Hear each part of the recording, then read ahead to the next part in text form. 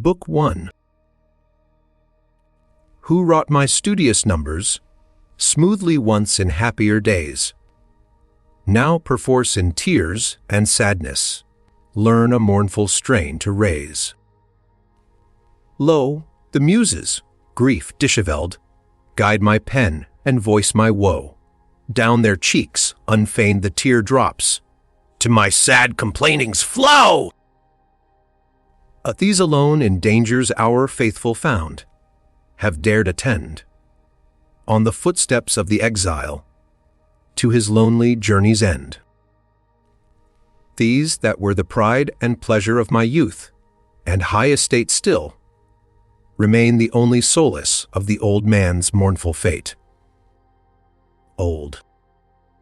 Ah, yes, swift, ere I knew it, by these sorrows on me pressed age hath come, lo, grief hath bid me wear the garb that fits her best.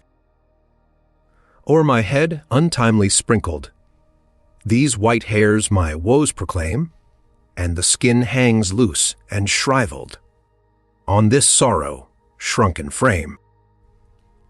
Blessed is death that intervenes not in the sweet years of peace, but unto the broken-hearted, when they call him, brings release. Yet death passes by the wretched, shuts his ear and slumbers deep, will not heed the cry of anguish, will not close the eyes that weep. For, while yet inconstant fortune poured her gifts and all was bright, death's dark hour had all but whelmed me in the gloom of endless night. Now, because misfortune's shadow hath o'erclouded that false face, cruel life still halts and lingers, though I loathe his weary race. Friends, why did ye once so lightly vaunt me happy among men? Surely he who so hath fallen was not firmly founded then. While I was thus mutely pondering within myself, and recording my sorrowful complainings with my pen, it seemed to me that there appeared above my head a woman of a countenance exceeding venerable. Her eyes were bright as fire, and of a more than human keenness. Her complexion was lively. Her vigor showed no trace of enfeeblement, and yet her years were right full. And she plainly seemed not of our age and time. Her stature was difficult to judge. At one moment, it exceeded not the common height. At another, her forehead seemed to strike the sky, and whenever she raised her head higher, she began to pierce within the very heavens, and to baffle the eyes of them that looked upon her. Her garments were of an imperishable fabric, wrought with the finest threads, and of the most delicate workmanship. And these, as her own lips afterwards assured me, she had herself woven with her own hands. The beauty of this vesture had been somewhat tarnished by age and neglect, and wore that dingy look which marble contracts from exposure. On the lower most edge was inwoven the Greek letter, on the topmost the letter, and between the two were to be seen steps, like a staircase, from the lower to the upper letter. This robe, moreover, had been torn by the hands of violent persons, who had each snatched away what he could clutch. Her right hand held a note, book. In her left she bore a staff. And when she saw the Muses of Poesy standing by my bedside, dictating the words of my lamentations, she was moved awhile to wrath, and her eyes flashed sternly. "Ooh," said she, "has allowed yon play, acting wantons to approach this sick man. These who, so far from giving medicine to heal his malady, even feed it with sweet poison. These it is who kill the rich crop of reason with the barren thorns of passion, who accustom men's minds to disease, instead of setting them free. Now, were it some common man whom your allurements were seducing, as is usually your way, I should be less indignant. On such a one, I should not have spent my pains for naught. But this is one nurtured in the Eleatic and academic philosophies. Nay, get ye gone, ye sirens, whose sweetness lasteth not, leave him for my muses to tend and heal. At these words of upbraiding, the whole band, in deepened sadness, with downcast eyes, and blushes that confessed their shame, dolefully left the chamber. But I, because my sight was dimmed with much weeping, and I could not tell who was this woman of authority, so commanding, I was dumbfoundered, and, with my gaze fastened on the earth, continued silently to await what she might do next. Then she drew near me, and sat on the edge of my couch, and, looking into my face all heavy with grief, and fixed in sadness on the ground, she bewailed in these words the disorder of my mind, alas! In what abyss his mind is plunged, how wildly tossed! Still towards the outer night she sinks, her true light lost, as oft as, lashed tumultuously by earth, born blasts, care's waves rise high. Yet once he ranged the open heavens, the sun's bright pathway tracked, watched how the cold moon waxed and waned, nor rested, till there lacked to his wide ken no star that steers amid the maze of circling spheres.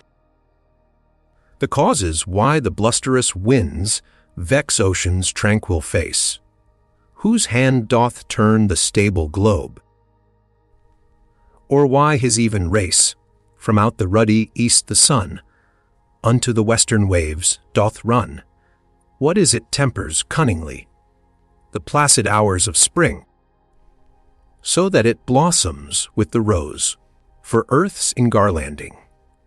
Who loads the year's maturer prime with clustered grapes in autumn time?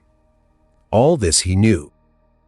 Thus ever strove deep nature's lore to guess.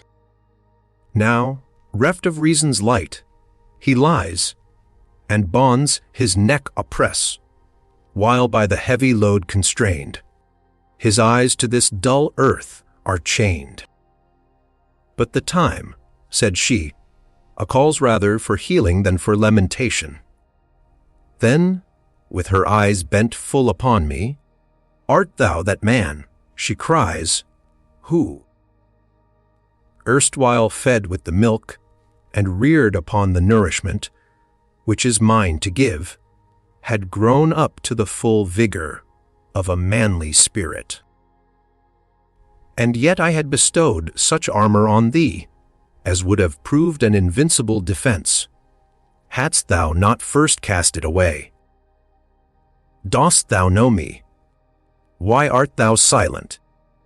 Is it shame or amazement that hath struck thee dumb?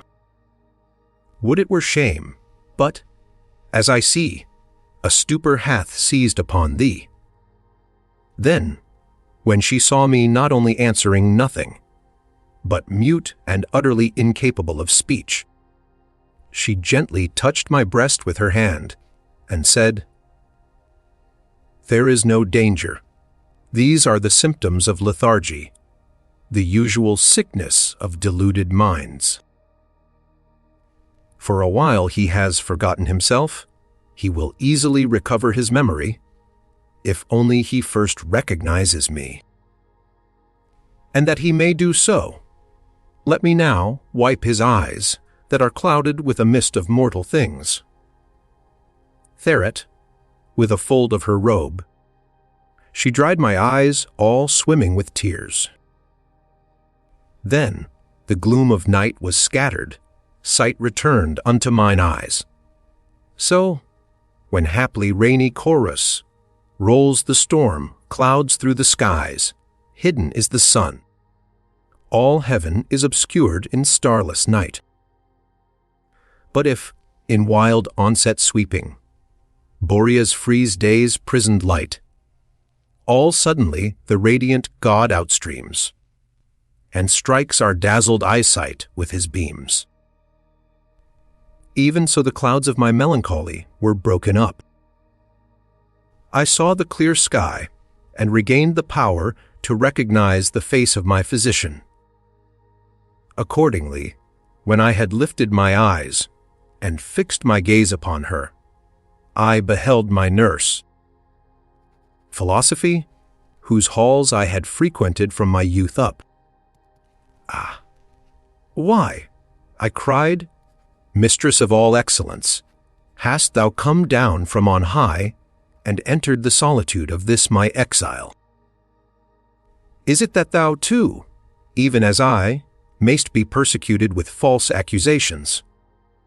Could I desert thee, child, said she, and not lighten the burden which thou hast taken upon thee through the hatred of my name by sharing this trouble, even forgetting that it were not lawful for philosophy to leave companionless the way of the innocent, should I, thinkest thou, fear to incur reproach, or shrink from it, as though some strange new thing had befallen?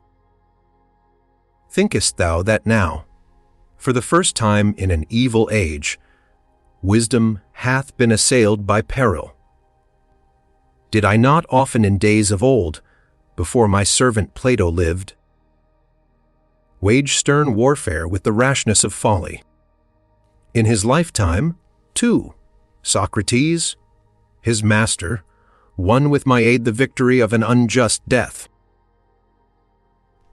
And when, one after the other, the Epicurean herd, the Stoic, and the rest, each of them, as far as in them lay, went about to seize the heritage he left, and were dragging me off protesting and resisting, as their booty, they tore in pieces the garment which I had woven with my own hands, and, clutching the torn pieces, went off, believing that the whole of me had passed into their possession. And some of them, because some traces of my vesture were seen upon them, were destroyed through the mistake of the lewd multitude, who falsely deemed them to be my disciples. It may be thou knowest not of the banishment of Anaxagoras, of the poisoned draught of Socrates, nor of Zeno's torturing.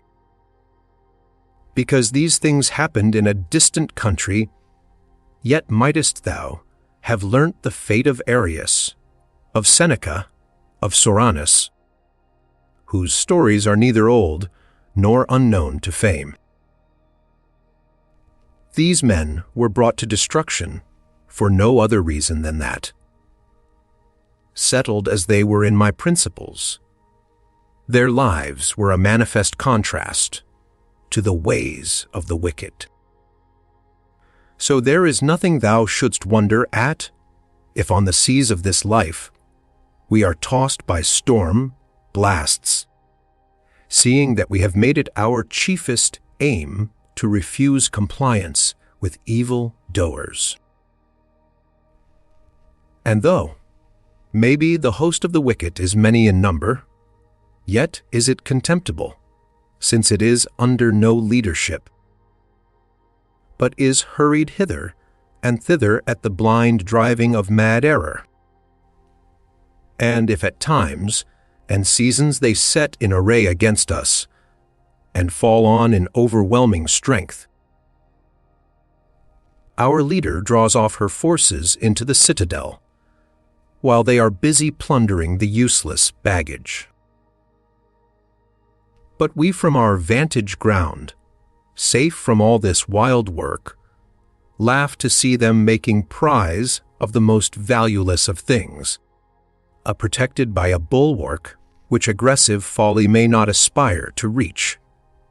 Whoso calm, serene, sedate, sets his foot on haughty fate, firm and steadfast, come what will, keeps his mien unconquered still, him the rage of furious seas, tossing high wild menaces, nor the flames from smoky forges, that Vesuvius disgorges, nor the bolt that from the sky smites the tower, can terrify. Why, then, shouldst thou feel affright at the tyrant's weakling might? Dread him not, nor fear no harm, and thou shall his rage disarm. But who to hope or fear gives way, lost his bosom's rightful sway, he hath cast away his shield. Like a coward fled the field, he hath forged all unaware fetters, his own neck must bear. Dost thou understand? She asks. Do my words sink into thy mind, or art thou dull, as the ass to the sound of the lyre? Why dost thou weep? Why do tears stream from thy eyes? Speak out, hide it not in thy heart. If thou lookest for the physician's help, thou must needs disclose thy wound. Then I, gathering together what strength I could, began, is there still need of telling? Is not the cruelty of fortune against me plain enough? Doth not the very aspect of this place move thee? Is this the library, the room which thou hadst chosen as the constant resort in my home? The place where we so often sat together and held discourse of all things in heaven and earth? Was my garb and mien like this when I explored with thee nature's hid secrets, and thou didst trace for me with thy wand the courses of the stars, molding the while my character and the whole conduct of my life after the pattern of the celestial order? Is this the recompense of my obedience? Yet thou hast enjoined by Plato's mouth the maxim, that states would be happy either if philosophers ruled them, or if it should so befall that their rulers would turn philosophers. By his mouth likewise thou didst point out this imperative reason why philosophers should enter public life, to wit, lest, if the reins of government be left to unprincipled and profligate citizens, trouble and destruction should come upon the good. Following these precepts, I have tried to apply in the business of public administration the principles which I learnt from thee in leisured seclusion.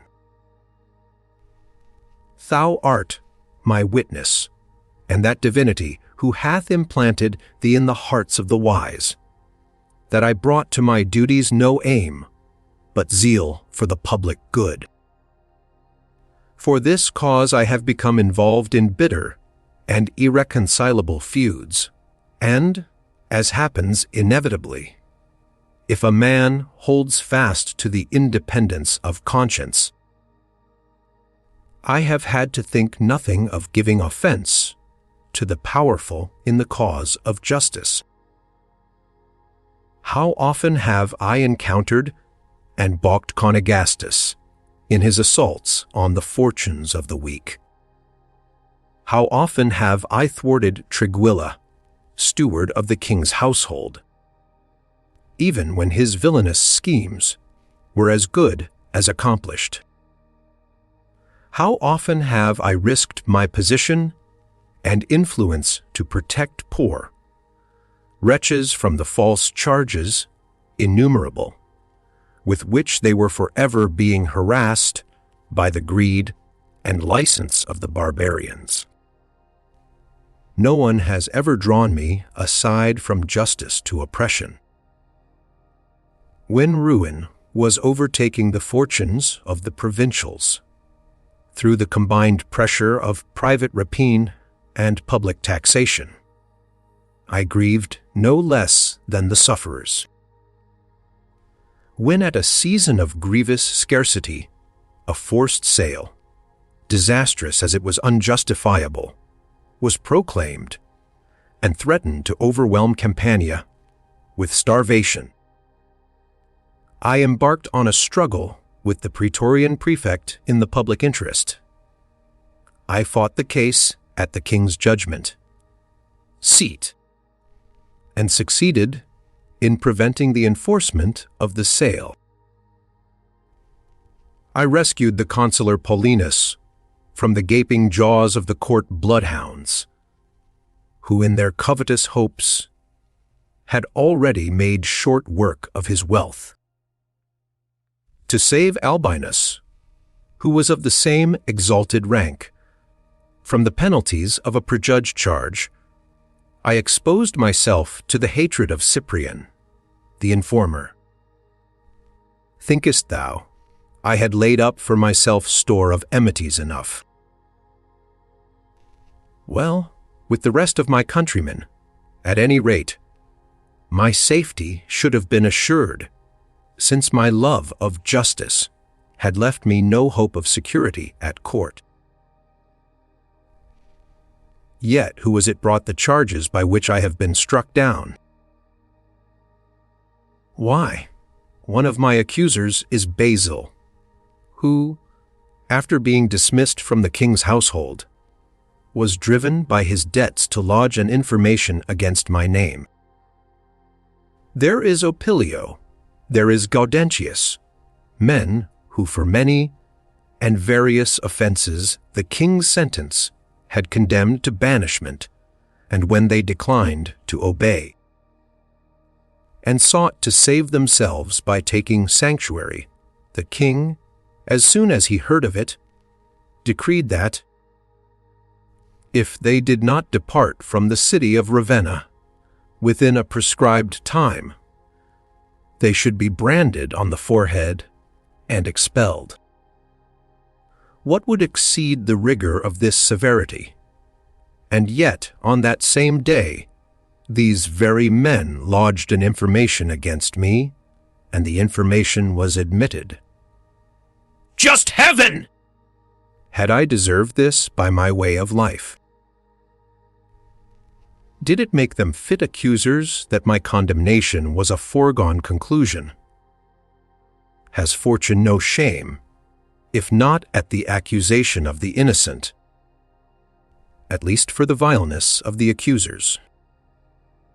Perhaps thou wonderest what is the sum of the charges laid against me. I wished, they say, to save the Senate. But how? I am accused of hindering an informer from producing evidence to prove the Senate guilty of treason. Tell me, then, what is thy counsel, O my mistress? Shall I deny the charge, lest I bring shame on thee? But I did wish it, and I shall never cease to wish it. Shall I admit it? Then the work of thwarting the informer will come to an end. Shall I call the wish for the preservation of that illustrious house a crime? Of a truth the Senate, by its decrees concerning me, has made it such! But blind folly, though it deceive itself with false names, cannot alter the true merits of things, and, mindful of the precept of Socrates, I do not think it right either to keep the truth concealed or allow falsehood to pass. But this, however it may be, I leave to thy judgment and to the verdict of the discerning. Moreover, lest, the course of events, and the true facts should be hidden from posterity. I have myself committed to writing an account of the transaction. What need to speak of the forged letters, by which an attempt is made to prove that I hoped for the freedom of Rome? Their falsity would have been manifest if I had been allowed to use the confession of the informers themselves, evidence which has in all matters the most convincing force. Why, what hope of freedom is left to us? Would there were any! I should have answered with the epigram of Cainius, when Caligula declared him to have been cognizant of a conspiracy against him. If I had known, said he, thou shouldst never have known.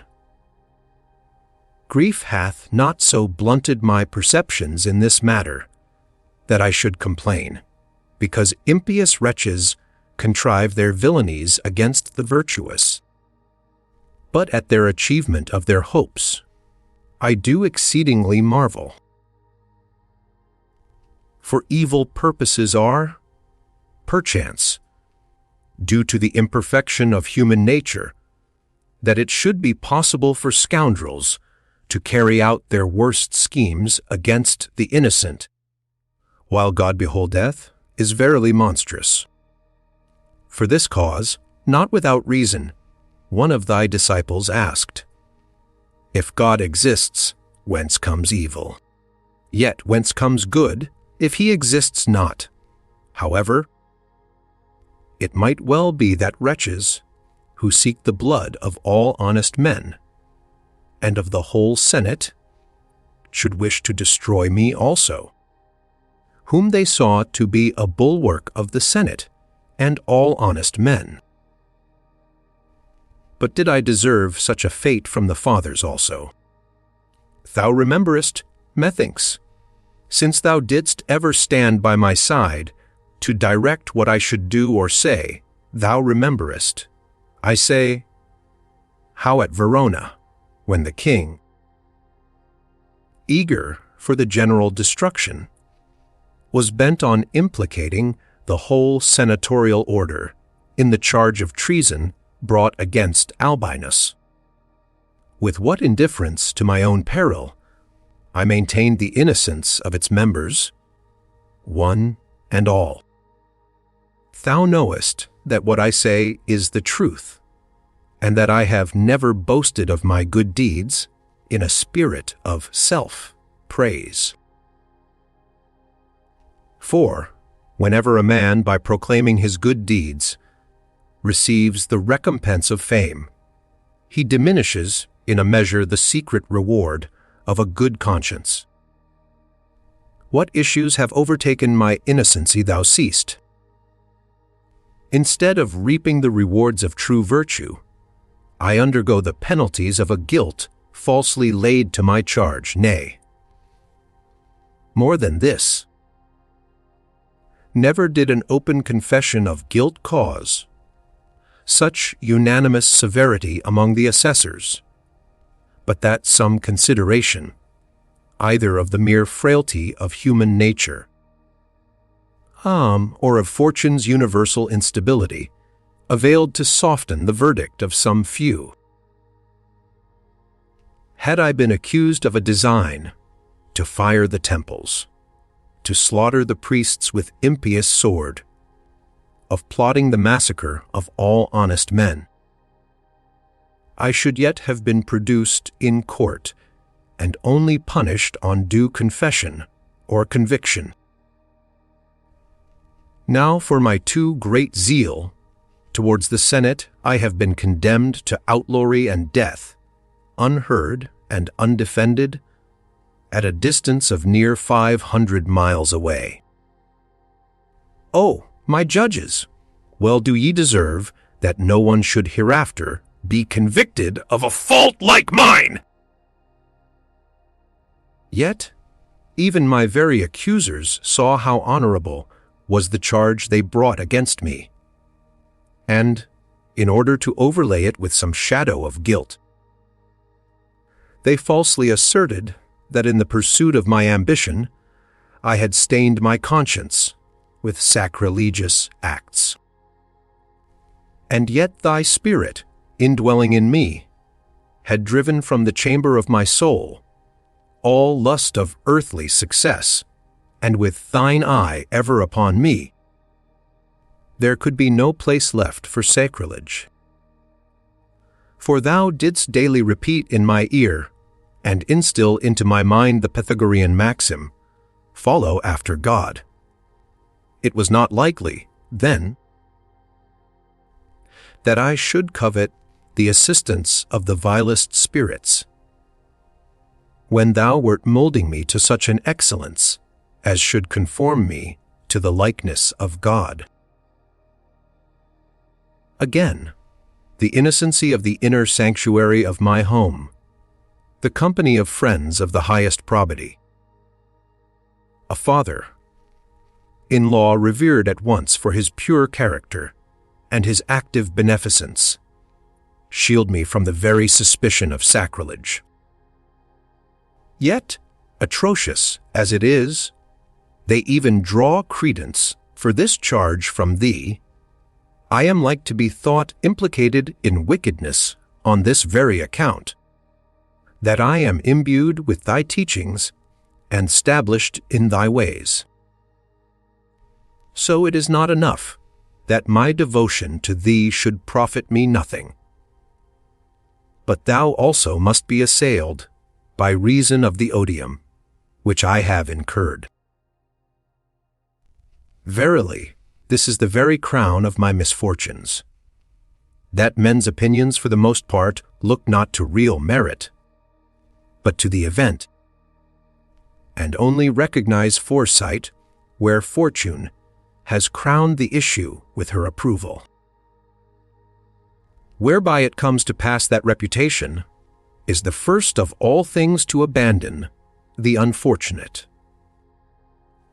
I remember with chagrin how perverse is popular report, how various and discordant men's judgments. This only will I say, that the most crushing of misfortune's burdens is, that as soon as a charge is fastened upon the unhappy, they are believed to have deserved their sufferings. I, for my part, who have been banished from all life's blessings, stripped of my honors, stained in repute, am punished for well-doing.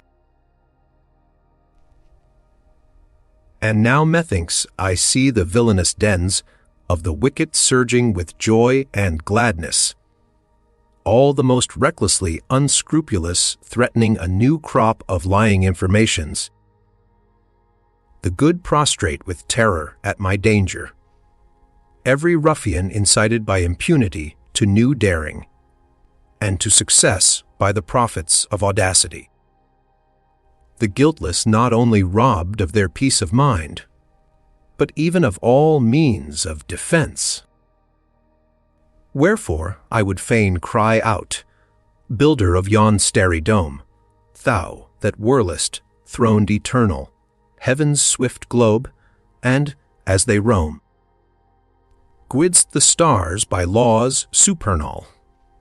So in full sphered splendor dight Cynthia dims the lamps of night, but unto the orb fraternal closer drawn, doth lose her light. Who at fall of eventide, Hesper his cold radiance showeth, Lucifer his beams doth hide, paling as the sun's light groweth, brief, while winter's frost holds sway. By thy will the space of day, swift, when summer's fervor gloweth, speed the hours of night away. Thou dost rule the changing year. When rude Boreas oppresses, fall the leaves, they reappear, wooed by Zephyr's soft caresses. Fields that Sirius burns deep grown by Arcturus, watch were sown. Each the reign of law confesses, keeps the place that is his own. sovereign ruler, Lord of all! Can it be that thou disdainest only man? Against him, poor thrall, wanton fortune plays her vainest. Guilt's deserved punishment falleth on the innocent, high uplifted. The profanest on the just their malice vent. Virtue cowers in dark retreats, crime's foul stain the righteous beareth, perjury and false deceits. Hurt not him the wrong who dareth. But when the wicked trust in ill strength to work their lust, kings, whom nations awe declareth mighty, grovel in the dust. Look, O look upon this earth, thou who on law's sure foundation framedst all. Have we no worth, we poor men, of all creation? Sore we toss on fortune's tide, Master, bid the waves subside! And earth's ways with consummation of thy heaven's order guide. When I had poured out my griefs in this long and unbroken strain of lamentation, she, with calm countenance, and in no wise disturbed at my complainings, thus spake. When I saw thee sorrowful, in tears, I straightway knew thee wretched and an exile. But how far distant that exile, I should not know, had not thine own speech revealed it. Yet how far indeed from thy country hast thou not been banished, but rather hast strayed, or, if thou wilt have it banishment, hast banished thyself! For no one else could ever lawfully have had this power over thee. Now, if thou wilt call to mind from what country thou art sprung, it is not ruled, as once was the Athenian polity, by the sovereignty of the multitude, but one is its ruler, one its king, who takes delight in the number of his citizens, not in their banishment, to submit to whose governance, and to obey whose ordinances is perfect freedom. Art thou ignorant of that most ancient law of this thy country, whereby it is decreed that no one whatsoever, who hath chosen to fix there his dwelling, may be sent into exile? For truly there is no fear that one who is encompassed by its ramparts and defenses should deserve to be exiled. But he who has ceased to wish to dwell therein, he likewise ceases to deserve to do so. And so it is not so much the aspect of this place, which moves me, as thy aspect, not so much the library walls, set off with glass and ivory, which I miss, as the chamber of thy mind, wherein I once placed, not books, but that which gives books their value, the doctrines which my books contain. Now, what thou hast said of thy services to the commonweal is true, only too little compared with the greatness of thy deservings. The things laid to thy charge whereof thou hast spoken, whether such as redound to thy credit, or mere false accusations, are publicly known. Others for the crimes and deceits of the informers, thou hast rightly deemed it fitting to pass them over lightly, because the popular voice hath better and more fully pronounced upon them. Thou hast bitterly complained of the injustice of the Senate. Thou hast grieved over my calumniation, and likewise hast lamented the damage to my good name. Finally, thine indignation blazed forth against fortune.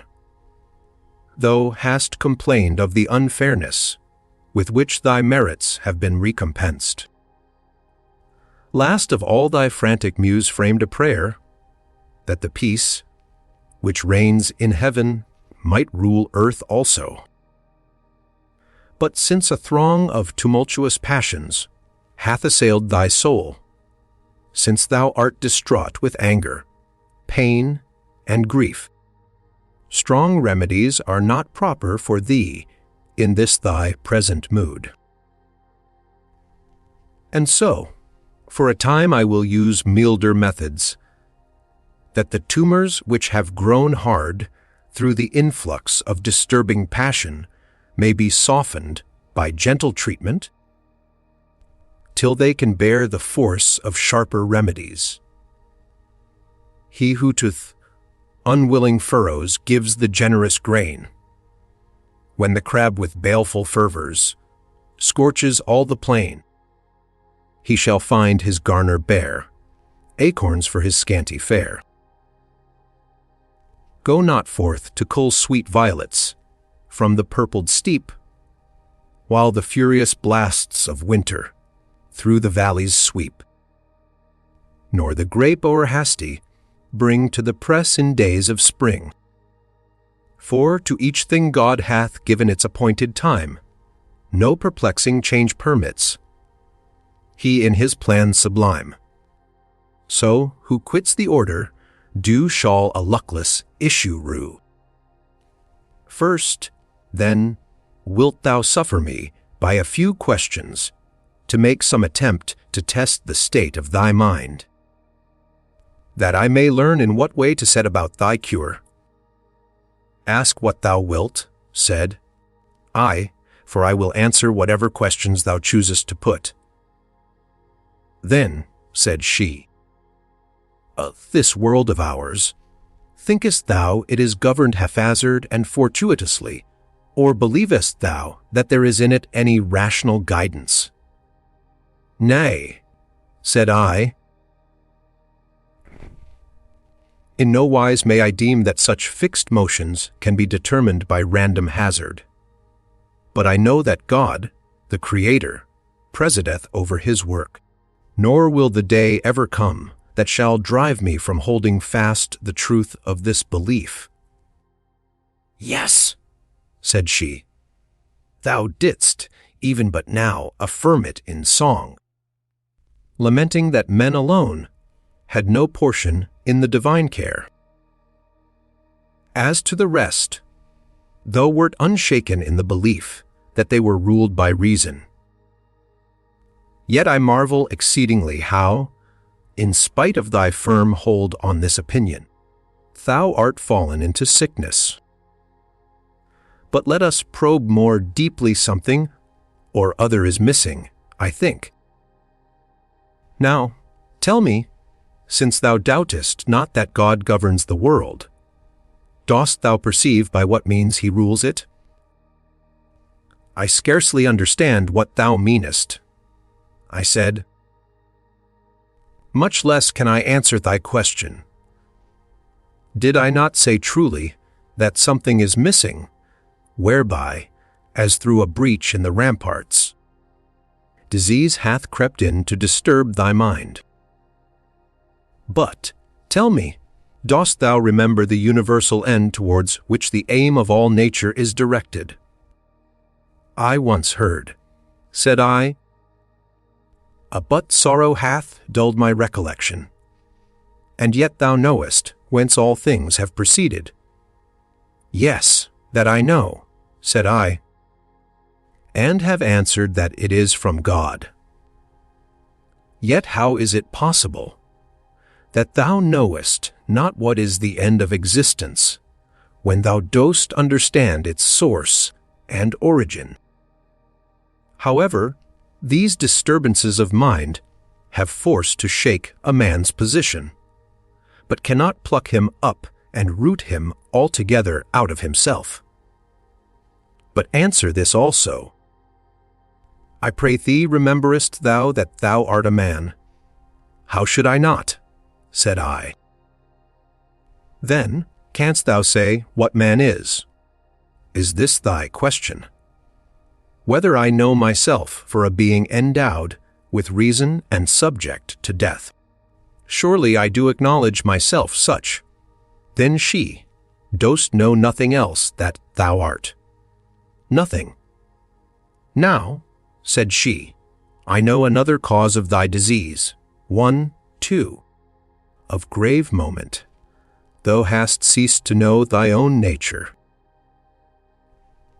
So, then I have made full discovery both of the causes of thy sickness and the means of restoring thy health. It is because forgetfulness of thyself hath bewildered thy mind, that thou hast bewailed thee as an exile, as one stripped of the blessings that were his. It is because thou knowest not the end of existence, that thou deemest abominable and wicked men to be happy and powerful, while, because thou hast forgotten by what means the earth is governed, thou deemest that fortune's changes ebby and flow without the restraint of a guiding hand. These are serious enough to cause not sickness only, but even death. But thanks be to the author of our health, the light of nature hath not yet left thee utterly. In thy true judgment concerning the world's government, in that thou believest it subject, not to the random drift of chance, but to divine reason, we have the divine spark from which thy recovery may be hoped. Have, then, no fear, from these weak embers the vital heat shall once more be kindled within thee. But seeing that it is not yet time for strong remedies, and that the mind is manifestly so constituted that when it casts off true opinions, it straightway puts on false, wherefrom arises a cloud of confusion that disturbs its true vision, I will now try and disperse these mists by mild and soothing application, that so the darkness of misleading passion may be scattered, and thou mayst come to discern the splendor of the true light. Stars shed no light through the black night.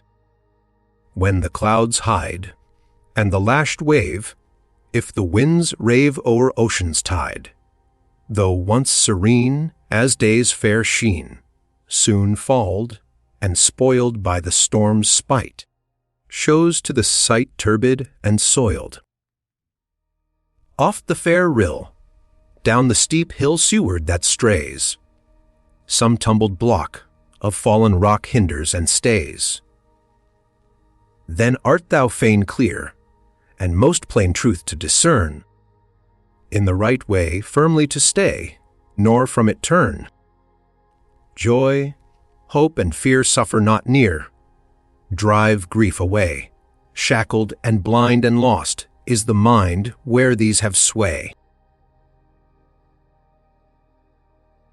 Book 2.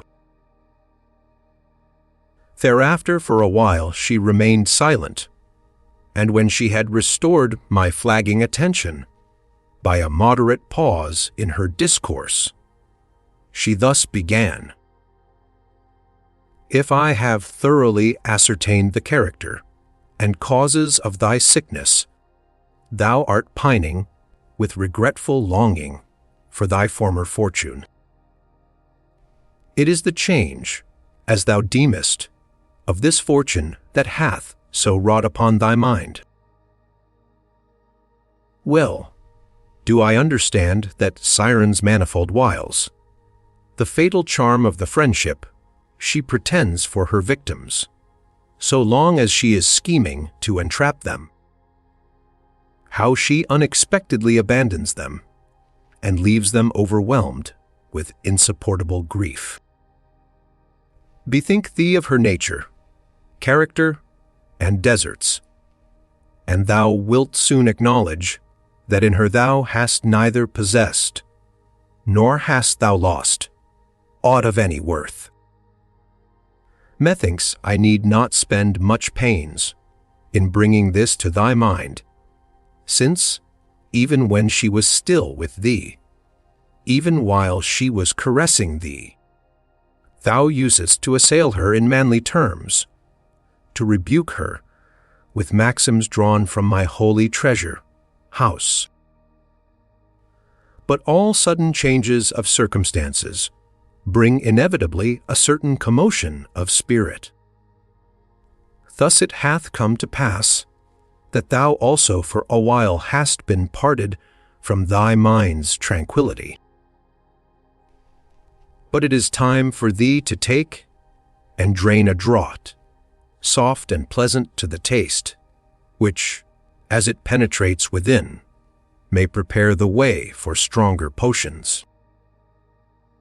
Wherefore I call to my aid the sweet persuasiveness of rhetoric, who then only walketh in the right way, when she forsakes not my instructions, and music my handmaid. I bid to join with her singing, now in lighter, now in graver strain. What is it, then, poor mortal, that hath cast thee into lamentation and mourning? Some strange, unwonted sight, methinks, have thine eyes seen. Thou deemest fortune to have changed towards thee, thou mistakest. Such ever were her ways, ever such her nature. Rather, in her very mutability, hath she preserved towards thee her true constancy. Such was she when she loaded thee with caresses, when she deluded thee with the allurements of a false happiness. Thou hast found out how changeful is the face of the blind goddess. She who still veils herself from others hath fully discovered to thee her whole character. If thou likest her, take her as she is, and do not complain. If thou abhorrest her perfidy, turn from her in disdain, renounce her, for baneful are her delusions. The very thing, which is now the cause of thy great grief, ought to have brought thee tranquillity. Thou hast been forsaken by one of whom no one can be sure that she will not forsake him. Or dost thou indeed set value on a happiness that is certain to depart? Again I ask, is fortune's presence dear to thee, if she cannot be trusted to stay, and though she will bring sorrow when she is gone? Why, if she cannot be kept at pleasure, and if her flight overwhelms with calamity, what is this fleeting visitant but a token of coming trouble? Other truly it is not enough to look only at what lies before the eyes. Wisdom gauges the issues of things, and this same mutability, with its two aspects, makes the threats of fortune void of terror, and her caresses little to be desired. Finally, thou oughtest to bear with whatever takes place within the boundaries of fortune's demesne, when thou hast placed thy head beneath her yoke. But if thou wishest to impose a law of staying and departing on her, whom thou hast of thine own accord chosen for thy mistress, art thou not acting wrongfully? Art thou not embittering by impatience a lot which thou canst not alter? Didst thou commit thy sails to the winds, thou wouldst voyage not whither thy intention was to go, but whither the winds drave thee. Didst thou entrust thy seed to the fields, thou wouldst set off the fruitful years against the barren. Thou hast resigned thyself to the sway of fortune, thou must submit to thy mistress's caprices. What? Art thou verily striving to stay the swing of the revolving wheel? Oh, stupidest of mortals, if it takes to standing still it ceases to be the wheel of fortune. Mad fortune sweeps along in wanton pride. Uncertain as Euripus, surging tide, now tramples mighty kings beneath her feet, now sets the conquered in the victor's seat. She heedeth not the wail of hapless woe, but mocks the griefs that from her mischief flow. Such is her sport, so purveyeth she her power, and great the marvel, when in one brief hour she shows her darling lifted high in bliss, then headlong plunged in misery's abyss. Now I would fain also reason with thee a little in fortune's own words. Do thou observe whether her contentions be just. Man, she might say, why dost thou pursue me with thy daily complainings? What wrong have I done thee? What goods of thine have I taken from thee? Choose, and thou wilt a judge, and let us dispute before him concerning the rightful ownership of wealth and rank.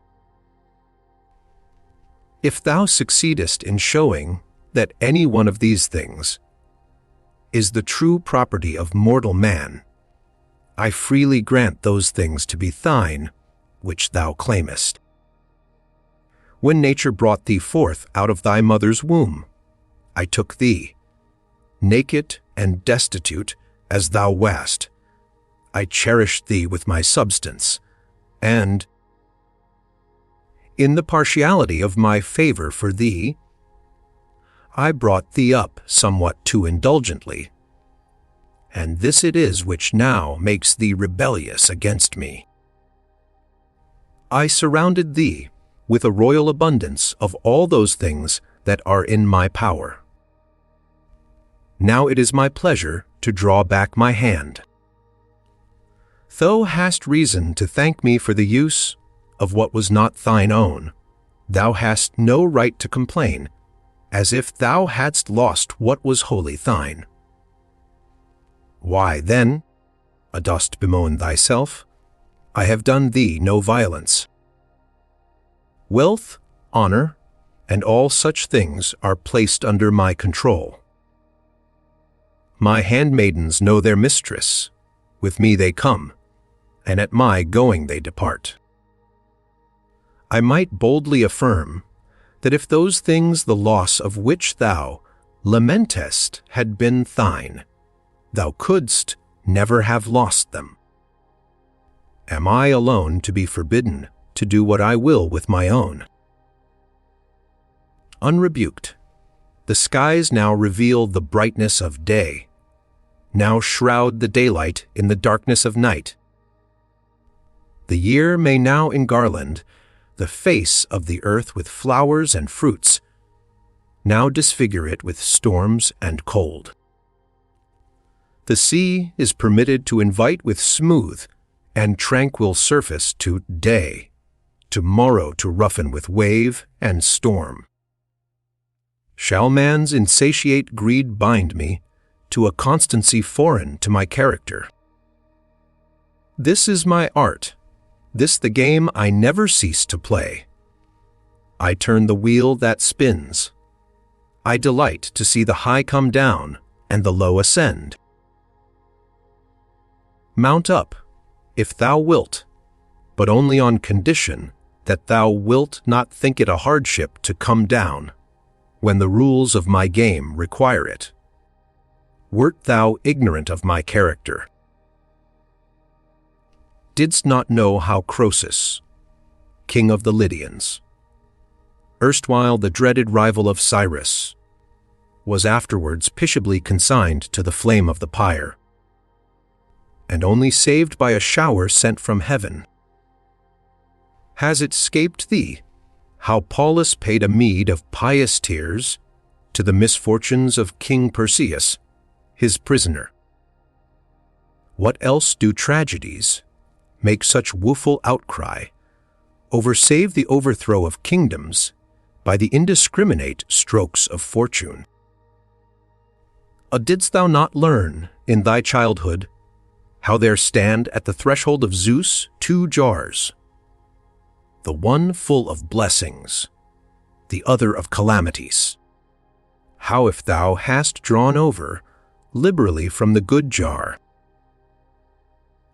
What if not even now have I departed wholly from thee? What if this very mutability of mine is a just ground for hoping better things? But listen now, and cease to let thy heart consume away with fretfulness, nor expect to live on thine own terms in a realm that is common to all. What though plenty pour her gifts with a lavish hand, numberless as are the stars, countless as the sand? Will the race of man, content, cease to murmur and lament? Nay, though God, all bounteous, give gold at man's desire, honors, rank, and fame, content not a whit is nigher, but an all-devouring greed yawns with ever-widening need.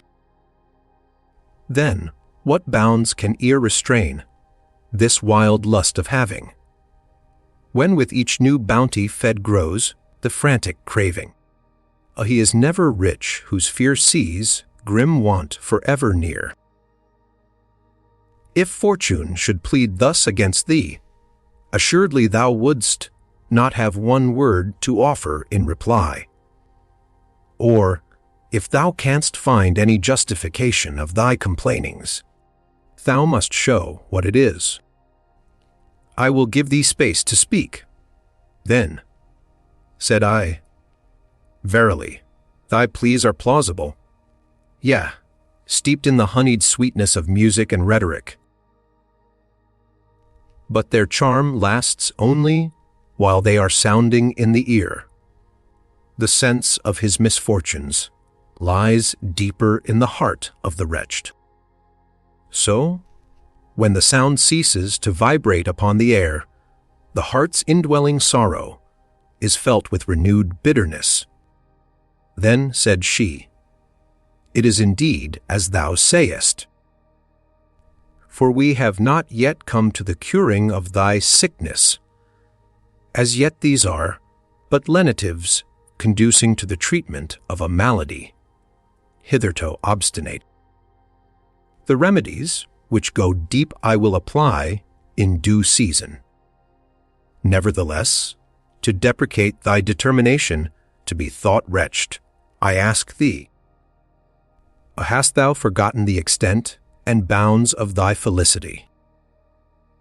I say nothing of how, when orphaned and desolate, thou wast taken into the care of illustrious men, how thou wast chosen for alliance with the highest in the state, and even before thou wert bound to their house by marriage, wert already dear to their love, which is the most precious of all ties. Did not all pronounce thee most happy in the virtues of thy wife, the splendid honors of her father, and the blessing of male issue? I pass over, for I care not to speak of blessings in which others also have shared, the distinctions often denied to age, which thou enjoyedst in thy youth. I choose rather to come to the unparalleled culmination of thy good fortune. If the fruition of any earthly success has weight in the scale of happiness, can the memory of that splendor be swept away by any rising flood of troubles? That day, when thou didst see thy 2 sons ride forth from home joint consuls, followed by a train of senators, and welcomed by the good will of the people, when these 2 sat in curule chairs in the Senate house, and thou by thy panegyric on the king didst earn the fame of eloquence and ability, when in the circus, seated between the 2 consuls, thou didst glut the multitude thronging around with the triumphal largesses for which they looked. Methinks thou didst cozen fortune while she caressed thee, and made thee her darling. Thou didst bear off a boon which she had never before granted to any private person. Art thou, then, minded to cast up a reckoning with fortune? Now, for the first time, she has turned a jealous glance upon thee. If thou compare the extent and bounds of thy blessings and misfortunes, thou canst not deny that thou art still fortunate. Or if thou esteem not thyself favored by fortune, in that thy then seeming prosperity hath departed, deem not thyself wretched. Since what thou now believest to be calamitous passeth also. What art thou but now come suddenly and a stranger to the scene of this life? Thinkest thou there is any stability in human affairs? When man himself vanishes away in the swift course of time. It is true that there is little trust that the gifts of chance will abide, yet the last day of life is in a manner the death of all remaining fortune. What difference, then, thinkest thou, is there, whether thou leavest her by dying, or she leave thee by fleeing away? When, in rosy chariot drawn, Phoebus gins to light the dawn, by his flaming beams assailed, every glimmering star is paled. When the grove, by zephyrs fed, with rose, blossom blushes red, doth rude Auster breathe thereon, bare it stands, its glory gone. Smooth and tranquil lies the deep, while the winds are hushed in sleep. Soon, when angry tempests lash, wild and high the billows dash. Thus if nature's changing face holds, not still a moment's space, fleeting deem man's fortunes, deem bliss as transient as a dream. One law only standeth fast, things created may not last. Then, said Ivy, true are thine admonishings, thou nurse of all excellence. Nor can I deny the wonder of my fortune's swift career. Yet it is this which chafes me the more cruelly in the recalling. For truly in adverse fortune, the worst sting of misery is to have been happy. Well, said she, if thou art paying the penalty of a mistaken belief, thou canst not rightly impute the fault to circumstances.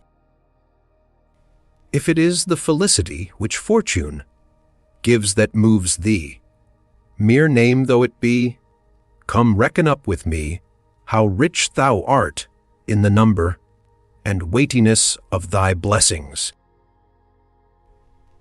Then if, by the blessing of providence, thou hast still preserved unto thee safe, and inviolate that which, howsoever thou mightest reckon thy fortune, thou wouldst have thought thy most precious possession. What right hast thou to talk of ill fortune whilst keeping all fortune's better gifts? Yet Symmachus, thy wife's father, a man whose splendid character does honor to the human race, is safe and unharmed, and while he bewails thy wrongs, this rare nature, in whom wisdom and virtue are so nobly blended, is himself out of danger, a boon thou wouldst have been quick to purchase at the price of life itself. Thy wife yet lives, with her gentle disposition, her peerless modesty and virtue. This the epitome of all her graces, that she is the true daughter of her sire.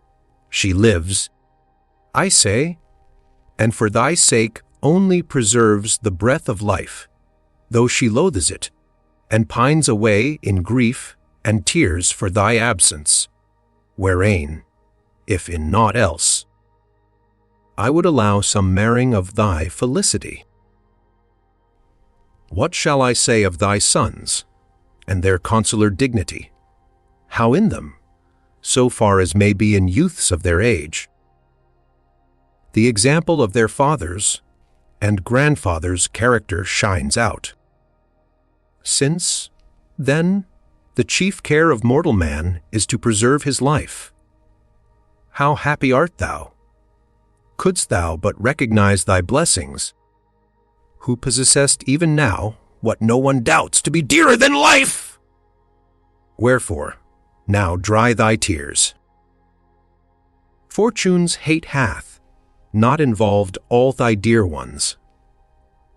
The stress of the storm that has assailed thee is not beyond measure intolerable. Since there are anchors still holding firm, which suffer thee not to lack either consolation in the present or hope for the future. I pray that they still may hold. For while they still remain, however things may go, I shall ride out the storm. Yet thou seest how much is shorn of the splendor of my fortunes. We are gaining a little ground, said she. If there is something in thy lot wherewith thou art not yet altogether discontented. But I cannot stomach thy daintiness, when thou complainest with such violence of grief and anxiety, because thy happiness falls short of completeness. Why, who enjoys such settled felicity as not to have some quarrel with the circumstances of his lot? A troublous matter are the conditions of human bliss. Either they are never realized in full, or never stay permanently.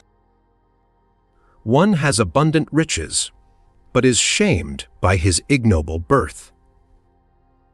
Another is conspicuous for his nobility, but through the embarrassments of poverty would prefer to be obscure. A third, richly endowed with both, laments the loneliness of an unwedded life.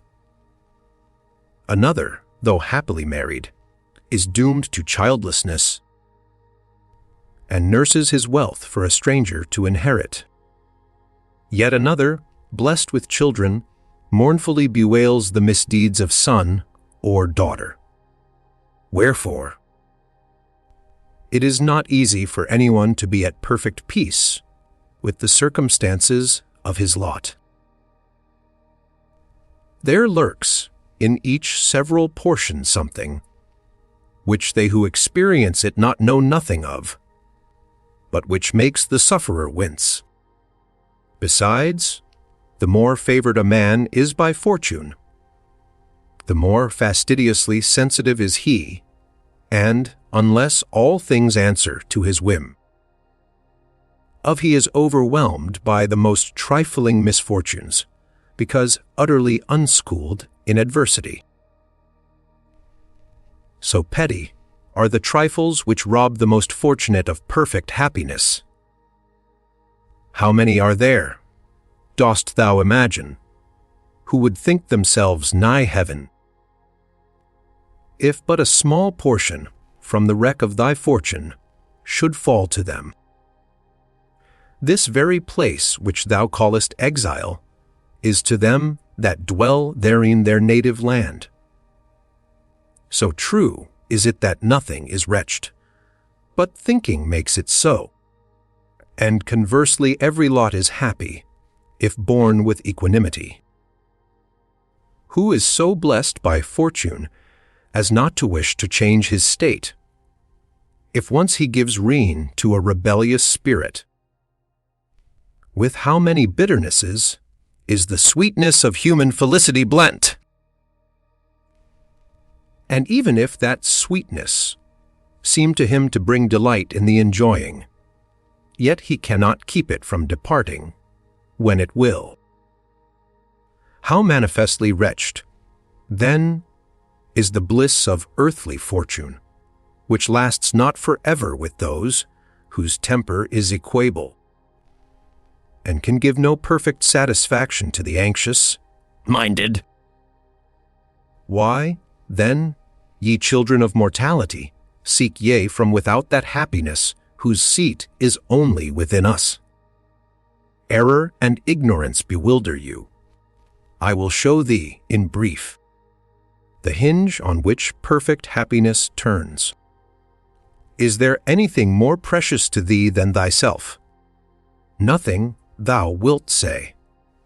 If, then, thou art master of thyself, thou wilt possess that which thou wilt never be willing to lose, and which fortune cannot take from thee. And that thou mayst see that happiness cannot possibly consist in these things which are the sport of chance, reflect that, if happiness is the highest good of a creature living in accordance with reason, and if a thing which can in any wise be reft away is not the highest good, since that which cannot be taken away is better than it, it is plain that fortune cannot aspire to bestow happiness by reason of its instability. And, besides, a man borne along by this transitory felicity must either know or not know its instability. If he knows not, how poor is a happiness which depends on the blindness of ignorance! If he knows it, he needs must fear to lose a happiness whose loss he believes to be possible. Wherefore, a never-ceasing fear suffers him not to be happy. Or does he count the possibility of this loss a trifling matter? Insignificant, then, must be the good whose loss can be borne so equably. And, further, I know thee to be one settled in the belief that the souls of men certainly die not with them, and convinced thereof by numerous proofs. It is clear also that the felicity which fortune bestows is brought to an end with the death of the body. Therefore, it cannot be doubted but that, if happiness is conferred in this way, the whole human race sinks into misery when death brings the close of all. But if we know that many have sought the joy of happiness, not through death only, but also through pain and suffering, how can life make men happy by its presence when it makes them not wretched by its loss?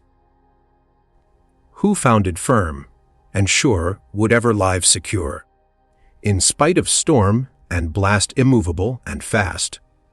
Whoso would fain deride the ocean's threatening tide, his dwelling should not seek on sands or mountain peak. Upon the mountain's height, the storm winds wreak their spite.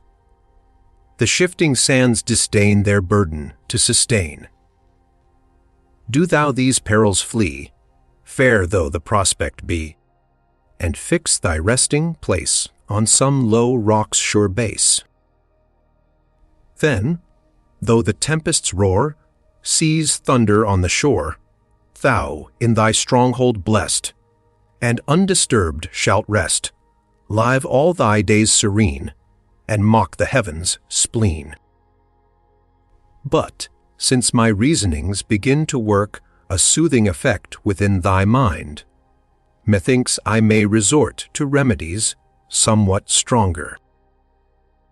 Come, suppose, now the gifts of fortune were not fleeting and transitory, what is there in them capable of ever becoming truly thine? Or which does not lose value when looked at steadily and fairly weighed in the balance? Are riches, I pray thee, precious either through thy nature or in their own? what are they but mere gold and heaps of money? Yet these fine things show their quality better in the spending than in the hoarding, for I suppose 'tis plain that greed always makes men hateful, while liberality brings fame. But that which is transferred to another cannot remain in one's own possession, and if that be so, then money is only precious when it is given away, and, by being transferred to others, ceases to be one's own. Again, if all the money in the world were heaped up in one man's possession, all others would be made poor. Sound fills the ears of many at the same time without being broken into parts. But your riches cannot pass to many without being lessened in the process. And when this happens, they must needs impoverish those whom they leave. How poor and cramped a thing, then, is riches, which more than one cannot possess as an unbroken whole, which falls not to any one man's lot without the impoverishment of everyone else? Or is it the glitter of gems that allures the eye? Yet, how rarely excellent soever may be their splendor, remember the flashing light is in the jewels, not in the man. Indeed, I greatly marvel at men's admiration of them.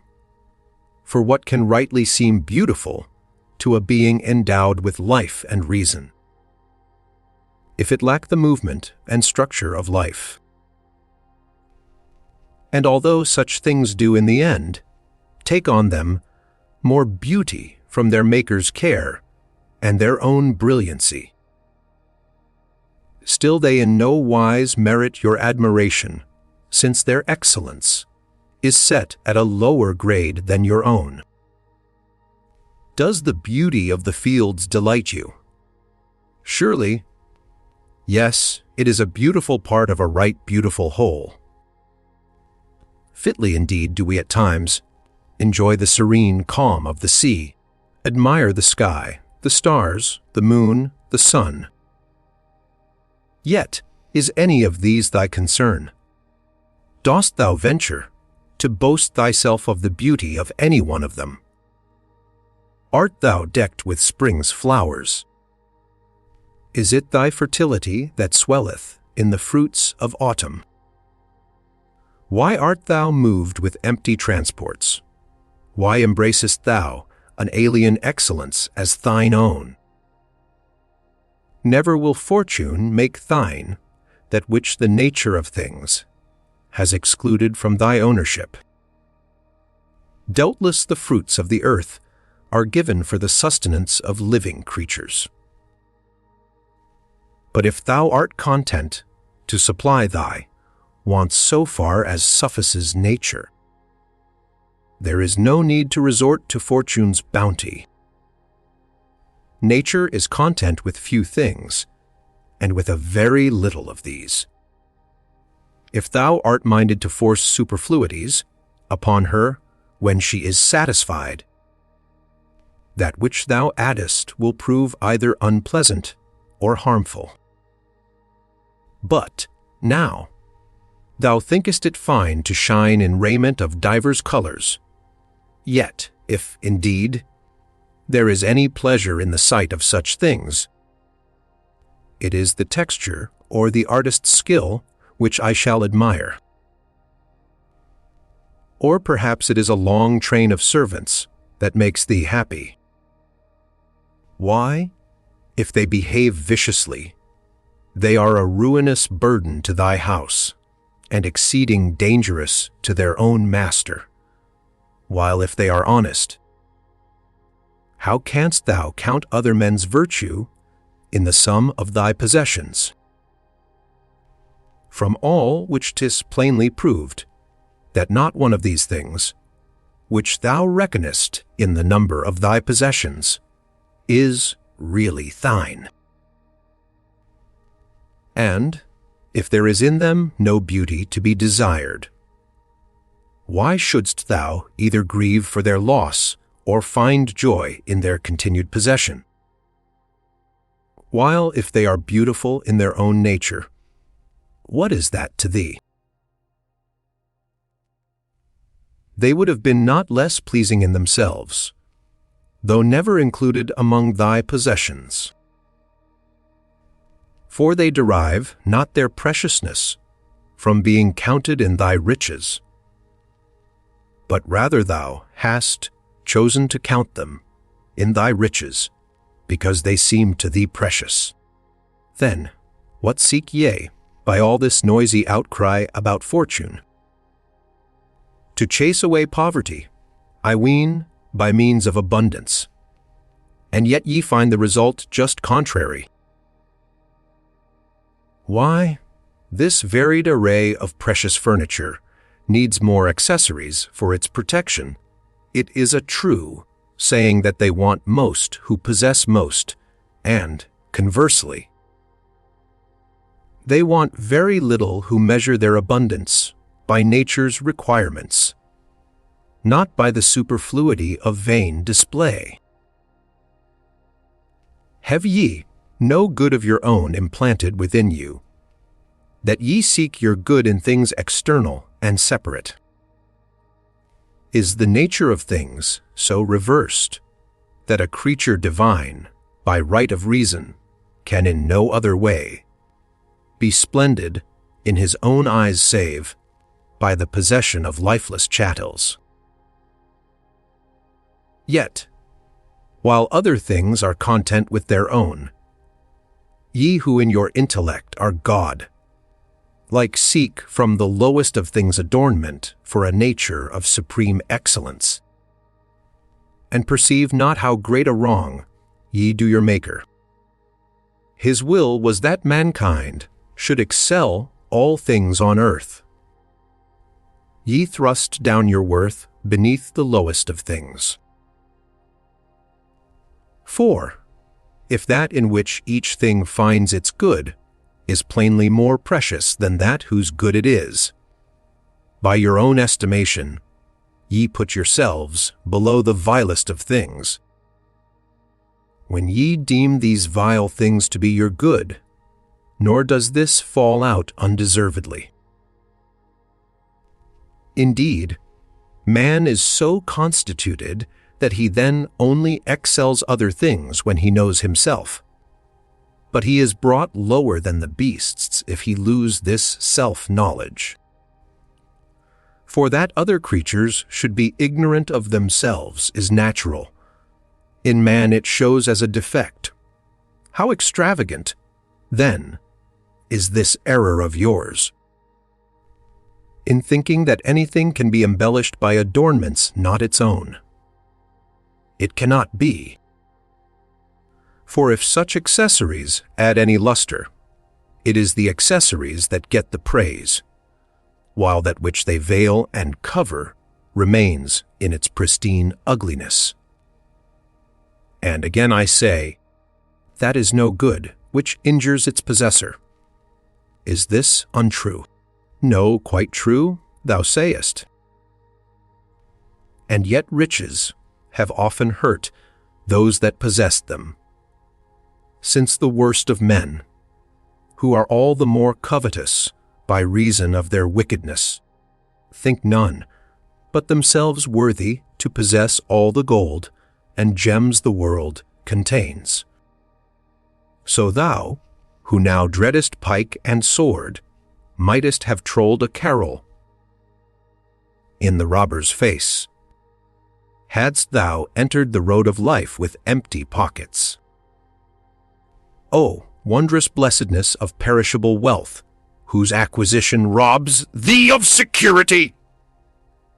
Too blessed the former age, their life who in the fields contented led, and still, by luxury unspoiled, on frugal acorns sparely fed.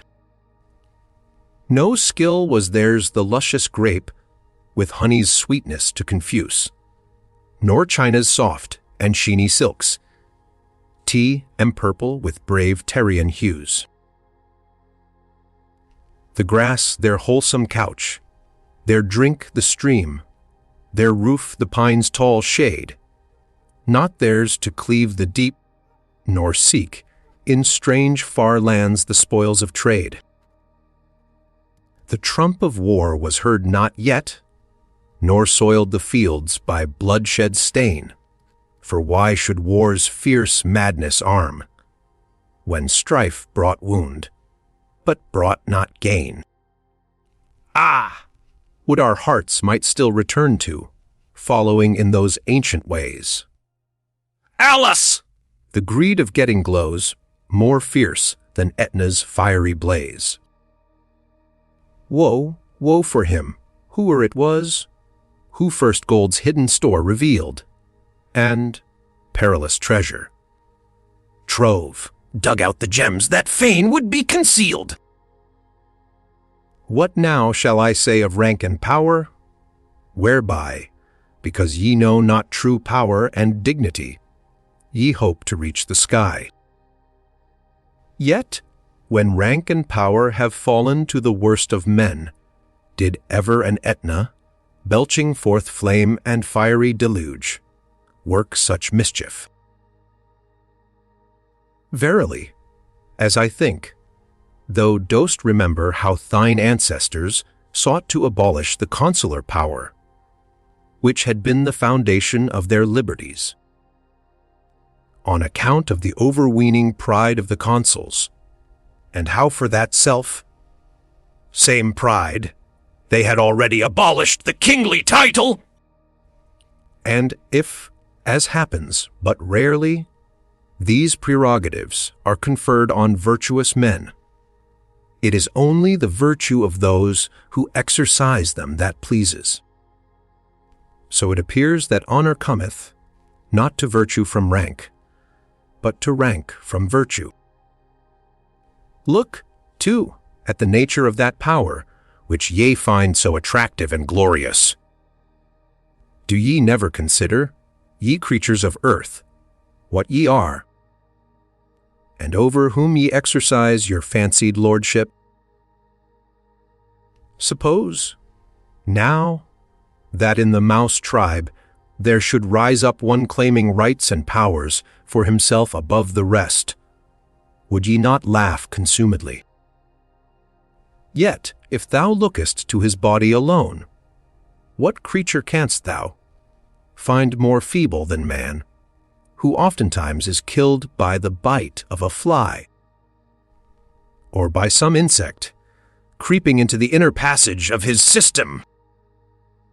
Yet what rights can one exercise over another, save only as regards the body, and that which is lower than the body?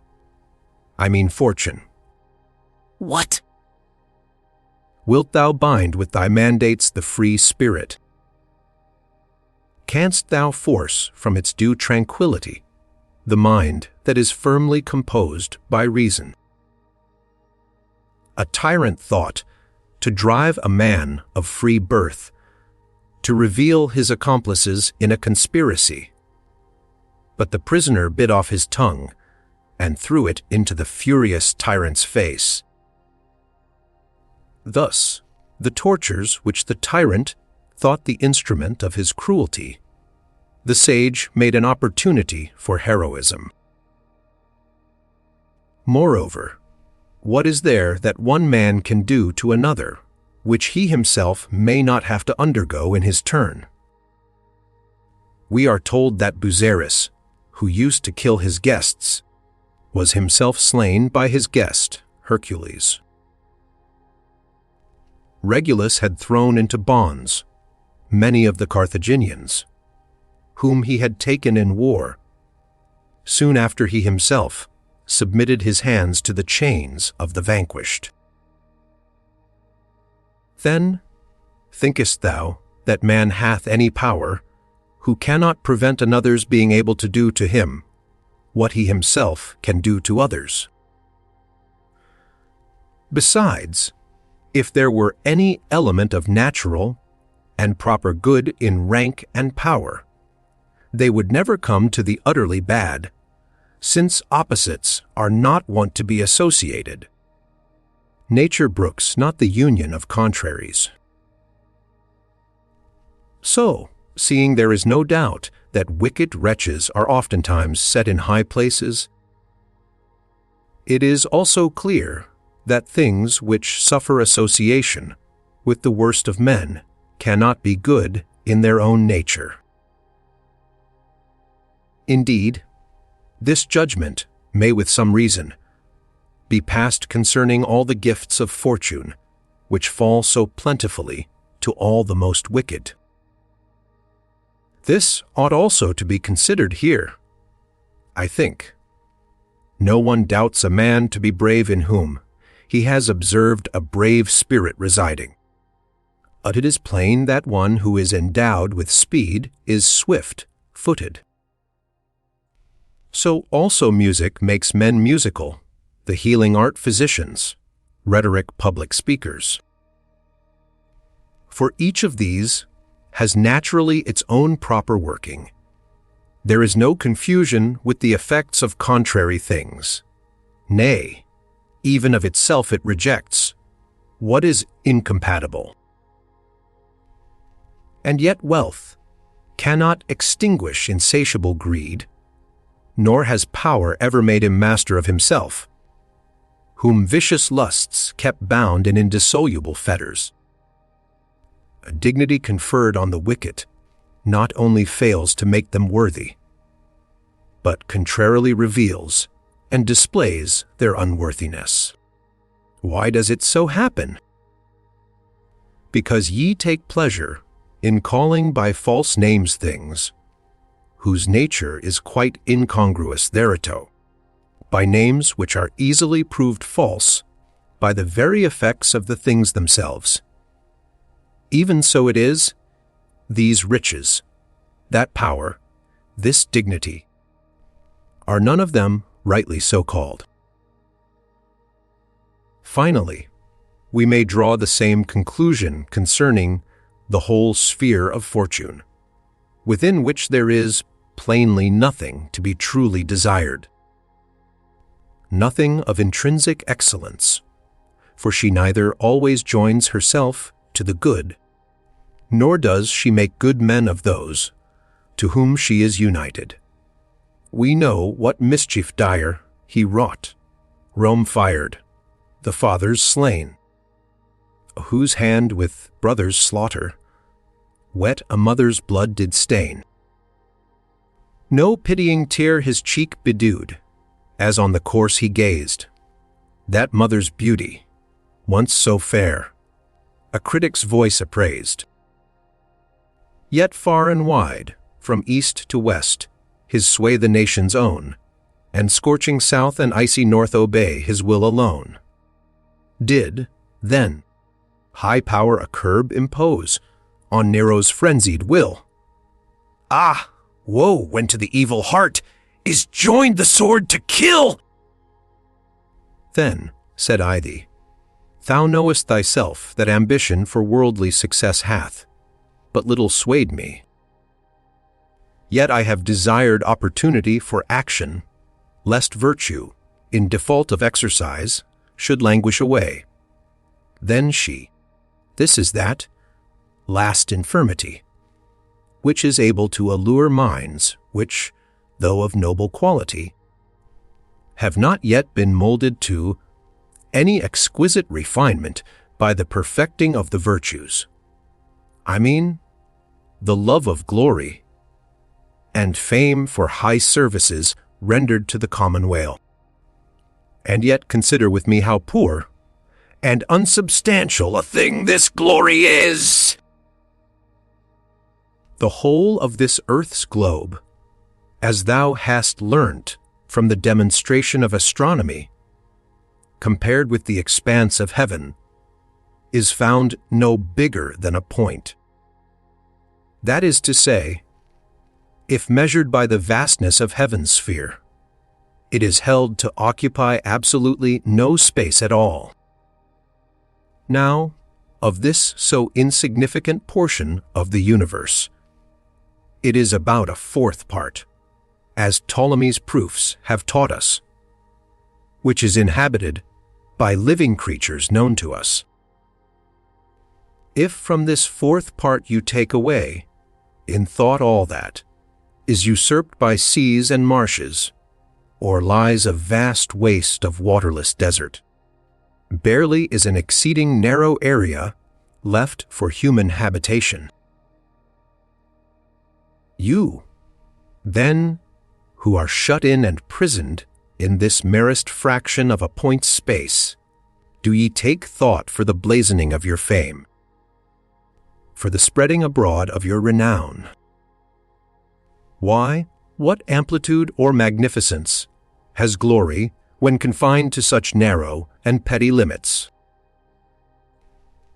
Besides, the straitened bounds of this scant dwelling place are inhabited by many nations, differing widely in speech, in usages, in mode of life, to many of these.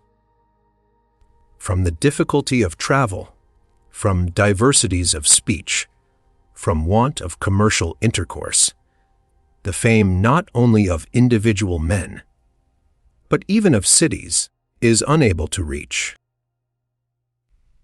Why in Cicero's days, as he himself somewhere points out, the fame of the Roman Republic had not yet crossed the Caucasus, and yet by that time her name had grown formidable to the Parthians and other nations of those parts. Seest thou, then, how narrow, how confined, is the glory ye take pains to spread abroad and extend? Can the fame of a single Roman penetrate where the glory of the Roman name fails to pass? Moreover, the customs and institutions of different races agree not together, so that what is deemed praise worthy in one country is thought punishable in another. Wherefore, if any love the applause of fame, it shall not profit him to publish his name among many peoples. Then each must be content to have the range of his glory limited to his own people. The splendid immortality of fame must be confined within the bounds of a single race. Once more, how many of high renown in their own times have been lost in oblivion for want of a record? Indeed, of what avail are written records even, which, with their authors, are overtaken by the dimness of age after a somewhat longer time? But ye, when ye think on future fame, fancy it an immortality that ye are begetting for yourselves. Why, if thou scannest the infinite spaces of eternity, what room hast thou left for rejoicing in the durability of thy name?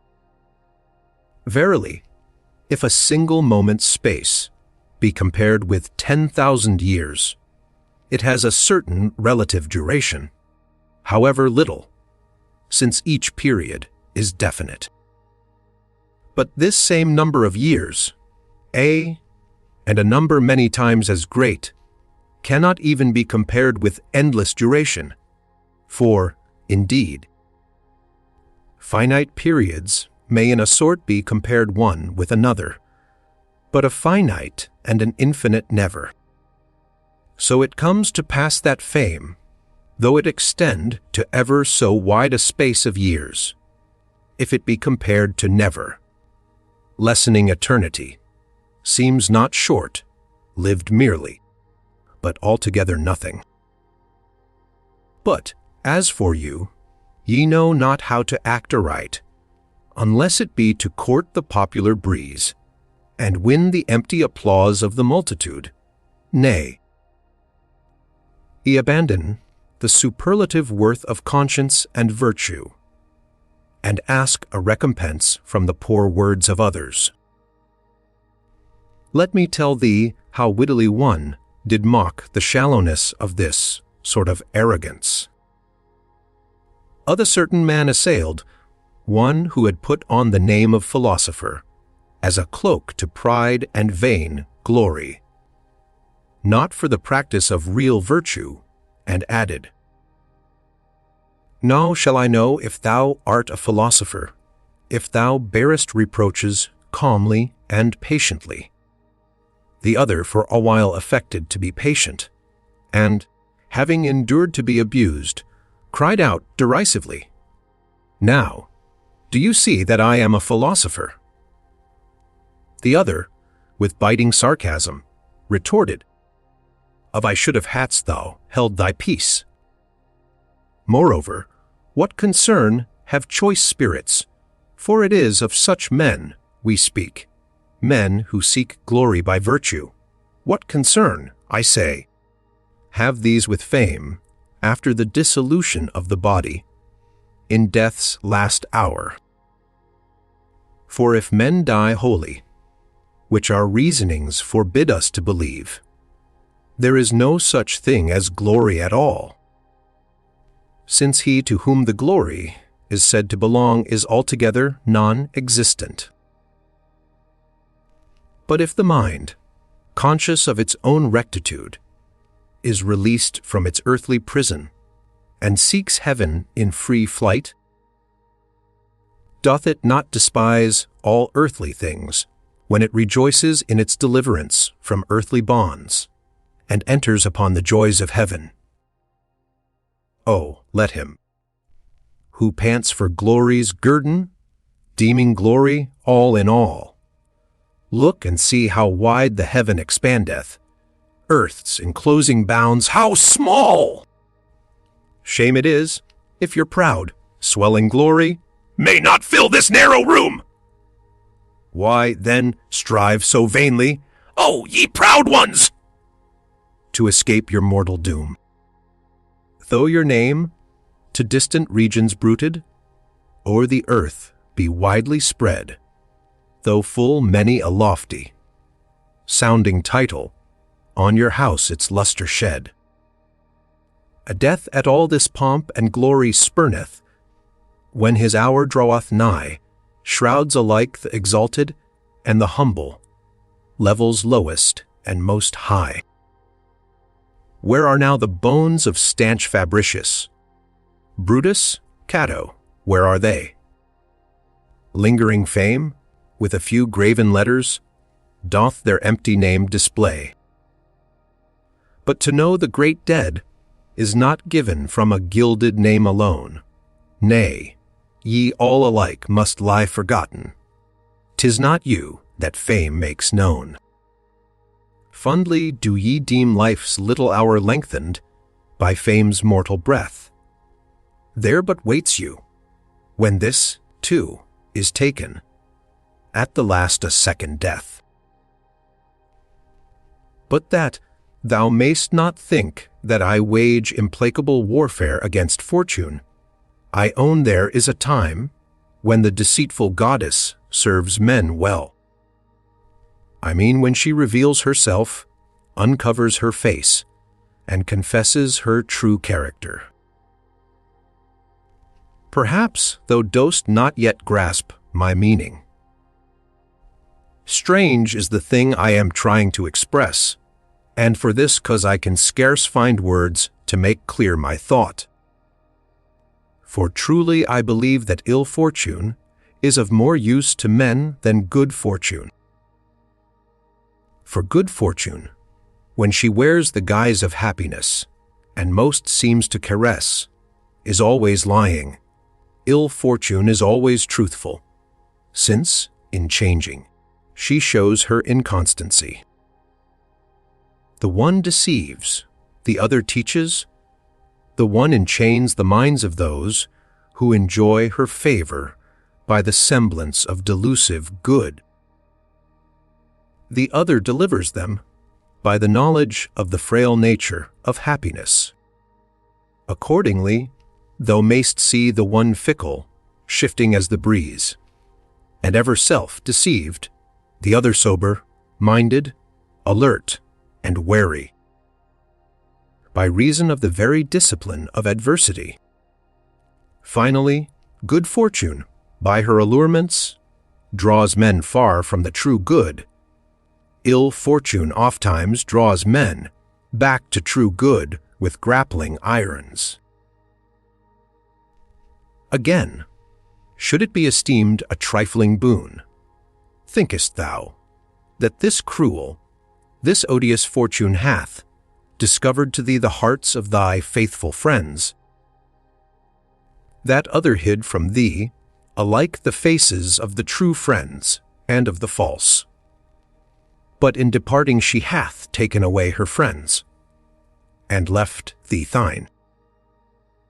What price wouldst thou not have given for this service, in the fullness of thy prosperity, when thou seemedst to thyself fortunate?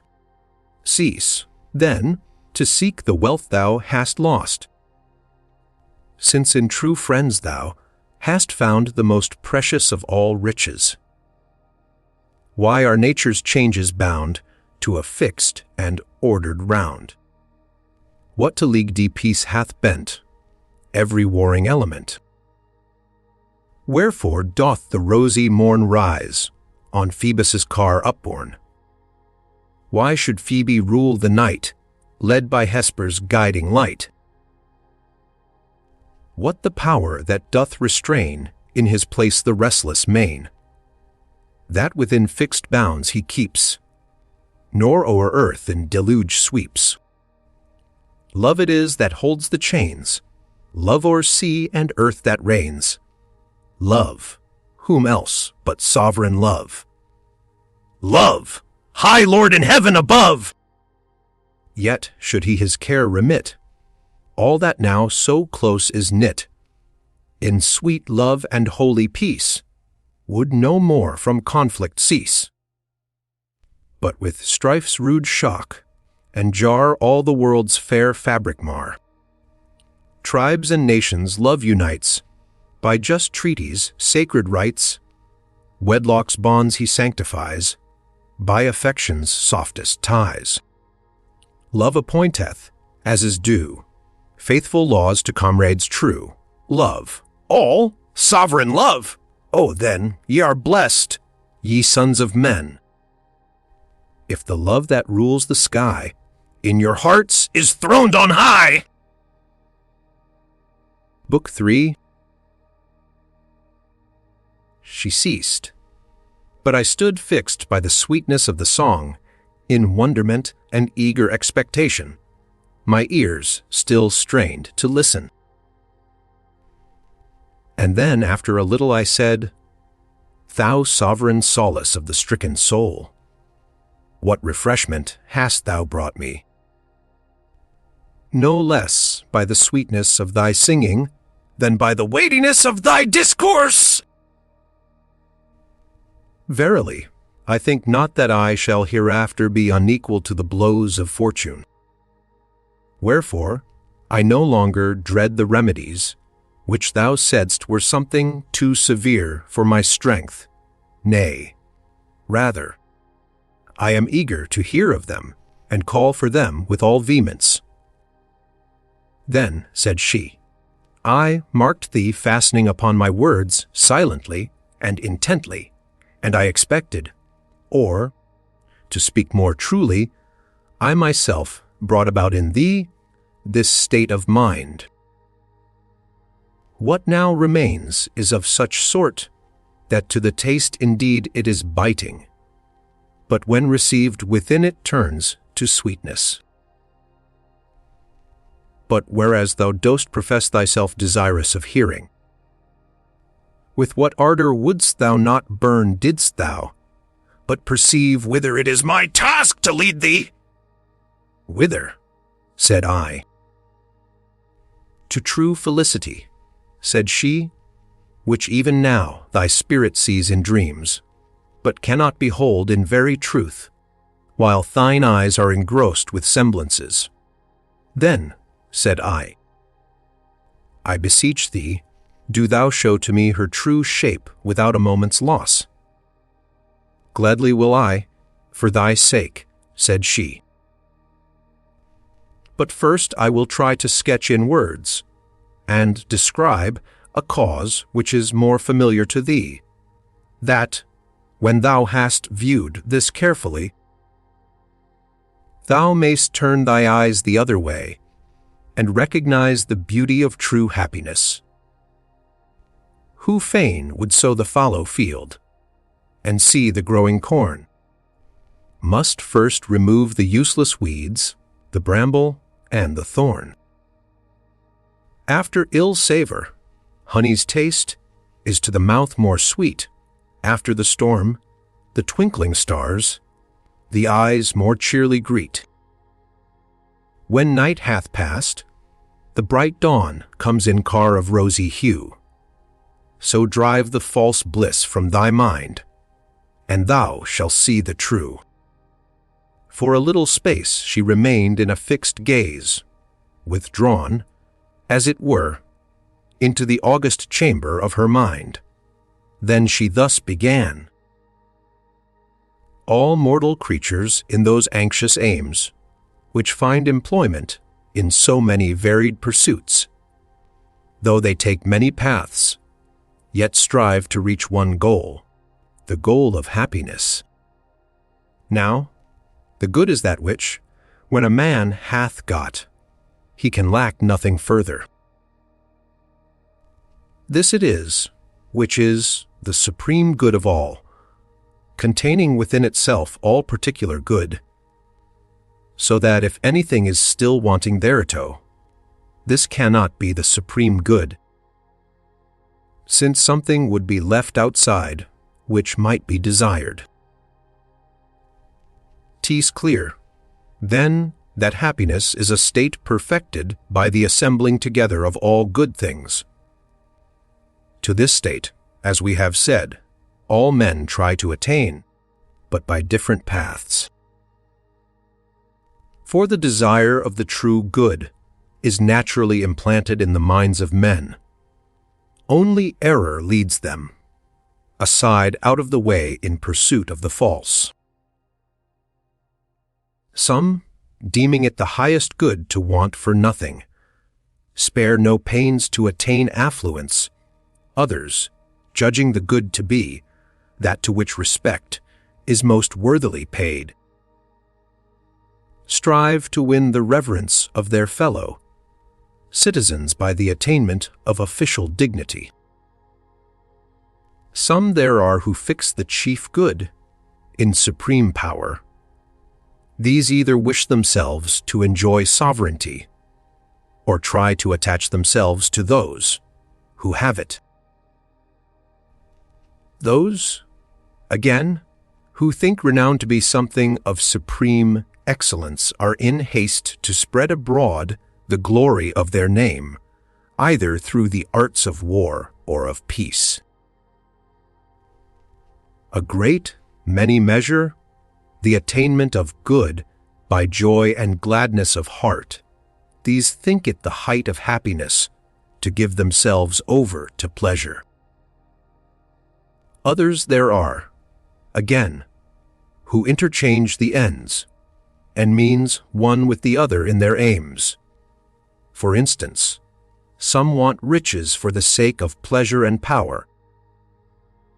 Some covet power either for the sake of money or in order to bring renown to their name. So it is on these ends, then, that the aim of human acts and wishes is centered, and on others like to these, for instance, noble birth and popularity, which seem to compass a certain renown, wife and children, which are sought for the sweetness of their possession, while as for friendship, the most sacred kind indeed, is counted in the category of virtue, not of fortune, but other kinds are entered upon for the sake of power or of enjoyment. And as for bodily excellences, it is obvious that they are to be ranged with the above. For strength and stature surely manifest power. Beauty and fleetness of foot bring celebrity, health brings pleasure. It is plain, then, that the only object sought for in all these ways is happiness, for that which each seeks in preference to all else. That is in his judgment the supreme good. And we have defined the supreme good to be happiness. Therefore, that state which each wishes in preference to all others is, in his judgment, happy. Thou hast, then, set before thine eyes something like a scheme of human happiness, wealth, rank, power, glory, pleasure. Now Epicurus, from a sole regard to these considerations, with some consistency, concluded the highest good to be pleasure, because all the other objects seem to bring some delight to the soul. But to return to human pursuits, and aims man's mind, seeks to recover its proper good, in spite of the mistiness of its recollection, but, like a drunken man, knows not by what path to return home. Think you they are wrong who strive to escape want? Nay, truly there is nothing which can so well complete happiness as a state abounding in all good things, needing nothing from outside, but wholly self-sufficing. Do they fall into error who deem that which is best to be also best deserving to receive the homage of reverence? Not at all. That cannot possibly be vile and contemptible, to attain which the endeavors of nearly all mankind are directed. Then is power not to be reckoned in the category of good. Why? Can that which is plainly more efficacious than anything else be esteemed a thing feeble and void of strength?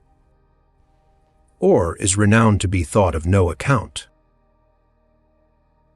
Nay, it cannot be ignored that the highest renown is constantly associated with the highest excellence. And what need is there to say that happiness is not haunted by care and gloom, nor exposed to trouble and vexation? Since that is a condition we ask of the very least of things, from the possession and enjoyment of which we expect delight. So, then, these are the blessings men wish to win. They want riches, rank, sovereignty, glory, pleasure, because they believe that by these means they will secure independence, reverence, power, renown, and joy of heart. Therefore, it is the good which men seek by such divers courses, and herein is easily shown the might of nature's power, since, although opinions are so various and discordant, yet they agree in cherishing good as the end. How the might of nature sways all the world in ordered ways! How resistless laws control each least portion of the whole! Fain would I in sounding verse on my pliant strings rehearse. Lo, the lion captive ta'en meekly wears his gilded chain, yet though he by hand be fed, though a master's whip he dread, if but once the taste of gore whet his cruel lips once more, straight his slumbering fierciness wakes, with one roar his bonds he breaks, and first wreaks his vengeful force on his trainer's mangled corse. And the woodland songster, pent in forlorn imprisonment, though a mistress lavish care store of honeyed sweets prepare, yet, if in his narrow cage, as he hops from bar to bar, he should spy the woods afar, cool with sheltering foliage, all these dainties he will spurn, to the woods his heart will turn. Only for the woods he longs, pipes the woods in all his songs. To rude force the sapling bends, while the hand its pressure lends. If the hand its pressure slack, straight the supple wood springs back. Phoebus in the western main sinks, but swift his car again, by a secret path is borne to the wonted gates of morn. Thus are all things seen to yearn in due time for due return, and no order fixed may stay, save which inth appointed way joins, the end to the beginning in a steady cycle spinning. Why, too, creatures of earth, have some glimmering of your origin, however faint, and though in a vision dim and clouded, yet in some wise, notwithstanding, ye discern the true end of happiness, and so the aim of nature leads you thither, to that true good, while error in many forms leads you astray therefrom. For reflect whether men are able to win happiness by those means through which they think to reach the proposed end. Truly, if either wealth, rank, or any of the rest bring with them anything of such sort as seems to have nothing wanting to it that is good, we, too, acknowledge that some are made happy by the acquisition of these things. But if they are not able to fulfill their promises, and, moreover, lack many good things, is not the happiness men seek in them clearly discovered to be a false show? Therefore do I first ask thee thyself, who but lately wert living in affluence, amid all that abundance of wealth, was thy mind never troubled in consequence of some wrong done to thee? Nay, said I, other cannot ever remember a time when my mind was so completely at peace as not to feel the pang of some uneasiness. Was it not because either something was absent which thou wouldst not have absent, or present which thou wouldst have away? Yes, said I. Then, thou didst want the presence of the one, the absence of the other. Admitted? But a man lacks that of which he is in want. He does, and he who lacks something is not in all points self-sufficing. No, certainly not, said I. So wert thou, then, in the plenitude of thy wealth, supporting this insufficiency? I must have been. Wealth, then, cannot make its possessor independent and free from all want, yet this was what it seemed to promise. Moreover, I think this also well deserves to be considered, that there is nothing in the special nature of money to hinder its being taken away from those who possess it against their will. I admit it. Why, of course, when every day the stronger wrests it from the weaker without his consent. Else, whence come lawsuits, except in seeking to recover monies, which have been taken away against their owners' will by force or fraud? True, said I. Then everyone will need some extraneous means of protection to keep his money safe. Who can venture to deny it? Yet he would not, unless he possessed the money which it is possible to lose. No, he certainly would not. Then we have worked round to an opposite conclusion. The wealth, which was thought to make a man independent, rather puts him in need of further protection. How in the world, then, can want be driven away by riches? Cannot the rich feel hunger? Cannot they thirst? Are not the limbs of the wealthy sensitive to the winter's cold? But thou wilt say, the rich have the wherewithal to sate their hunger, the means to get rid of thirst and cold. True enough, want can thus be soothed by riches. Wholly removed it cannot be. For if this ever gaping, ever craving want is glutted by wealth, it needs must be that the want itself, which can be so glutted, still remains. I do not speak of how very little suffices for nature, and how for avarice nothing is enough. Wherefore, if wealth cannot get rid of want, and makes new wants of its own, how can ye believe that it bestows independence? Though the covetous grown wealthy, see his piles of gold rise high. Though he gather store of treasure, that can never satisfy, though with pearls his gorget blazes, rarest that the ocean yields. Though 100 head of oxen travail in his ample fields, ne'er shall carking care forsake him, while he draws this vital breath, and his riches go not with him, when his eyes are closed in death.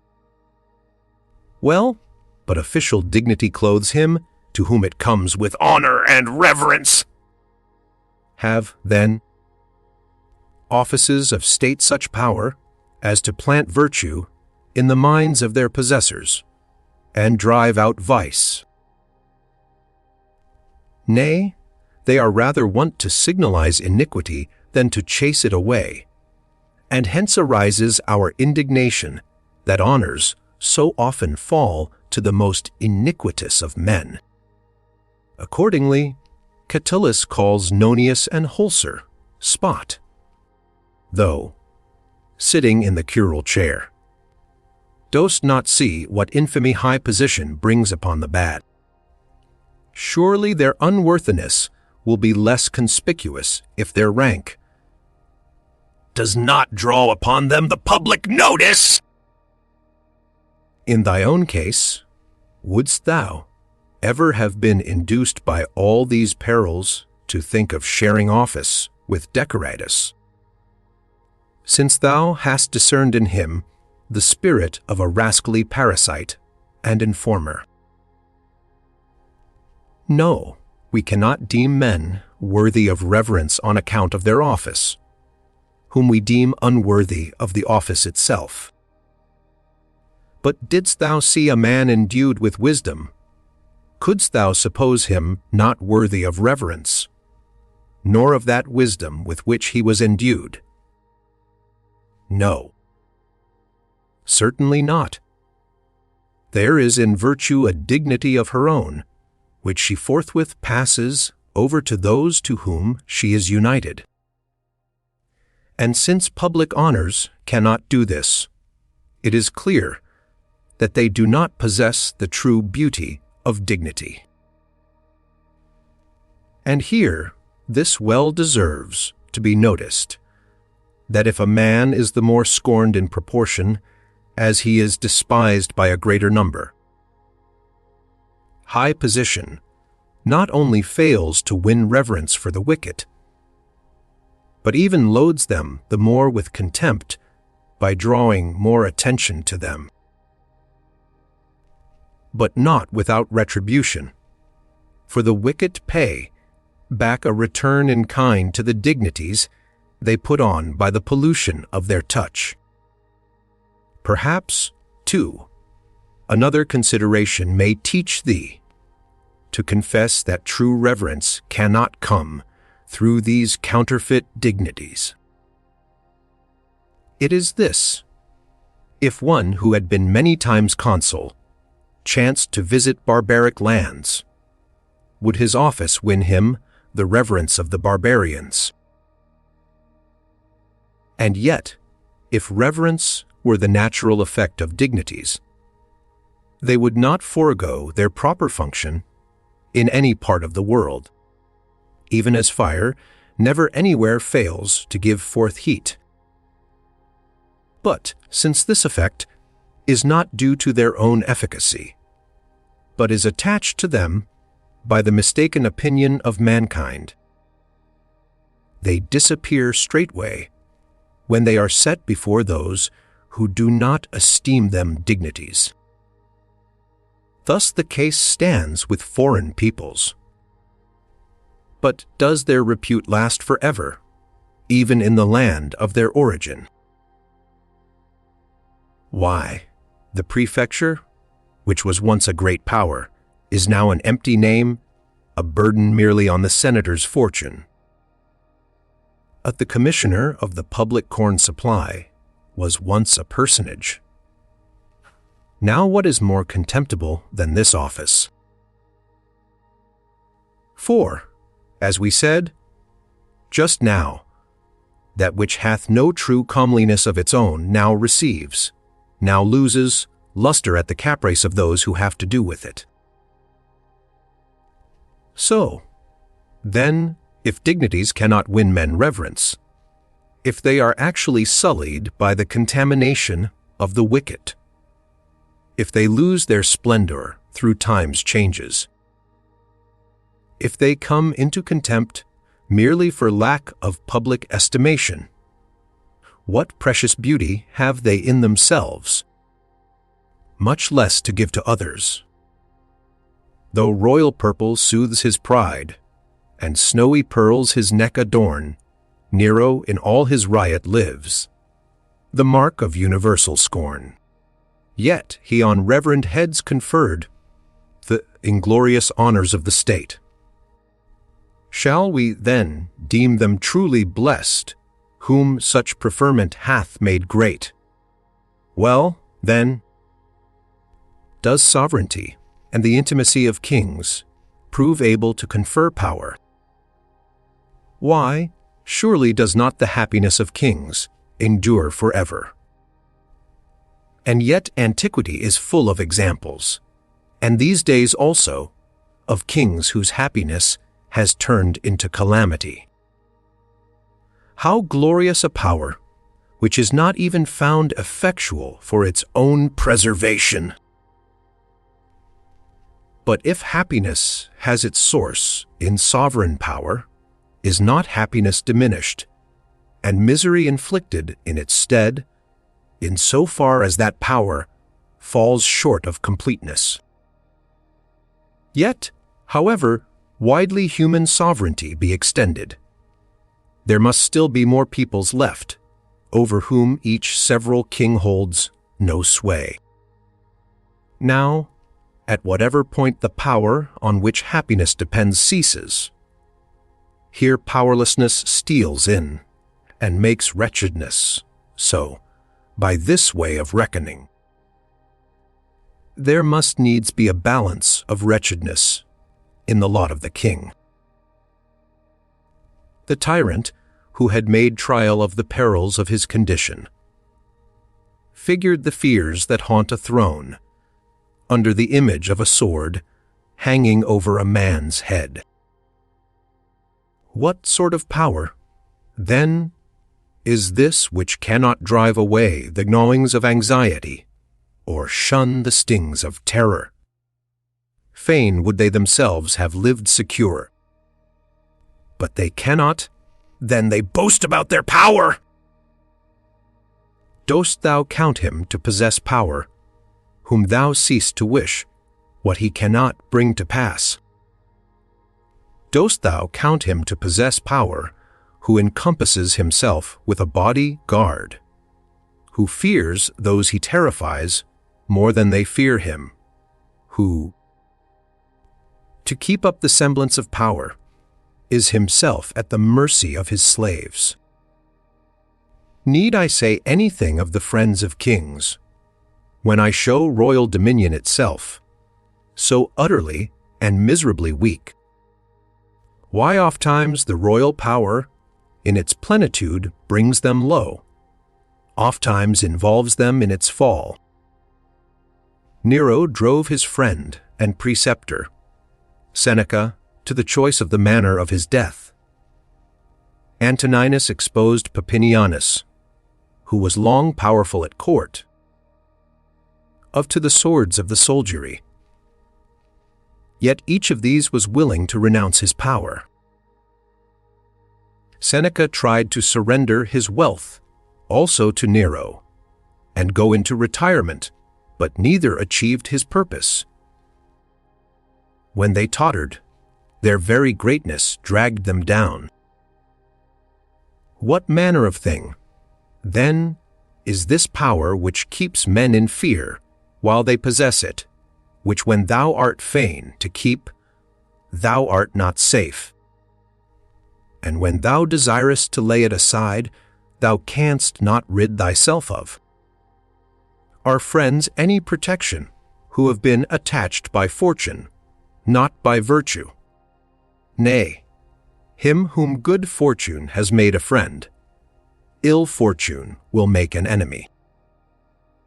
And what plague is more effectual to do hurt than a foe of one's own household? Who on power sets his aim, first must his own spirit tame. He must shun his neck to thrust 'neath the unholy yoke of lust. For, though India's far off land bow before his wide command, utmost thule homage pay. If he cannot drive away haunting care and black distress, in his power he's powerless. Again, how misleading, how base! A thing ofttimes is glory! Well does the tragic poet exclaim, "Oh, fond repute! How many a time and oft hast them raised high in pride the base, born churl! For many have won a great name through the mistaken beliefs of the multitude. And what can be imagined more shameful than that? Nay, they who are praised falsely must needs themselves blush at their own praises. And even when praise is won by merit, still, how does it add to the good conscience of the wise man, who measures his good not by popular repute, but by the truth of inner conviction? And if at all it does seem a fair thing to get this same renown spread abroad, it follows that any failure, so to spread it, it is held fall. But if, as I set forth but now, there must needs be many tribes and peoples whom the fame of any single man cannot reach, it follows that he whom thou esteemest glorious seems all inglorious in a neighboring quarter of the globe. Others to popular favor, I do not think it even worthy of mention in this place, since it never cometh of judgment, and never lasteth steadily. Then, again, who does not see how empty, how foolish, is the fame of noble birth? Why, if the nobility is based on renown, the renown is another's. For, truly, nobility seems to be a sort of reputation coming from the merits of ancestors. But if it is the praise which brings renown, of necessity, it is they who are praised that are famous. Wherefore, the fame of another clothes thee not with splendor, if thou hast none of thine own.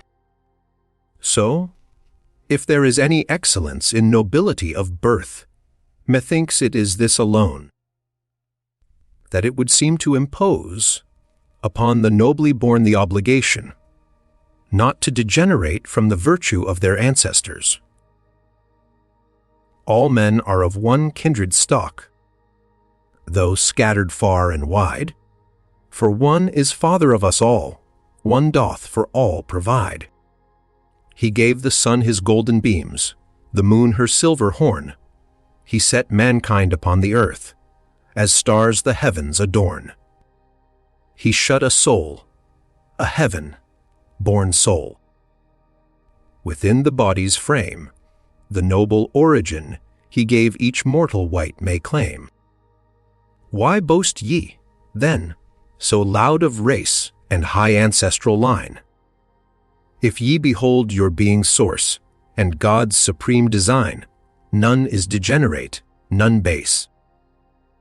Unless by taint of sin and cherished vice he folly stain his heavenly origin. Then, what shall I say of the pleasures of the body? The lust thereof is full of uneasiness, the sating of repentance. What sicknesses, what intolerable pains are they wont to bring on the bodies of those who enjoy them, the fruits of iniquity, as it were? Now, what sweetness the stimulus of pleasure may have I do not know. But that the issues of pleasure are painful, everyone may understand, who chooses to recall the memory of his own fleshly lusts. Nay, if these can make happiness, there is no reason why the beasts also should not be happy, since all their efforts are eagerly set upon satisfying the bodily wants. I know, indeed, that the sweetness of wife and children should be right comely, yet only too true to nature is what was said of one, that he found in his sons his tormentors. And how galling such a contingency would be, I must needs put thee in mind, since thou hast never in any wise suffered such experiences, nor art thou now under any uneasiness. In such a case, I agree with my servant Euripides, who said that a man without children was fortunate in his misfortune. This is the way of pleasure. She stings them that despoil her, and, like the winged detoiler, who's lost her honeyed treasure, she flies, but leaves her smart deep, rankling in the heart. It is beyond doubt, then, that these paths do not lead to happiness. They cannot guide anyone to the promised goal. Now, I will very briefly show what serious evils are involved in following them. Just consider. Is it thy endeavor to heap up money? Why, thou must wrest it from its present possessor! Art thou minded to put on the splendor of official dignity? Thou must beg from those who have the giving of it. Thou who covetest to outvie others in honor, must lower thyself to the humble posture of petition. Dost thou long for power? Thou must face perils, for thou wilt be at the mercy of thy subjects' plots. Is glory thy aim?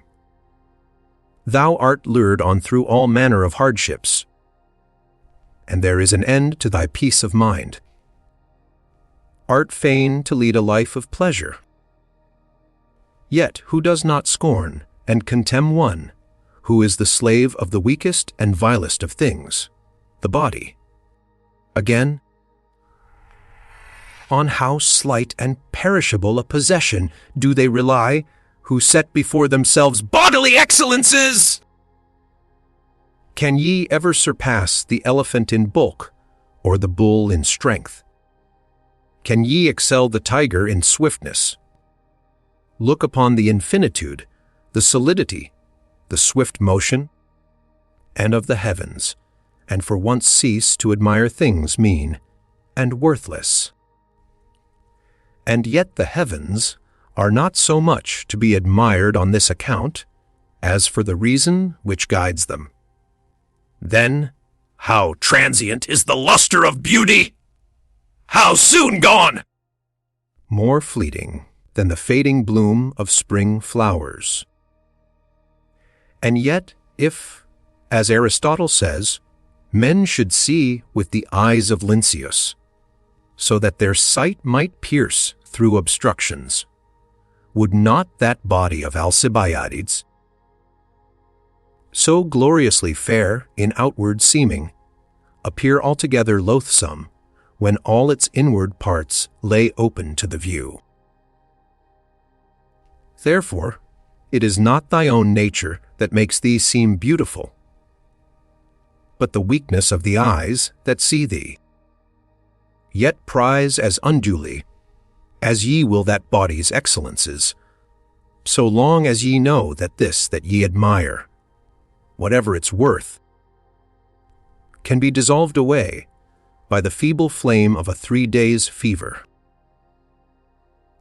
From all which considerations we may conclude as a whole that these things which cannot make good the advantages they promise, which are never made perfect by the assemblage of all good things, these neither lead as by ways to happiness, nor themselves make men completely happy. Alice! How wide astray doth ignorance! These wretched mortals lead from truth's own way.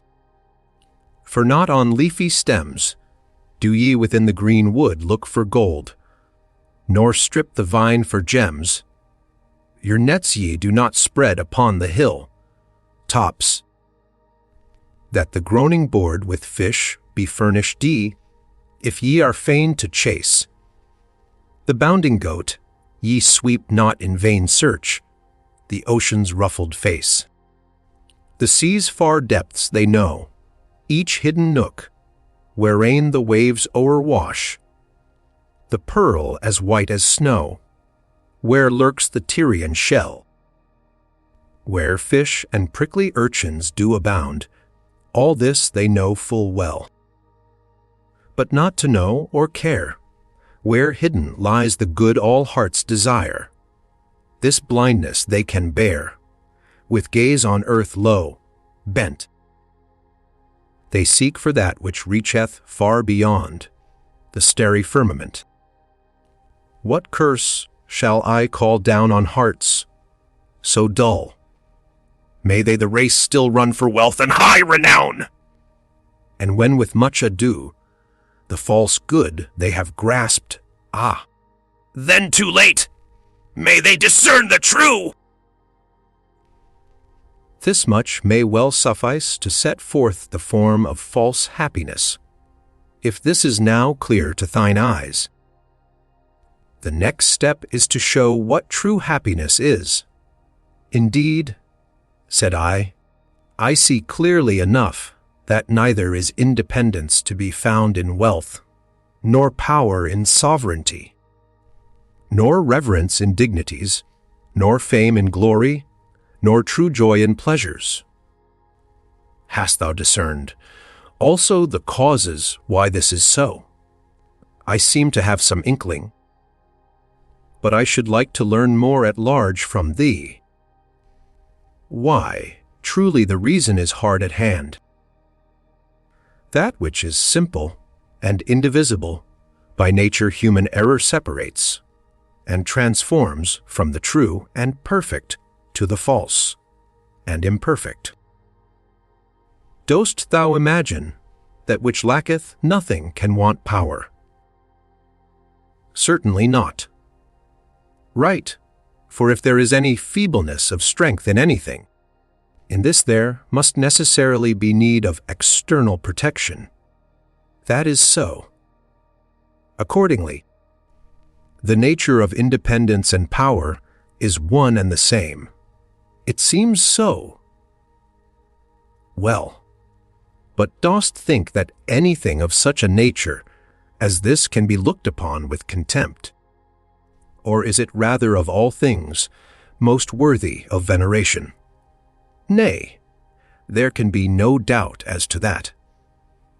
Let us, then, add reverence to independence and power, and conclude these three to be one. We must, if we will acknowledge the truth. Thinkest thou, then, this combination of qualities to be obscure and without distinction, or rather famous in all renown? Just consider, can that want renown, which has been agreed to be lacking in nothing, to be supreme in power, and right worthy of honor?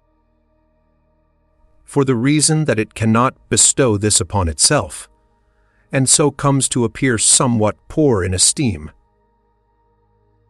I cannot but acknowledge that, being what it is, this union of qualities is also right famous. It follows, then, that we must admit that renown is not different from the other three. It does, said I. That, then, which needs nothing outside itself, which can accomplish all things in its own strength, which enjoys fame and compels reverence. Must not this evidently be also fully crowned with joy? In sooth, I cannot conceive, said I, how any sadness can find entrance into such a state. Wherefore I must needs acknowledge it full of joy, at least, if our former conclusions are to hold.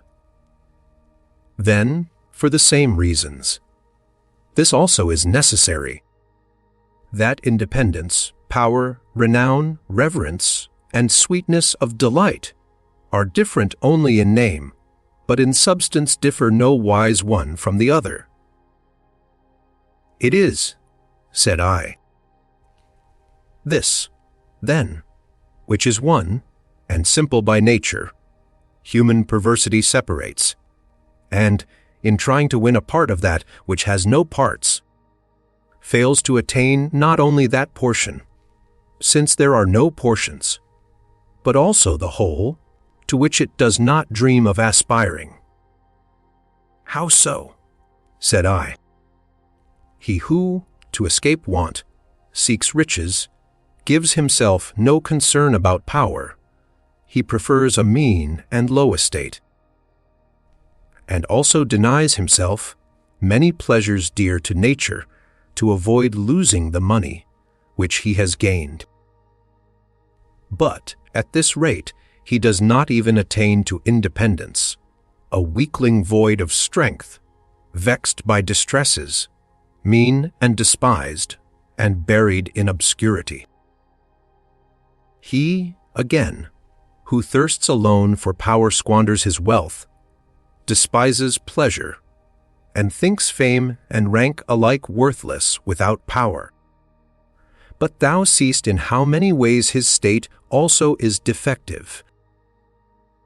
Sometimes it happens that he lacks necessaries, that he is gnawed by anxieties, and, since he cannot rid himself of these inconveniences, even ceases to have that power which was his whole end and aim. In like manner, may we cast up the reckoning in case of rank, of glory, or of pleasure. For since each one of these severally is identical with the rest, whosoever seeks any one of them without the others does not even lay hold of that one, which he makes his aim. Well, said I, what then? Suppose anyone desire to obtain them together. He does indeed wish for happiness as a whole, but will he find it in these things which, as we have proved, are unable to bestow what they promise? Nay, by no means, said I. Then, happiness must certainly not be sought in these things, which severally are believed to afford some one of the blessings most to be desired. They must not. I admit. No conclusion could be more true. So, then, the form and the causes of false happiness are set before thine eyes. Now turn thy gaze to the other side. There thou wilt straightway see the true happiness I promised. Yea, indeed, 'tis plain to the blind, said I. Thou didst point it out even now in seeking to unfold the causes of the false. For, unless I am mistaken, that is true and perfect happiness, which crowns one with the union of independence, power, reverence, renown, and joy. And to prove to thee, with how deep an insight I have listened, since all these are the same. That which can truly bestow, one of them I know to be, without doubt, full and complete happiness. Happy art thou, my scholar, in this thy conviction. Only one thing shouldst thou add. What is that? Said I. Is there aught, thinkest thou, amid these mortal and perishable things, which can produce a state such as this? Nay, surely not. And this thou hast so amply demonstrated that no word more is needed. Well, then, these things seem to give to mortals shadows of the true good, or some kind of imperfect good, but the true and perfect good they cannot bestow. Even so, said I. Since, then, thou hast learnt what that true happiness is, and what men falsely call happiness, it now remains that thou shouldst learn from what source to seek this. Yes, to this I have long been eagerly looking forward. Well, since others Plato maintains in the Timaeus, we ought even in the most trivial matters to implore the divine protection. What thinkest thou should we now do in order to deserve to find the seat of that highest good?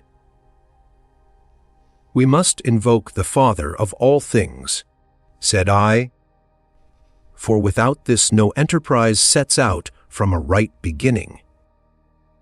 Thou sayest well, said she, and forthwith lifted up her voice, and sang Maker of earth and sky. From age to age, who roll'st the world by reason, at whose word time issues from eternity's abyss, to all that moves the source of movement, fixed thyself and moveless.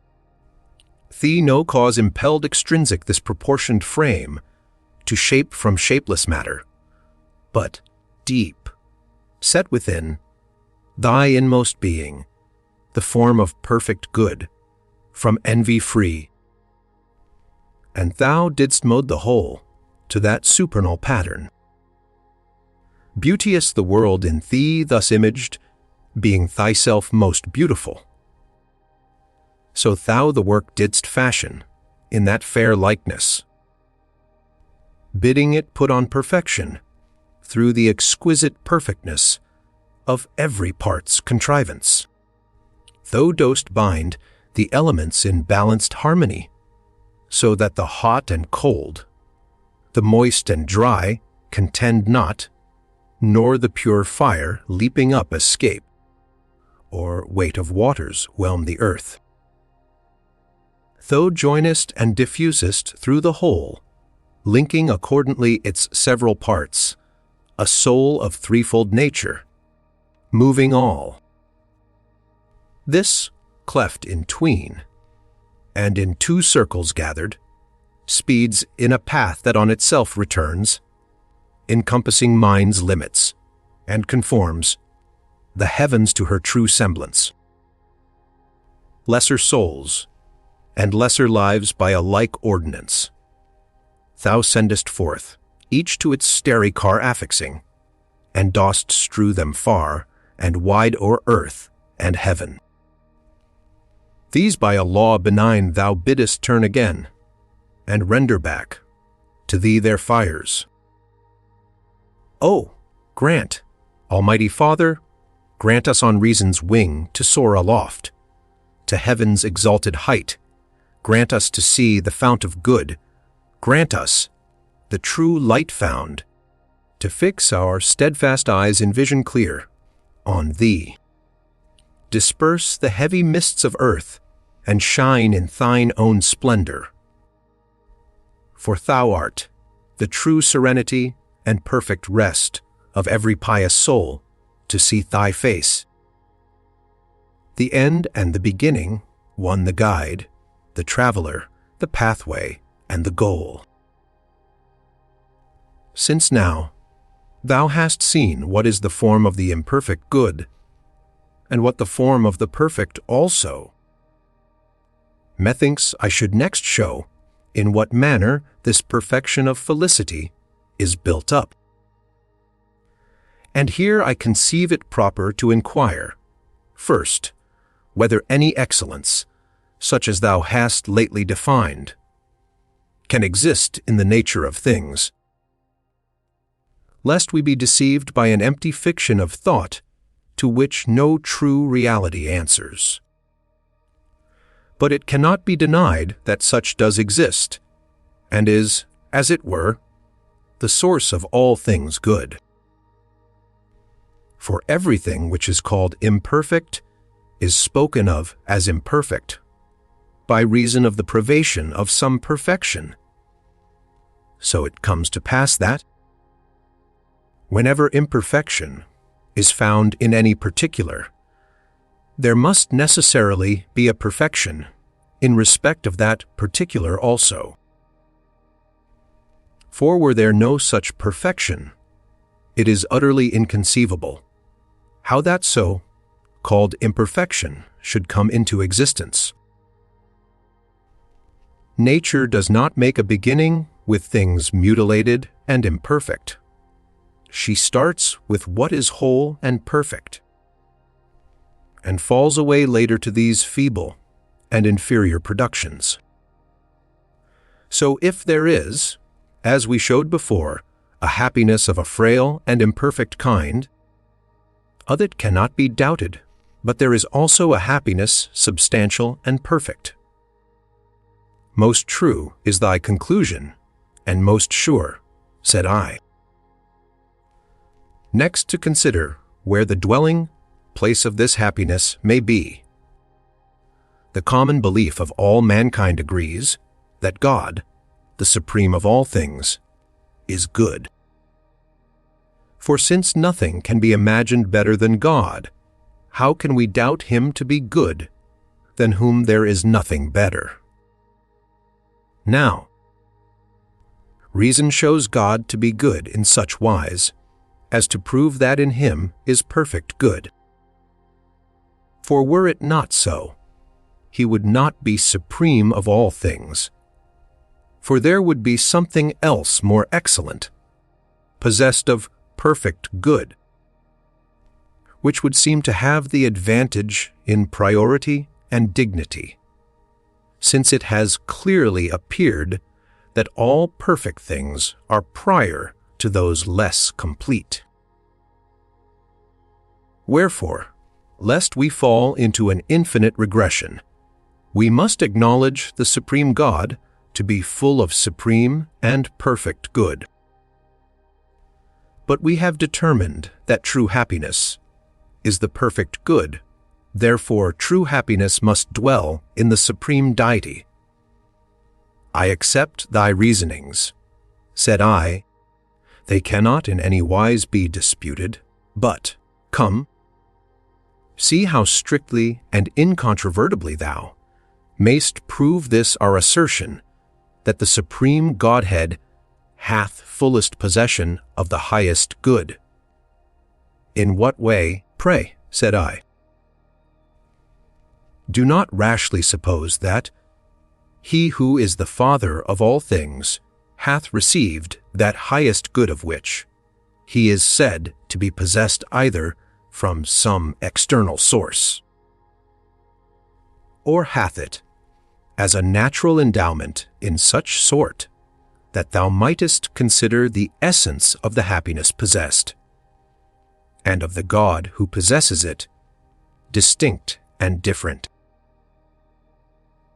For, if thou deemest it received from without, thou mayst esteem that which gives more excellent than that which has received. But him we most worthily acknowledge to be the most supremely excellent of all things. If, however, it is in him by nature, yet is logically distinct, the thought is inconceivable, since we are speaking of God, who is supreme of all things. Who was there to join these distinct essences? Finally, when one thing is different from another, the things so conceived as distinct cannot be identical. Therefore, that which of its own nature is distinct from the highest good is not itself the highest good. An impious thought of him than whom, 'tis plain, nothing can be more excellent. For universally nothing can be better in nature than the source from which it has come. Therefore, on most true grounds of reason, would I conclude that which is the source of all things to be in its own essence the highest good. And most justly, said I. But the highest good has been admitted to be happiness. Yes. Then, said she, it is necessary to acknowledge that God is very happiness. Yes, said I. I cannot gainsay my former admissions, and I see clearly that this is a necessary inference therefrom. Reflect, also, said she, whether the same conclusion is not further confirmed by considering that there cannot be two supreme goods, distinct one from the other. For the goods, which are different, clearly cannot be, severally each what the other is, wherefore neither of the two can be perfect, since to either the other is wanting. But since it is not perfect, it cannot manifestly be the supreme good. By no means, then, can goods which are supreme be different one from the other. But we have concluded that both happiness and God are the supreme good, wherefore that which is highest divinity must also itself necessarily be supreme happiness. No conclusion, said I, could be truer to fact, nor more soundly reasoned out, nor more worthy of God. Then, further, said she, just as geometricians are wont to draw inferences from their demonstrations, to which they give the name deductions, so will I add here a sort of corollary. For since men become happy by the acquisition of happiness, while happiness is very godship, it is manifest that they become happy by the acquisition of godship. But as by the acquisition of justice men become just, and wise by the acquisition of wisdom, so by parity of reasoning by acquiring godship, they must of necessity become gods. So every man who is happy is a god, and though in nature God is one only, yet there is nothing to hinder that very many should be gods by participation in that nature. A fair conclusion, and a precious, said I, deduction or corollary, by whichever name thou wilt call it, and yet, said she, not one whit fairer than this which reason persuades us to add. Why, what? Said I. Why, seeing happiness has many particulars included under it, should all these be regarded as forming one body of happiness, as it were, made up of various parts? Or is there some one of them which forms the full essence of happiness, while all the rest are relative to this? I would thou wouldst unfold the whole matter to me at large.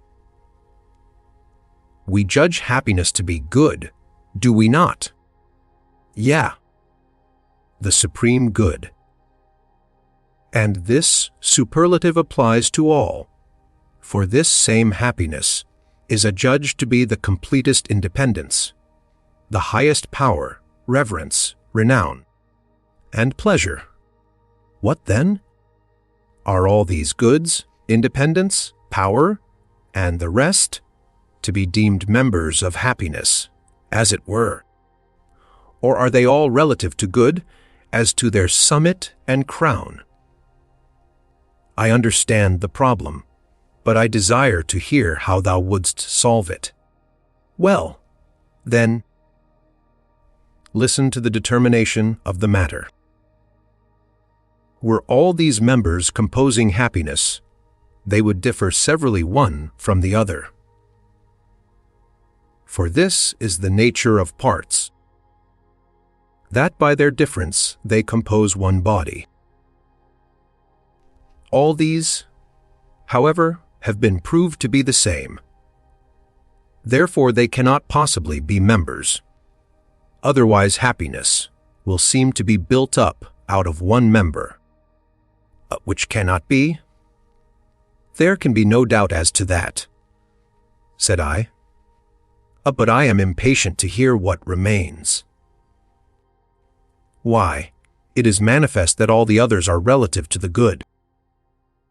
For the very reason why independence is sought is that it is judged good, and so power also, because it is believed to be good.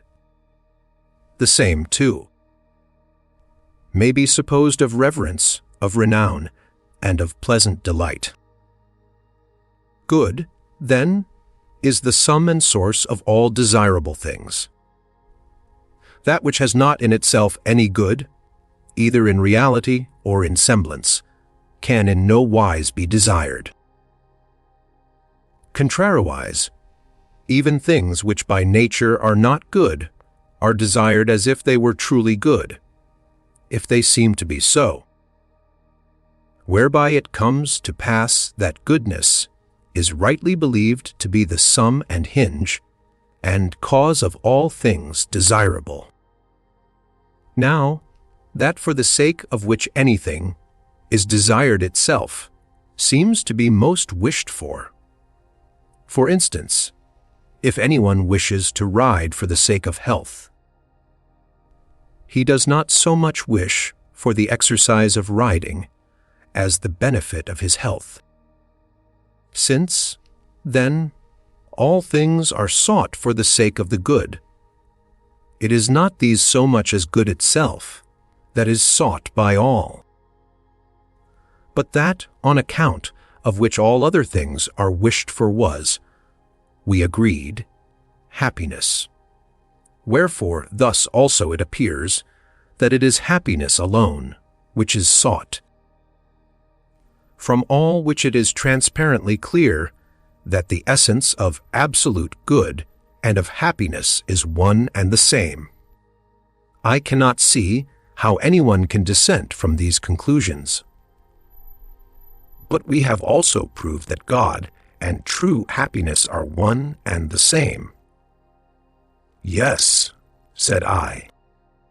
Then we can safely conclude, also, that God's essence is seated in absolute good, and nowhere else. Hither come, all ye whose minds lust with rosy fetters binds, lust to bondage hard compelling, the earthy souls that are his dwelling. Here shall be your labors close, here your haven of repose. Come, to your one refuge press, wide it stands to all distress! Not the glint of yellow gold down bright, Hermus current rolled, not the Tagus precious sands, nor in far, off scorching lands, all the radiant gems that hide under Indus, storied tide, emerald green and glistering white, can illume our feeble sight. But they rather leave the mind in its native darkness blind. For the fairest beams they shed in earth's lowest depths were fed. But the splendor that supplies strength and vigor to the skies, and the universe controls, shunneth dark and ruined souls. He who once hath seen this light will not call the sunbeam bright. I quite agree, said I.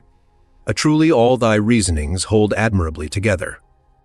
Then said she, what value wouldst thou put upon the boon, shouldst thou come to the knowledge of the absolute good? Oh, an infinite, said I. If only I were so blessed as to learn to know God also who is the good. Yet this will I make clear to thee on truest grounds of reason, if only our recent conclusions stand fast. They will. Have we not shown that those things which most men desire are not true and perfect good precisely for this cause, that they differ severally one from another, and, seeing that one is wanting to another, they cannot bestow full and absolute good, but that they become the true good when they are gathered, as it were, into one form and agency, so that that which is independence is likewise power, reverence, renown, and unpleasant delight. And unless they are all one and the same, they have no claim to be counted among things desirable. Yes, this was clearly proved, and cannot in any wise be doubted. Now, when things are far from being good while they are different, but become good as soon as they are one, is it not true that these become good by acquiring unity? It seems so, said I. But dost not thou allow that all which is good by participation in goodness? It is. Then, thou must on similar grounds admit that unity and goodness are the same. For when the effects of things in their natural working differ not, their essence is one and the same. There is no denying it. Now, dost thou know, said she, that all which is abides and subsists so long as it continues one, but so soon as it ceases to be one it perishes and falls to pieces? In what way? Why, take animals, for example. When soul and body come together and continue in one, this is, we say, a living creature. But when this unity is broken by the separation of these two, the creature dies and is clearly no longer living. The body also, while it remains in one form by the joining together of its members, presents a human appearance. But if the separation and dispersal of the parts break up the body's unity, it ceases to be what it was. And if we extend our survey to all other things, without doubt it will manifestly appear that each several thing subsists while it is one, but when it ceases to be one perishes. Yes, when I consider further, I see it to be even as thou sayest. Well, is there aught, said she, which, in so far as it acts conformably to nature, abandons the wish for life, and desires to come to death and corruption? Looking to living creatures, which have some faults of choice, I find none that, without external compulsion, farrago the will to live, and of their own accord hasten to destruction. For every creature diligently pursues the end of self-preservation, and shuns death and destruction. As to herbs and trees, and inanimate things generally, I am altogether in doubt what to think. And yet, there is no possibility of question about this either. Since thou seest how herbs and trees grow in places suitable for them, where as far as their nature admits, they cannot quickly wither and die. Some spring up in the plains, others in the mountains. Some grow in marshes, others cling to rocks, and others, again, find a fertile soil in the barren sands. and if you try to transplant these elsewhere, they wither away. Nature gives to each the soil that suits it, and uses her diligence to prevent any of them dying, so long as it is possible for them to continue alive. Why do they all draw their nourishment from roots, as from a mouth dipped into the earth, and distribute the strong bark over the pith? Why are all the softer parts like the pith deeply encased within, while the external parts have the strong texture of wood? And outside of all is the bark to resist the weather's inclemency, like a champion stout in endurance. Again, how great is nature's diligence to secure universal propagation by multiplying seed! Who does not know all these to be contrivances, not only for the present maintenance of a species, but for its lasting continuance, generation after generation, forever? And do not also the things believed inanimate, on like grounds of reason seek, each what is proper to itself? Why do the flames shoot lightly upward, while the earth presses downward with its weight? If it is not that these motions and situations are suitable to their respective natures. Moreover, each several thing is preserved by that which is agreeable to its nature, even as it is destroyed by things inimical. Things solid like stones resist disintegration by the close adhesion of their parts. Things fluid like air and water yield easily to what divides them, but swiftly flow back and mingle with those parts from which they have been severed, while fire, again, refuses to be cut at all. And we are not now treating of the voluntary motions of an intelligent soul, but of the drift of nature. Even so is it that we digest our food without thinking about it, and draw our breath unconsciously in sleep. Nay, even in living creatures the love of life cometh, not of conscious will, but from the principles of nature. For oftentimes in the stress of circumstances will chooses the death, which nature shrinks from, and contrarily, in spite of natural appetite, will restrains that work of reproduction by which alone the persistence of perishable creatures is maintained. So entirely does this love of self come from drift of nature, not from animal impulse. Providence has furnished things with this most cogent reason for continuance. They must desire life, so long as it is naturally possible for them to continue living. Wherefore in no way mayst thou doubt but that things naturally aim at continuance of existence, and shun destruction. I confess, said I, that what I lately thought uncertain, I now perceive to be indubitably clear.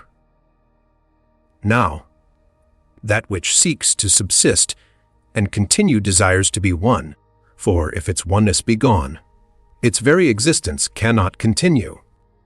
True, said I. All things, then, desire to be one. I agree.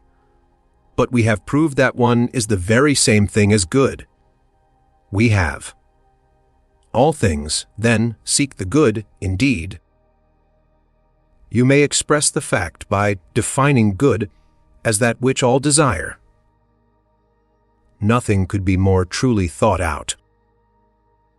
Either there is no single end to which all things are relative, or else the end to which all things universally hasten must be the highest good of all. Then she, "Of exceedingly do I rejoice, dear pupil. Thine eye is now fixed on the very central mark of truth. Moreover, herein is revealed that of which thou didst erstwhile profess the self-ignorant." "What is that?" said I. "The end and aim of the whole universe. Surely it is that which is desired of all, and, since we have concluded the good to be such, we ought to acknowledge the end and aim of the whole universe to be the good. Who truth pursues, who from false ways his heedful steps would keep, by inward light must search within in meditation deep.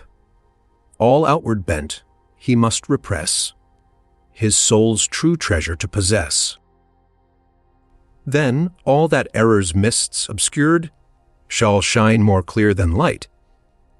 This fleshly frame's oblivious weight hath quenched not reason quite. The germs of truth still lie within, whence we by learning all may win. Else how could ye the answer, do untaught to questions give? Were't not that deep within the soul truth's secret sparks do live? If Plato's teaching erreth not, we learn but that we have forgot." Then said, "Ivy, with all my heart I agree with Plato. Indeed, this is now the second time that these things have been brought back to my mind. First I lost them through the clogging contact of the body, then after through the stress of heavy grief." Then she continued, "If thou wilt reflect upon thy former admissions, it will not be long before thou dost also recollect that of which erstwhile thou didst confess the self-ignorant." "What is that?" said I. "The principles of the world's government," said she. "Yes, I remember my confession, and, although I now anticipate what thou intendest, I have a desire to hear the argument plainly set forth. A while ago thou deemedst it beyond all doubt that God doth govern the world. I do not think it doubtful now, nor shall I ever, and by what reasons I am brought to this assurance I will briefly set forth. This world could never have taken shape as a single system out of parts so diverse and opposite, were it not that there is one who joins together these so diverse things. And when it had once come together, the very diversity of natures would have dissevered it and torn it asunder in universal discord, were there not one who keeps together what he has joined. Nor would the order of nature proceed so regularly, nor could its course exhibit motions so fixed in respect of position, time, range, efficacy, and character, unless there were one who, himself abiding, disposed these various vicissitudes of change. This power, whatsoever it be, whereby they remain as they were created, and are kept in motion, I call by the name which all recognize, God. Then said she, "Seeing that such is thy belief, it will cost me little trouble, I think, to enable thee to win happiness and return in safety to thy own country. But let us give our attention to the task that we have set before ourselves. Have we not counted independence in the category of happiness, and agreed that God is absolute happiness? Truly, we have. Then, he will need no external assistance for the ruling of the world. Otherwise, if he stands in need of aught, he will not possess complete independence. That is necessarily so, said I. Then, by his own power alone he disposes all things. It cannot be denied. Now, God was proved to be absolute good. Yes, I remember. Then, he disposes all things by the agency of good, if it be true that he rules all things by his own power, whom we have agreed to be good, and he is, as it were, the rudder and helm by which the world's mechanism is kept steady and in order. Heartily do I agree, and, indeed, I anticipated what thou wouldst say, though it may be in feeble surmise only. I well believe it, said she, for, as I think, thou now bringest to the search eyes quicker in discerning truth. But what I shall say next is no less plain and easy to see. What is it? Said I. Why, said she, since God is rightly believed to govern all things with the rudder of goodness, and since all things do likewise, as I have taught, haste towards good by the very aim of nature, can it be doubted that his governance is willingly accepted, and that all submit themselves to the sway of the disposer, as conformed and attempered to his rule? Necessarily so, said I. No rule would seem happy if it were a yoke imposed on reluctant wills, and not the safe keeping of obedient subjects. There is nothing, then, which, while it follows nature, endeavors to resist good. No, nothing. But if anything should, will it have the least success against him whom we rightly agreed to be supreme Lord of happiness? It would be utterly impotent. There is nothing, then, which has either the will or the power to oppose this supreme good. No, I think not. So, then, said she, it is the supreme good which rules in strength, and graciously disposes all things.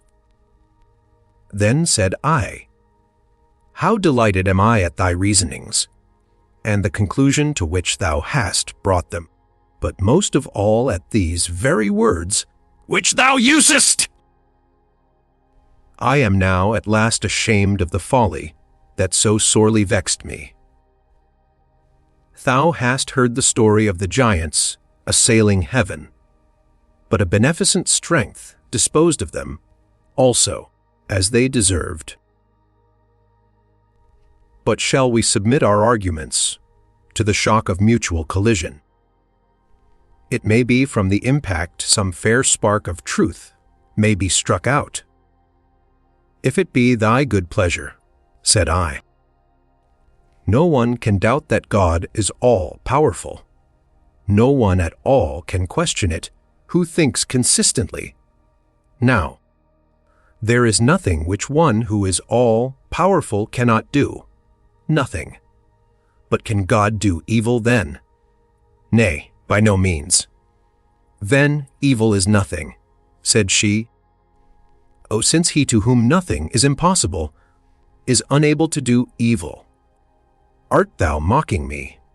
Said I, weaving a labyrinth of tangled arguments, now seeming to begin where thou didst end, and now to end where thou didst begin. Or dost thou build up some wondrous circle of divine simplicity? For, truly, a little before thou didst begin with happiness, and say it was the supreme good, and didst declare it to be seated in the supreme Godhead.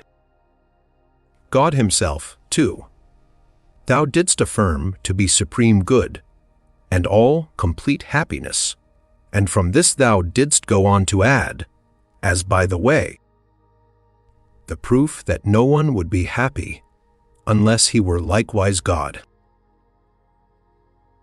Again, thou didst say that the very form of good was the essence both of God and of happiness, and didst teach that the absolute one was the absolute good, which was sought by universal nature.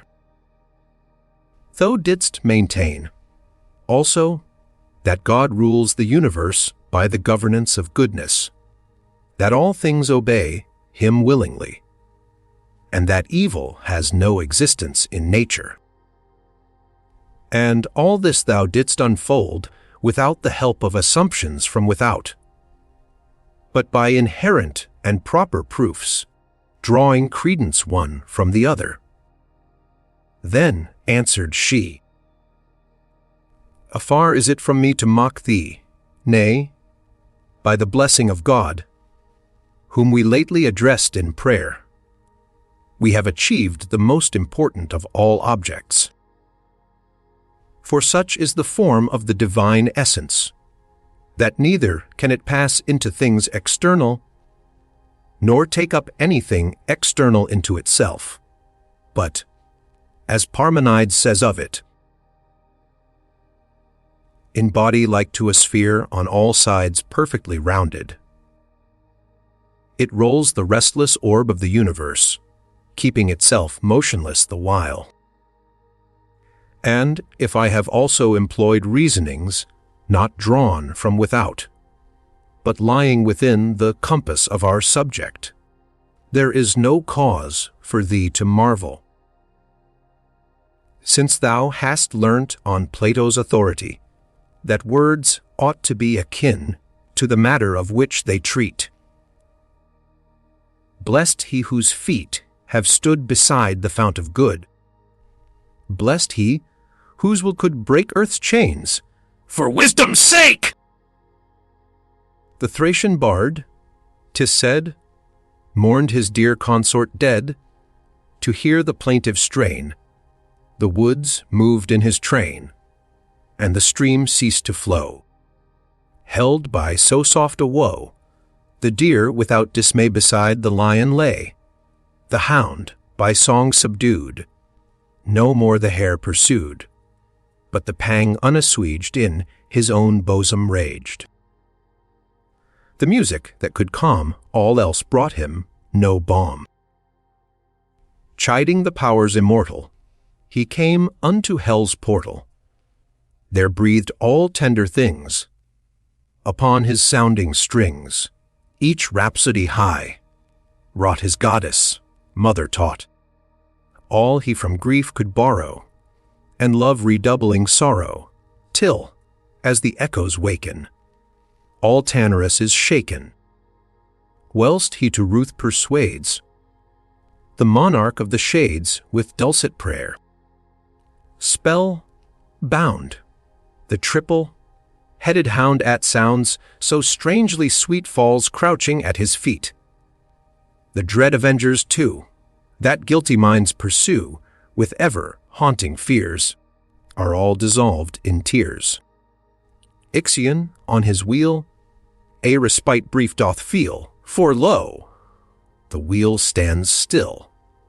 And, while those sad notes thrill, thirst-maddened Tantalus listens, oblivious of the stream's mockery and his long agony. The vulture, too, doth spare some little while to tear at Titius' rent side, sated and pacified. At length the shadowy king, his sorrows pitying, I hath prevailed thee, cried, We give him back his bride! To him she shall belong, as guerdon of his song.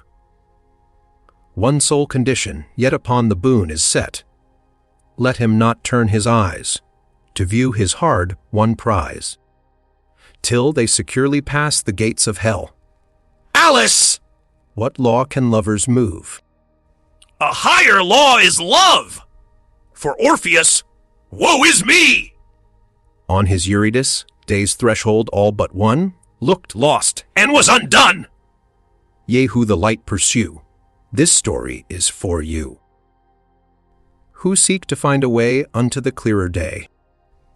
If on the darkness past one backward look ye cast, your weak and wandering eyes have lost the matchless prize. Book 4. Softly and sweetly Philosophy sang these verses to the end, without losing aught of the dignity of her expression or the seriousness of her tones. Then, forasmuch as I was as yet unable to forget my deeply seated sorrow, just as she was about to say something further, I broke in and cried, O thou guide into the way of true light! All that thy voice hath uttered from the beginning, even unto now has manifestly seemed to me at once divine contemplated in itself, and by the force of thy arguments placed beyond the possibility of overthrow. Moreover, these truths have not been altogether unfamiliar to me heretofore, though because of indignation at my wrongs they have for a time been forgotten. But, lo, herein is the very chiefest cause of my grief, that, while there exists a good ruler of the universe, it is possible that evil should be at all, still more that it should go unpunished. Surely thou must see how deservedly this of itself provokes astonishment. But a yet greater marvel follows.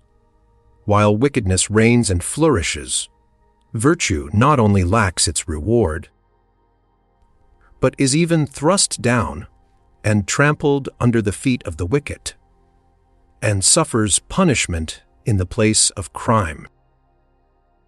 That this should happen under the rule of a God who knows all things and can do all things, but wills only the good, cannot be sufficiently wondered at nor sufficiently lamented. Then, said she, it would indeed be infinitely astounding, and of all monstrous things most horrible, if, as thou esteemest in the well, ordered home of so great a householder, the base vessels should be held in honor, the precious left to neglect. But it is not so. For if we hold unshaken those conclusions which we lately reached, thou shalt learn that, by the will of him of whose realm we are speaking, the good are always strong, the bad always weak and impotent, that vices never go unpunished, nor virtues unrewarded, that good fortune ever befalls the good, and ill fortune the bad, and much more of the sort, which shall hush thy murmurings, and stablish thee in the strong assurance of conviction. And since by my late instructions thou hast seen the form of happiness, hast learnt, too, the seat where it is to be found, all due preliminaries being discharged, I will now show thee the road which will lead thee home. Wings, also, will I fasten to thy mind wherewith thou mayst soar aloft, that so, all disturbing doubts removed, thou mayst return safe to thy country, under my guidance. In the path I will show thee, and by the means which I furnish, wings are mine, above the pole far aloft I soar. Clothed with these, my nimble soul scorns earth's hated shore, cleaves the skies upon the wind, sees the clouds left far behind. Soon the glowing point she nears, where the heavens rotate, follows through the starry spheres Phoebus' course, or straight takes for comrade mid the stars Saturn cold or glittering Mars. Thus each circling orb explores, through night's stole that peers. Then, when all are numbered, soars far beyond the spheres, mounting heaven's supremest height, to the very fount of light. There the sovereign of the world his calm sway maintains. As the globe is onward, world guides the chariot reins, and in splendor glittering reigns the universal king. Hither if thy wandering feet find at last a way, here thy long lost home thou'lt greet, dear lost land. Thou'lt say, though from thee I've wandered wide, hence I came, here will abide. Yet if ever thou art fain visitant, to be of earth's gloomy night again, surely thou wilt see tyrants, whom the nations fear dwell, in hapless exile here. Then, said I, verily, wondrous great are thy promises, yet I do not doubt, but thou canst make them good. Only keep me not in suspense after raising such hopes.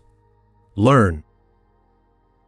Then, first, said she, how that power ever waits upon the good, while the bad are left wholly destitute of strength.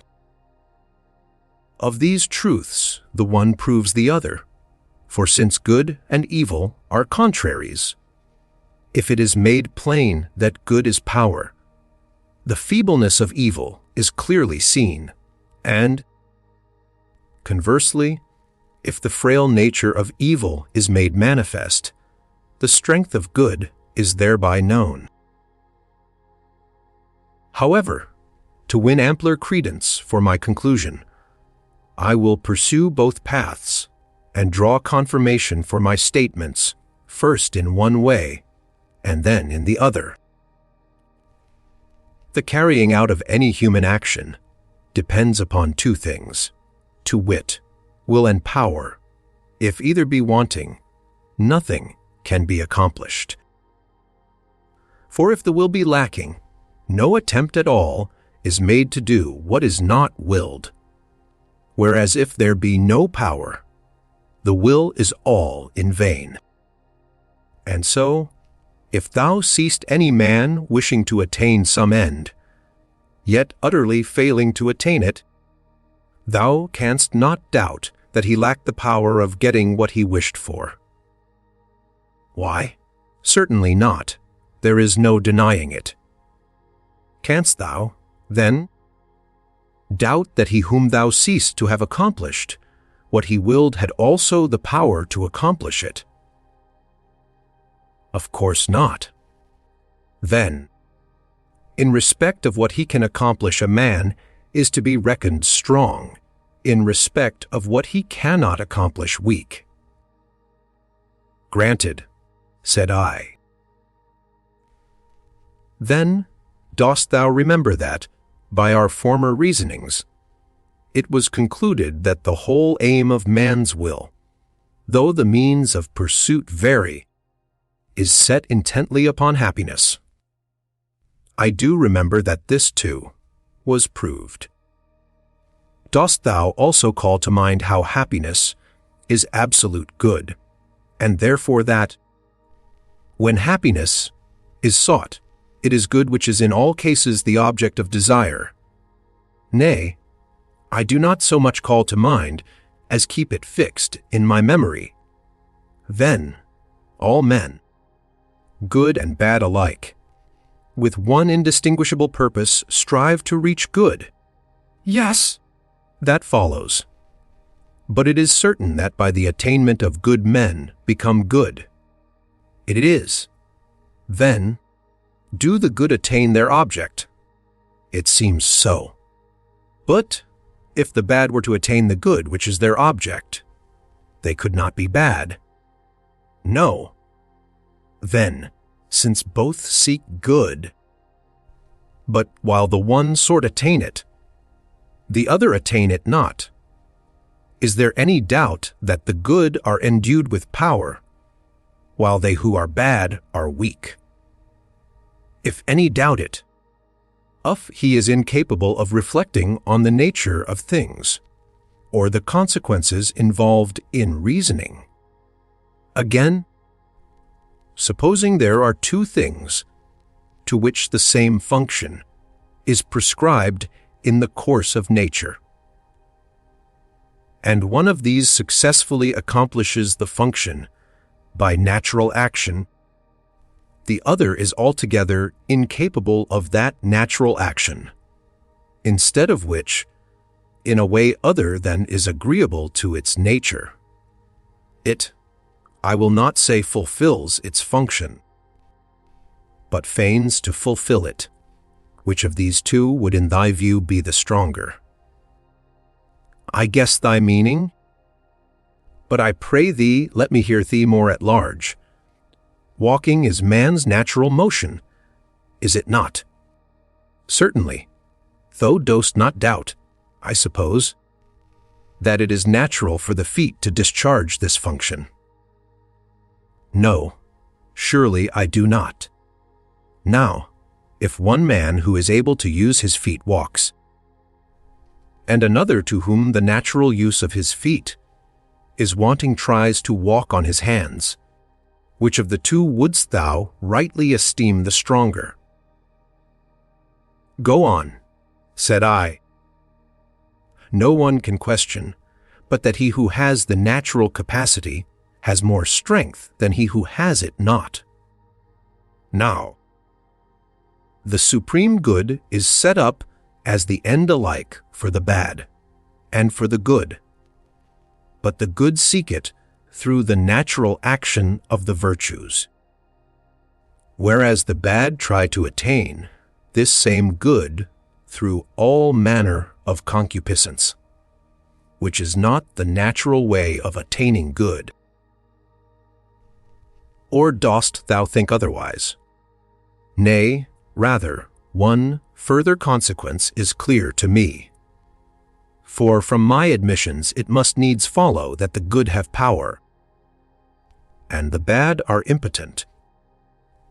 Thou anticipatest rightly, and that, as physicians reckon, is a sign that nature is set working, and is throwing off the disease.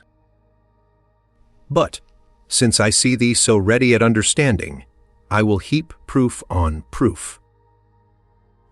Look how manifest is the extremity of vicious men's weakness. They cannot even reach that goal to which the aim of nature leads, and almost constrains them. What if they were left without this mighty, this nigh irresistible help of nature's guidance? Consider also how momentous is the powerlessness which incapacitates the wicked. Not light or trivial are the prizes which they contend for, but which they cannot win or hold. Nay, their failure concerns the very sum and crown of things. Poor wretches! They fail to compass even that for which they toil day and night. Herein also the strength of the good conspicuously appears.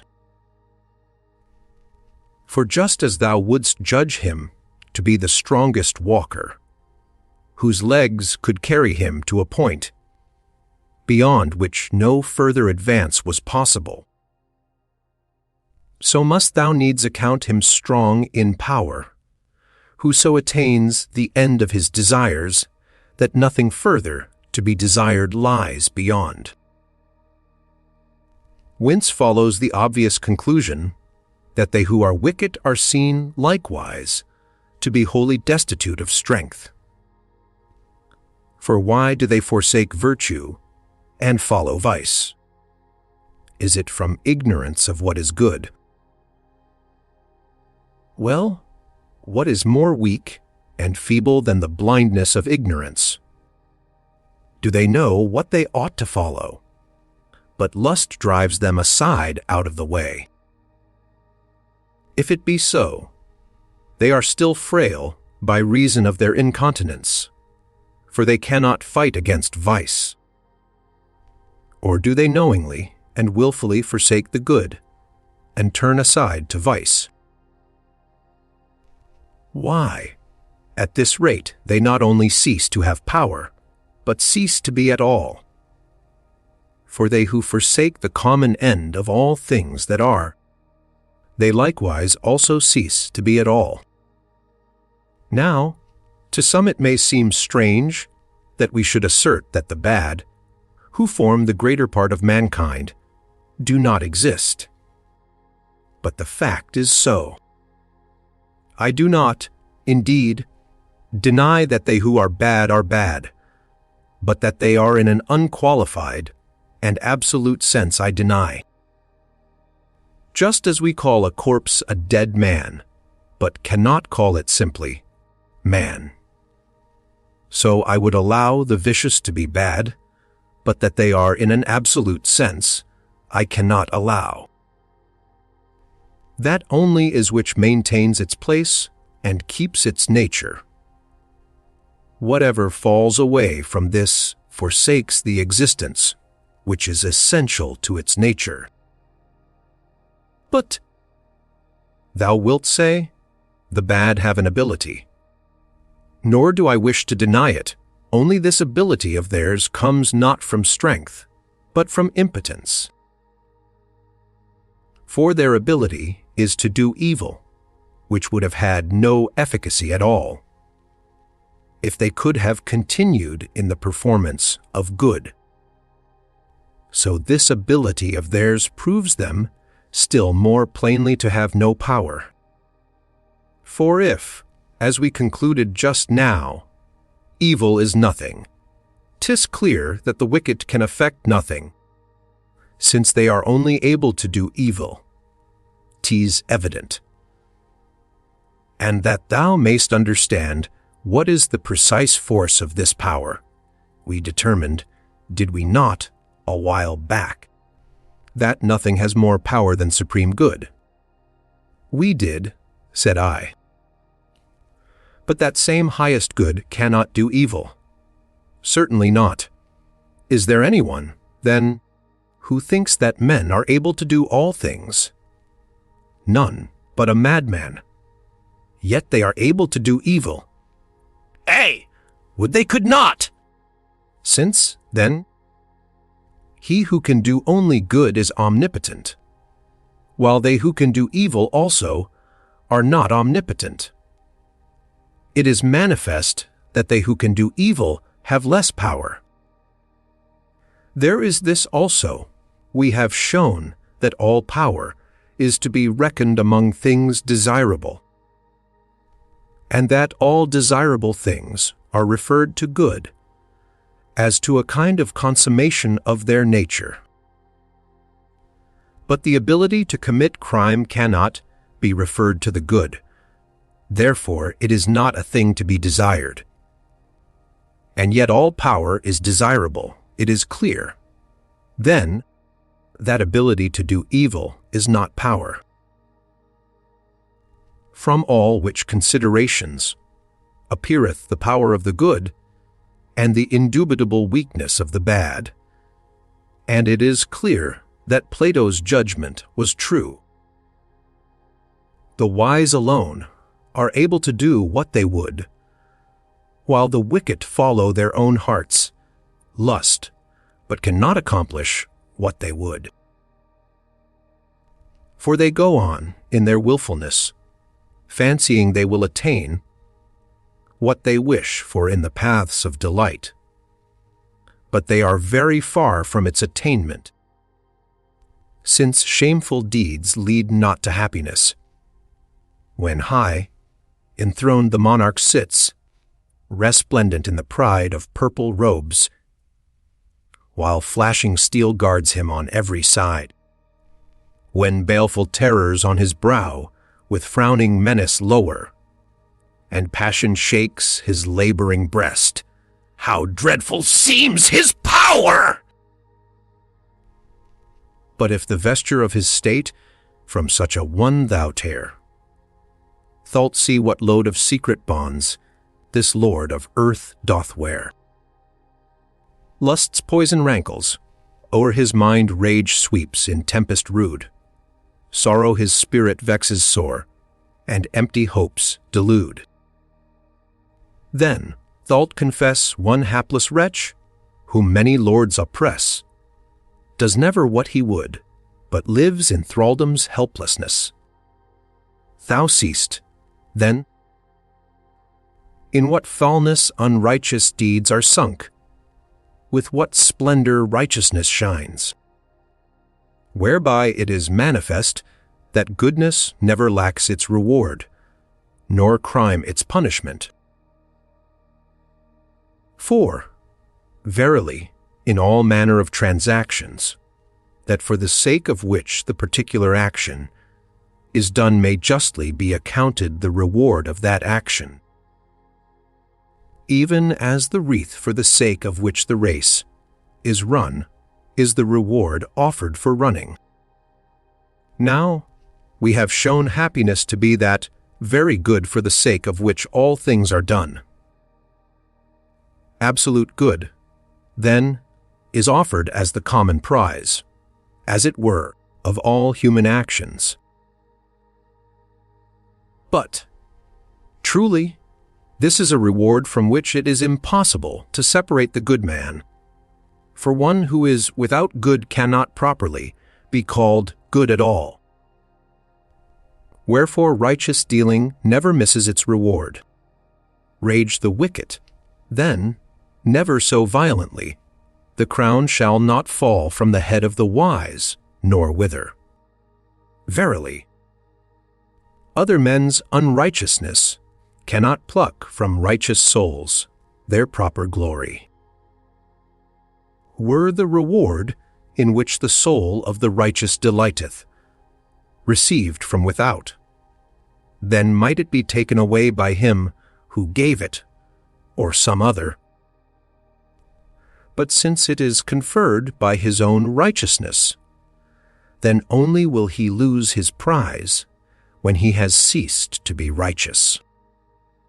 Lastly, since every prize is desired because it is believed to be good, who can account him who possesses good to be without reward? And what a prize! The fairest and grandest of all! For remember the corollary, which I chiefly insisted on a little while back, and reason thus: since absolute good is happiness, 'tis clear that all the good must be happy for the very reason that they are good. But it was agreed that those who are happy are gods. So, then, the prize of the good is one which no time may impair, no man's power lessen, no man's unrighteousness tarnish. 'Tis very godship. And this being so, the wise man cannot doubt that punishment is inseparable from the bad. For since good and bad, and likewise reward and punishment, are contraries, it necessarily follows that corresponding to all that we see accrue as reward of the good, there is some penalty attached as punishment of evil. As, then, righteousness itself is the reward of the righteous, so wickedness itself is the punishment of the unrighteous. Now, no one who is visited with punishment doubts that he is visited with evil. Accordingly, if they were but willing to weigh their own case, could they think themselves free from punishment, whom wickedness, worst of all evils, has not only touched, but deeply tainted? See, also, from the opposite standpoint, the standpoint of the good, what a penalty attends upon the wicked. Thou didst learn a little since that whatever is one, and that unity itself is good. Accordingly, by this way of reckoning, whatever falls away from goodness ceases to be, whence it comes to pass that the bad cease to be what they were, while only the outward aspect is still left to show they have been men. Wherefore, by their perversion to badness, they have lost their true human nature. Further, since righteousness alone can raise men above the level of humanity, it must needs be that unrighteousness degrades below man's level those whom it has cast out of man's estate. It results, then, that thou canst not consider him human whom thou seest transformed by vice. The violent despoiler of other men's goods, inflamed with covetousness, surely resembles a wolf. A bold and restless spirit, ever wrangling in law courts, is like some yelping cur. The secret schemer, taking pleasure in fraud and stealth, is own brother to the fox. The passionate man, frenzied with rage, we might believe to be animated with the soul of a lion. The coward and runaway, afraid where no fear is, may be likened to the timid deer. He who is sunk in ignorance and stupidity lives like a dull ass. He who is light and inconstant, never holding long to one thing, is for all the world like a bird. He who wallows in foul and unclean lusts is sunk in the pleasures of a filthy hog. So it comes to pass that he who by forsaking righteousness ceases, to be a man cannot pass into a godlike condition, but actually turns into a brute beast, Ithacan discreet, and all his storm-tossed fleet far o'er the ocean wave. The winds of heaven drave to the mystic isle, where dwelleth in her guile that fair and faithless one, the daughter of the sun. There for the stranger crew with cunning spells she knew to mix th' enchanted cup, for whoso drinks it up must suffer hideous change to monstrous shapes and strange. One like a boar appears, this his huge form uprears, mighty in bulk and limb, an Afric lion, grim with claw and fang, confessed a wolf, this sore distressed, when he would weep, doth howl, and, strangely tame, these prowl the Indian tiger's mates. And though in such sore straits, the pity of the god, who bears the mystic rod, had power the chieftain brave from her, fell arts to save, his comrades, unrestrained, the fatal goblet drained. All now with low, bent head, like swine, on acorns fed, man's speech and form were reft, no human feature left, but steadfast still, the mind, unaltered, unresigned. The monstrous change bewailed. How little, then, availed the potencies of ill! These herbs, this baneful skill, may change each outward part, but cannot touch the heart. In its true home, deep, set, man's spirit liveth yet. Those poisons are more fell, more potent to expel man from his high estate, which subtly penetrate, and leave the body whole, but deep infect the soul. Then said I, this is very true.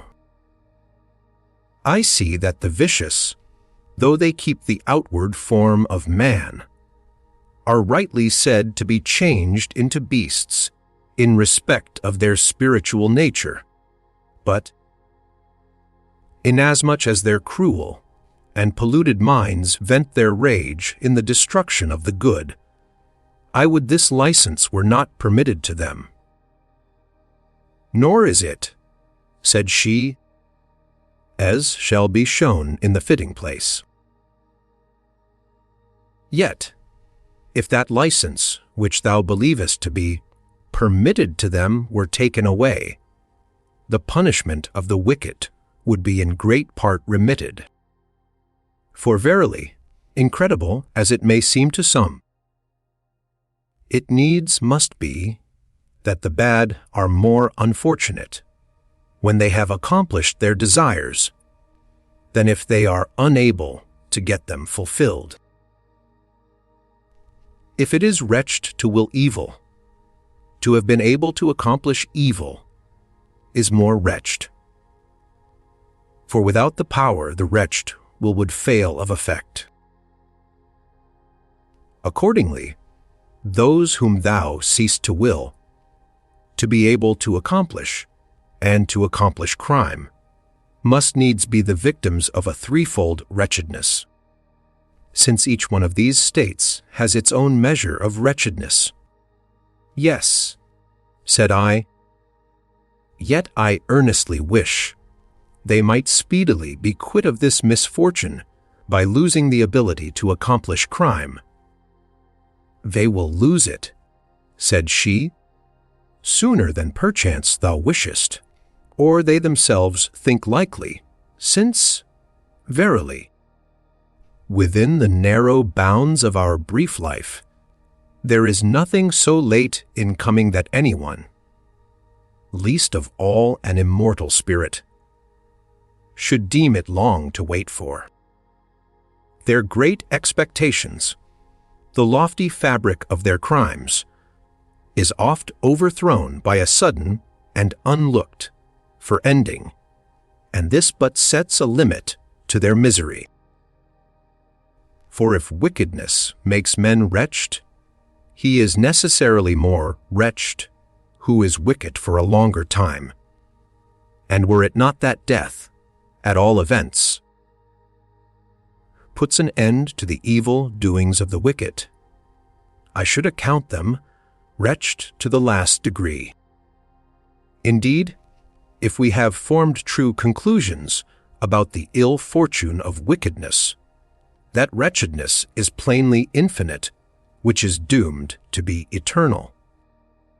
Then said I, a wonderful inference, and difficult to grant, but I see that it agrees entirely with our previous conclusions. Thou art right, said she. But if anyone finds it hard to admit the conclusion, he ought in fairness either to prove some falsity in the premises, or to show that the combination of propositions does not adequately enforce the necessity of the conclusion. Otherwise, if the premises be granted, nothing whatever can be said against the inference of the conclusion. And here is another statement which seems not less wonderful, but on the premises assumed is equally necessary. What is that? The wicked are happier in undergoing punishment than if no penalty of justice chasten them.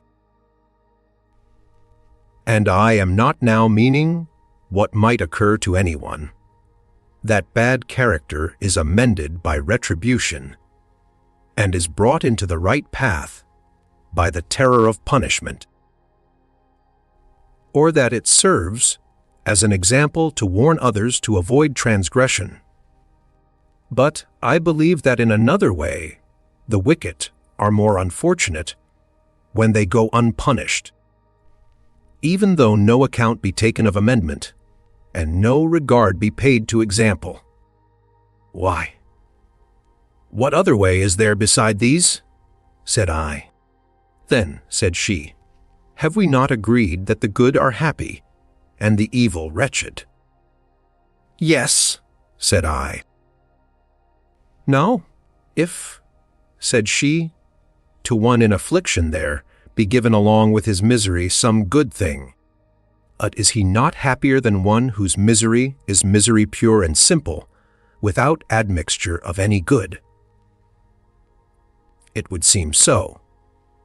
But if to one thus wretched, one destitute of all good, some further evil be added besides those which make him wretched, is he not to be judged far more unhappy than he whose ill fortune is alleviated by some share of good?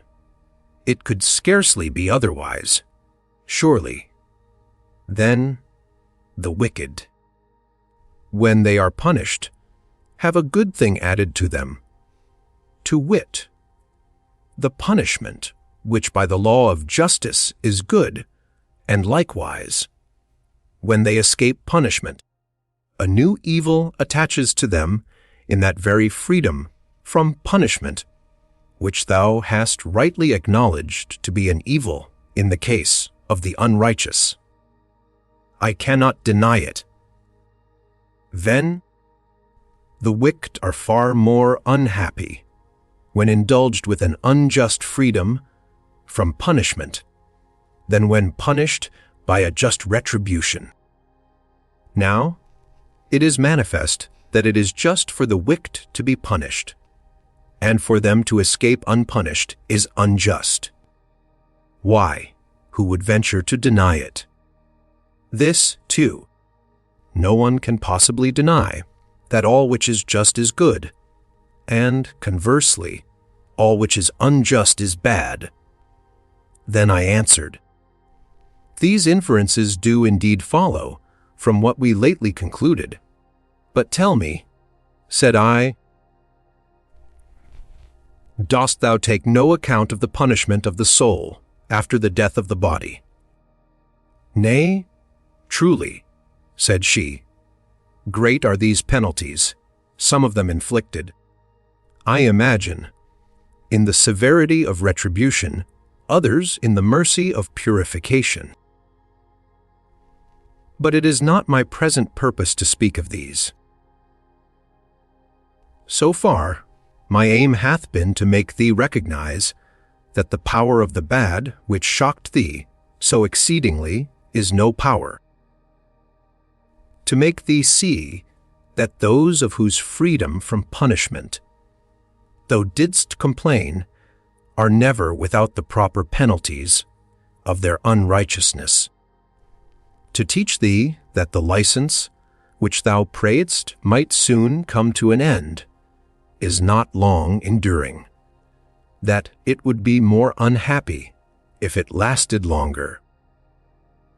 Most unhappy of all, if it lasted forever, thereafter that the unrighteous are more wretched, if unjustly let go, without punishment, than if punished by a just retribution.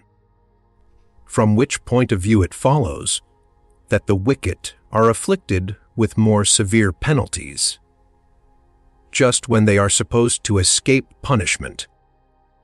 Then, said I, while I follow thy reasonings, I am deeply impressed with their truth. But if I turn to the common convictions of men, I find few who will even listen to such arguments, let alone admit them to be credible. True, said she, they cannot lift eyes, accustomed to darkness, to the light of clear truth, and are like those birds whose vision night illumines and day blinds.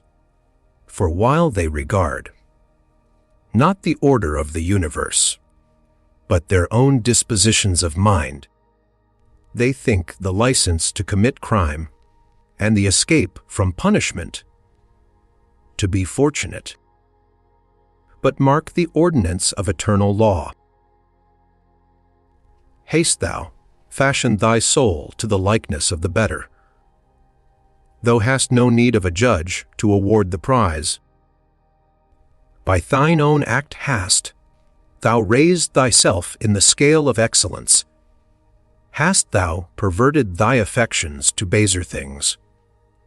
Look not for punishment from one without thee. Thine own act hath degraded thee, and thrust thee down. Even so, if alternately thou turn thy gaze upon the vile earth and upon the heavens, though all without thee stand still, by the mere laws of sight thou seemest now sunk in the mire, now soaring among the stars.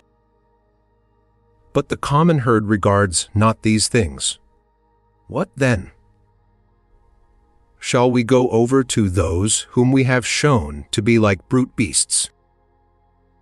Why, suppose, now, one who had quite lost his sight should likewise forget that he had ever possessed the faculty of vision, and should imagine that nothing was wanting in him to human perfection, should we deem those who saw as well as ever blind. Why? They will not even assent to this either, that they who do wrong are more wretched than those who suffer wrong. Though the proof of this rests on grounds of reason no less strong. Let me hear these same reasons, said I. Wouldst thou deny that every wicked man deserves punishment? I would not, certainly. And that those who are wicked are unhappy is clear in manifold ways. Yes, I replied. Thou dost not doubt, then, that those who deserve punishment are wretched. Agreed, said I. So, then, if thou wert sitting in judgment, on whom wouldst thou decree the infliction of punishment? On him who had done the wrong, or on him who had suffered it? Without doubt, I would compensate the sufferer at the cost of the doer of the wrong. Then, the injurer would seem more wretched than the injured. Yes, it follows. And so for this, and other reasons resting on the same ground, inasmuch as baseness of its own nature makes men wretched. It is plain that a wrong involves the misery of the doer, not of the sufferer. And yet, says she, the practice of the law, courts, is just the opposite. Advocates try to arouse the commiseration of the judges for those who have endured some grievous and cruel wrong, whereas pity is rather due to the criminal, who ought to be brought to the judgment seat by his accusers in a spirit not of anger, but of compassion and kindness, as a sick man to the physician, to have the ulcer of his fault cut away by punishment, whereby the business of the advocate would either wholly come to a standstill, or did men prefer to make it serviceable to mankind, would be restricted to the practice of accusation. The wicked themselves also, if through some chink or cranny they were permitted to behold the virtue they have forsaken, and were to see that, by the pains of punishment, they would rid themselves of the uncleanness of their vices, and win, in exchange, the recompense of righteousness, they would no longer think these sufferings pains. They would refuse the help of advocates, and would commit themselves wholly into the hands of their accusers and judges. Whence it comes to pass that for the wise no place is left for hatred. Only the most foolish would hate the good, and to hate the bad is unreasonable. For if vicious propensity is, as it were, a disease of the soul like bodily sickness, even as we account the sick in body, by no means deserving of hate, but rather of pity, so, and much more, should they be pitied, whose minds are assailed by wickedness, which is more frightful than any sickness. Why all this furious strife? Oh, why with rash and willful hand provoke death's destined day? If death ye seek, lo! Death is nigh, Not of their masters will those coursers swift delay. the wild beasts vent on man their rage, yet 'gainst their brothers. Lives men point the murderous steel, unjust and cruel wars they wage, and haste with flying darts the death to meet or deal. no right nor reason can they show. Tease, but because their lands and laws are not the same. Wouldst thou give each his due, then know thy love the good must have, the bad thy pity claim. On this, I said, I see how there is a happiness and misery founded on the actual deserts of the righteous and the wicked. Nevertheless, I wonder in myself whether there is not some good and evil in fortune, as the vulgar understand it. Surely, no sensible man would rather be exiled, poor and disgraced, than dwell prosperously in his own country, powerful, wealthy, and high in honor. Indeed, the work of wisdom is more clear and manifest in its operation when the happiness of rulers is somehow passed on to the people around them, especially considering that the prison, the law, and the other pains of legal punishment are properly due only to mischievous citizens on whose account they were originally instituted. Accordingly, I do exceedingly marvel why all this is completely reversed, why the good are harassed with the penalties due to crime, and the bad carry off the rewards of virtue, and I long to hear from thee what reason may be found for so unjust a state of disorder. For assuredly I should wonder less if I could believe that all things are the confused result of chance. But now my belief in God's governance doth add amazement to amazement. For, seeing that he sometimes assigns fair fortune to the good and harsh fortune to the bad, and then again deals harshly with the good, and grants to the bad their heart's desire, how does this differ from chance, unless some reason is discovered for it all? Nay, it is not wonderful, said she, if all should be thought random and confused when the principle of order is not known. And though thou knowest not the causes on which this great system depends, yet forasmuch as a good ruler governs the world, doubt not for thy part that all is rightly done. Who knoweth not how near the pole boot's course doth go, must marvel by what heavenly law he moves his wain so slow. Why late he plunges neath the main, and swiftly lights his beams again. When the full orbed moon grows pale in the mid-course of night, and suddenly the stars shine forth, that languished in her light, the astonied nations stand at gaze, and beat the air in wild amaze. None marvels why upon the shore the storm lashed breakers beat, nor why the frost bound glaciers melt at summer's fervent heat. For here the cause seems plain and clear, only what's dark and hid we fear. Weak-minded folly magnifies all that is rare and strange, and the dull herd's o'erwhelmed with awe at unexpected change.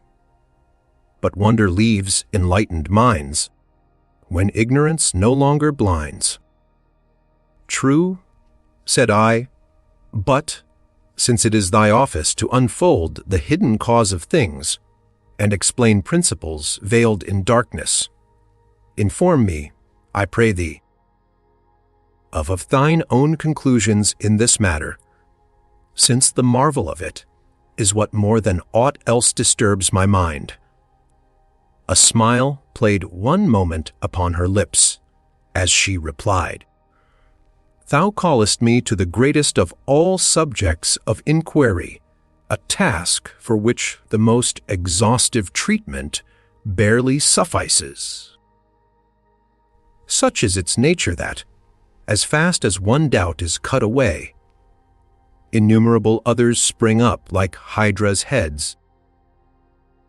Nor could we set any limit to their renewal, did we not apply the mind's living fire to suppress them.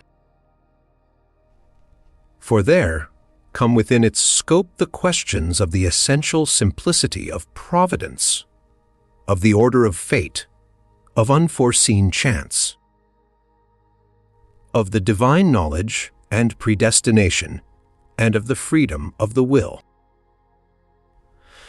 How heavy is the weight of all this thou canst judge for thyself. But, inasmuch as to know these things also is part of the treatment of thy malady, we will try to give them some consideration, despite the restrictions of the narrow limits of our time. Moreover, thou must for a time dispense with the pleasures of music and song, if so be that thou findest any delight therein, whilst I weave together the connected train of reasons in proper order. As thou wilt, said I. Then, as if making a new beginning, she thus discoursed. The coming into being of all things, the whole course of development in things that change. Every sort of thing that moves in any wise receives its due cause, order, and form from the steadfastness of the divine mind. This mind, calm in the citadel of its own essential simplicity, has decreed that the method of its rule shall be manifold.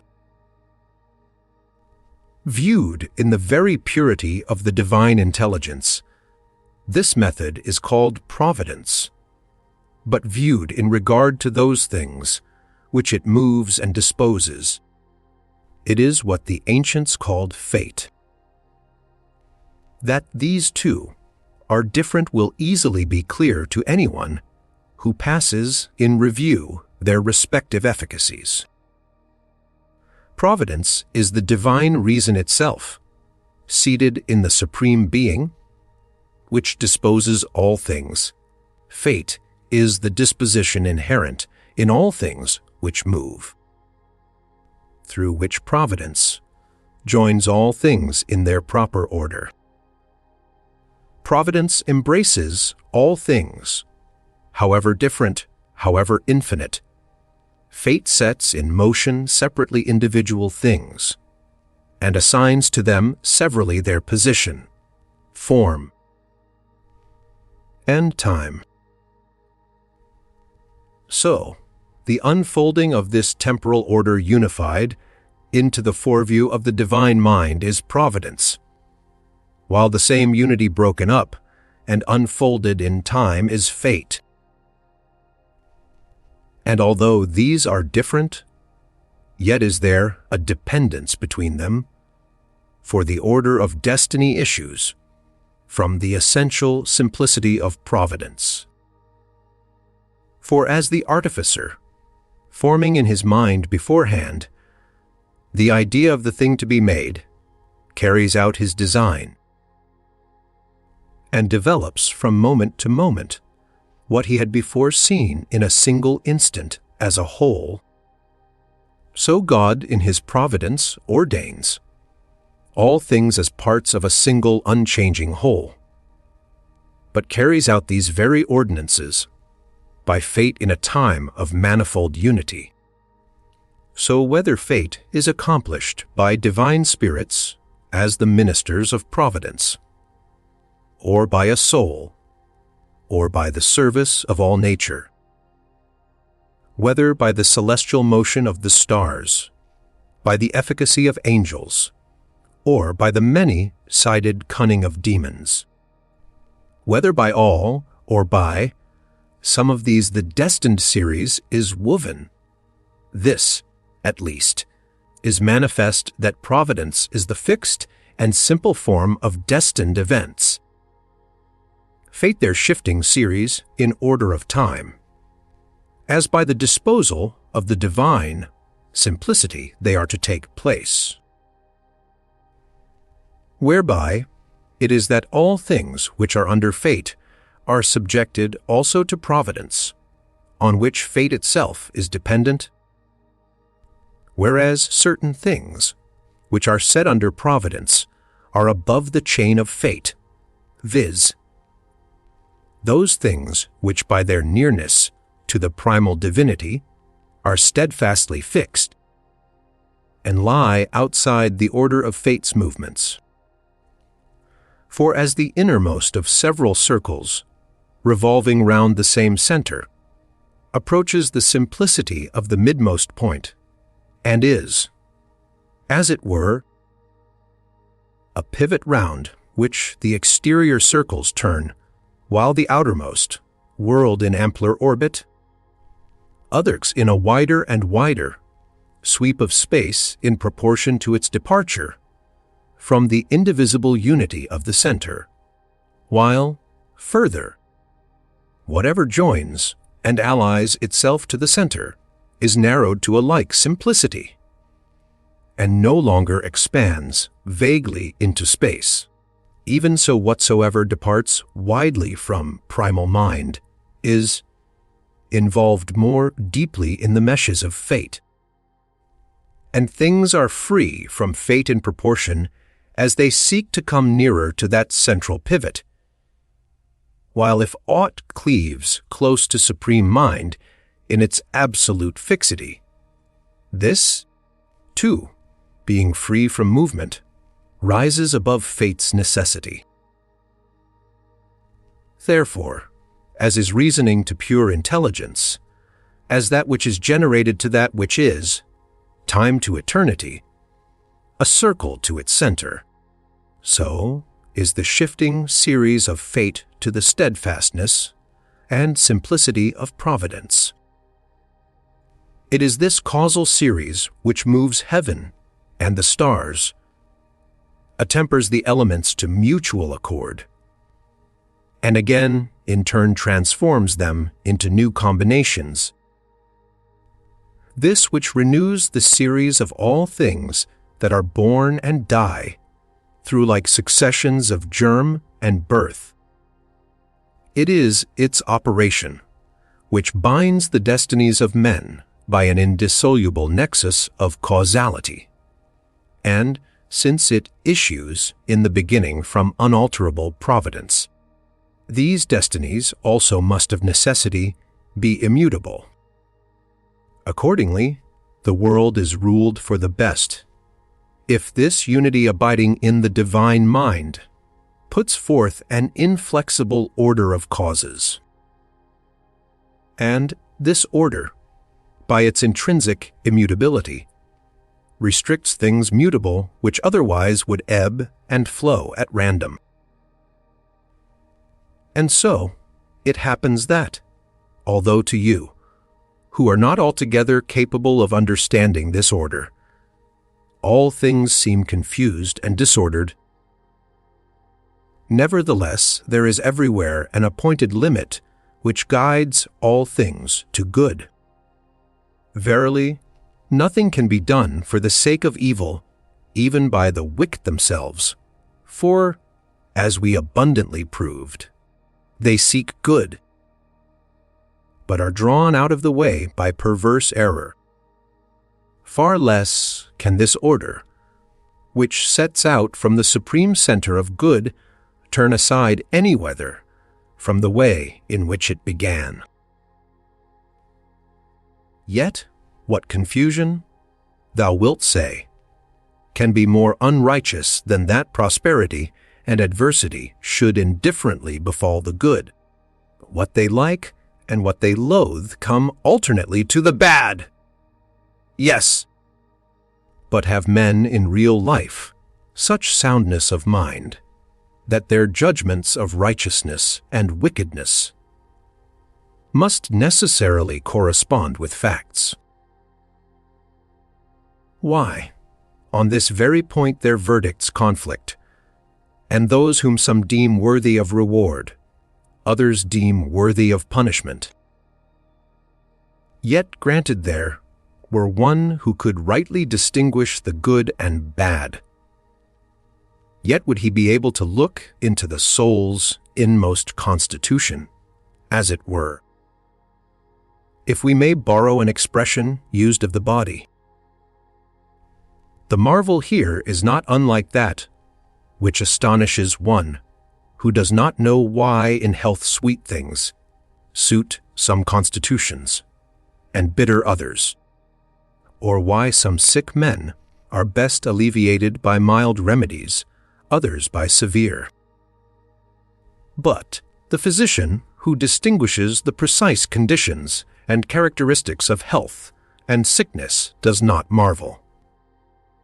Now, the health of the soul is nothing but righteousness, and vice is its sickness. God, the guide and physician of the mind, it is who preserves the good and banishes the bad.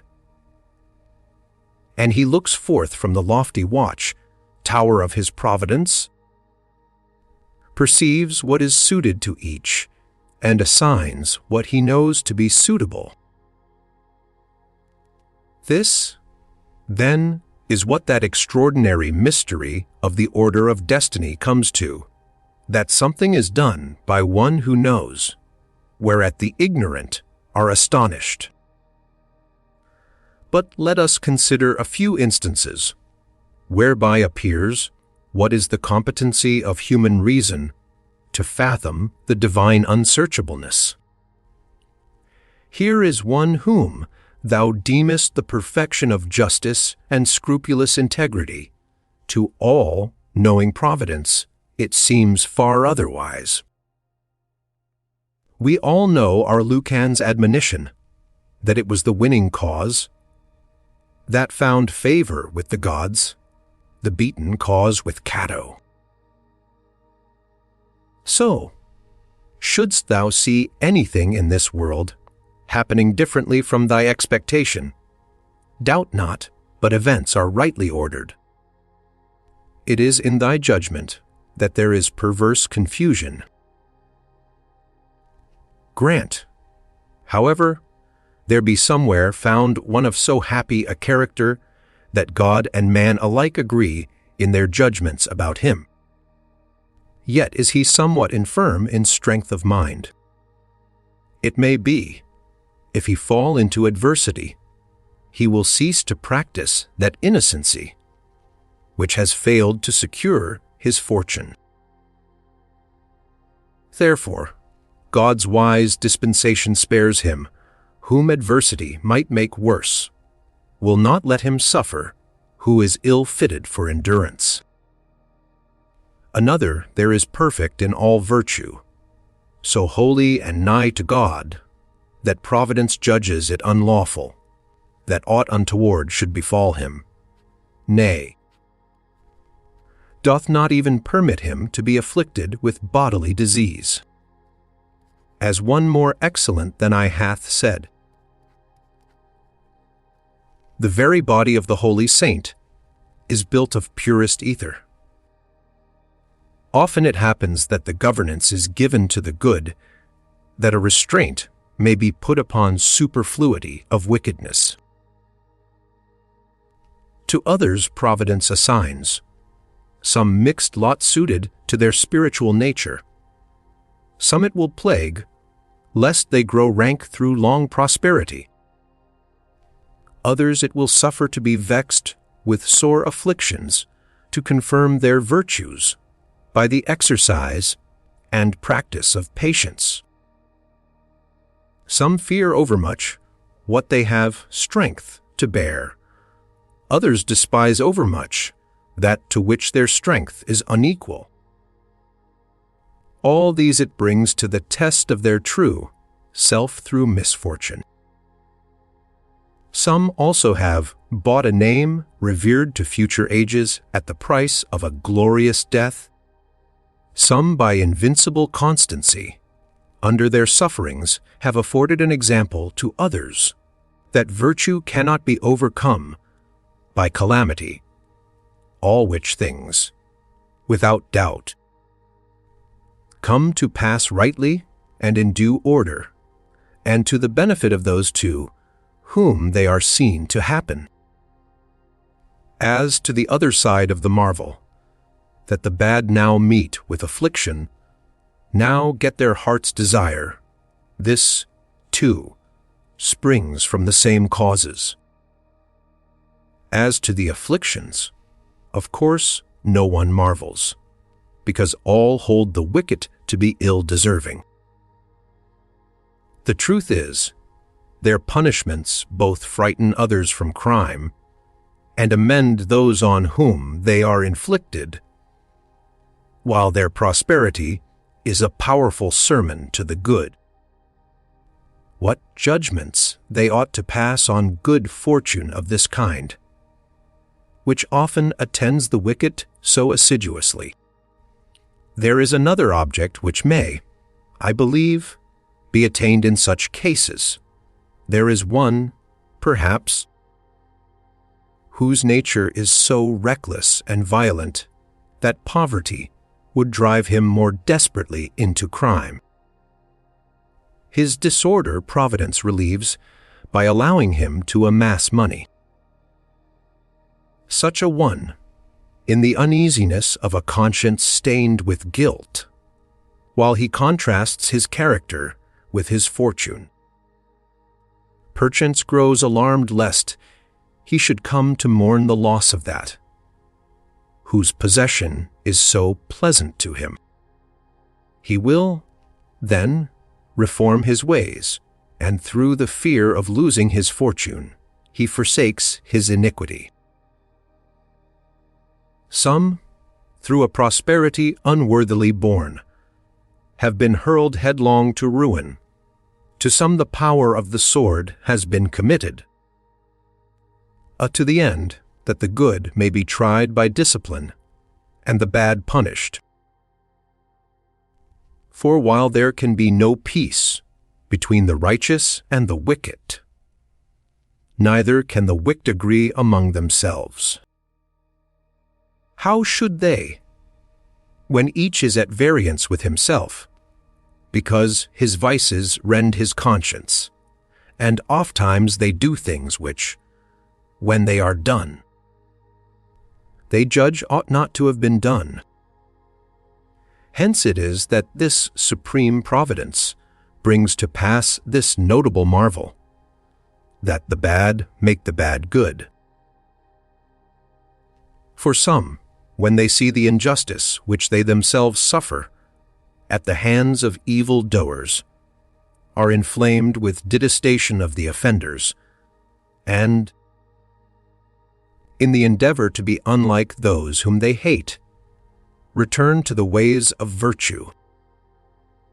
It is the divine power alone to which things evil are also good, in that, by putting them to suitable use, it bringeth them in the end to some good issue. For order in some way or other embraceth all things, so that even that which has departed from the appointed laws of the order nevertheless falleth within an order, though another order, that nothing in the realm of providence may be left to haphazard.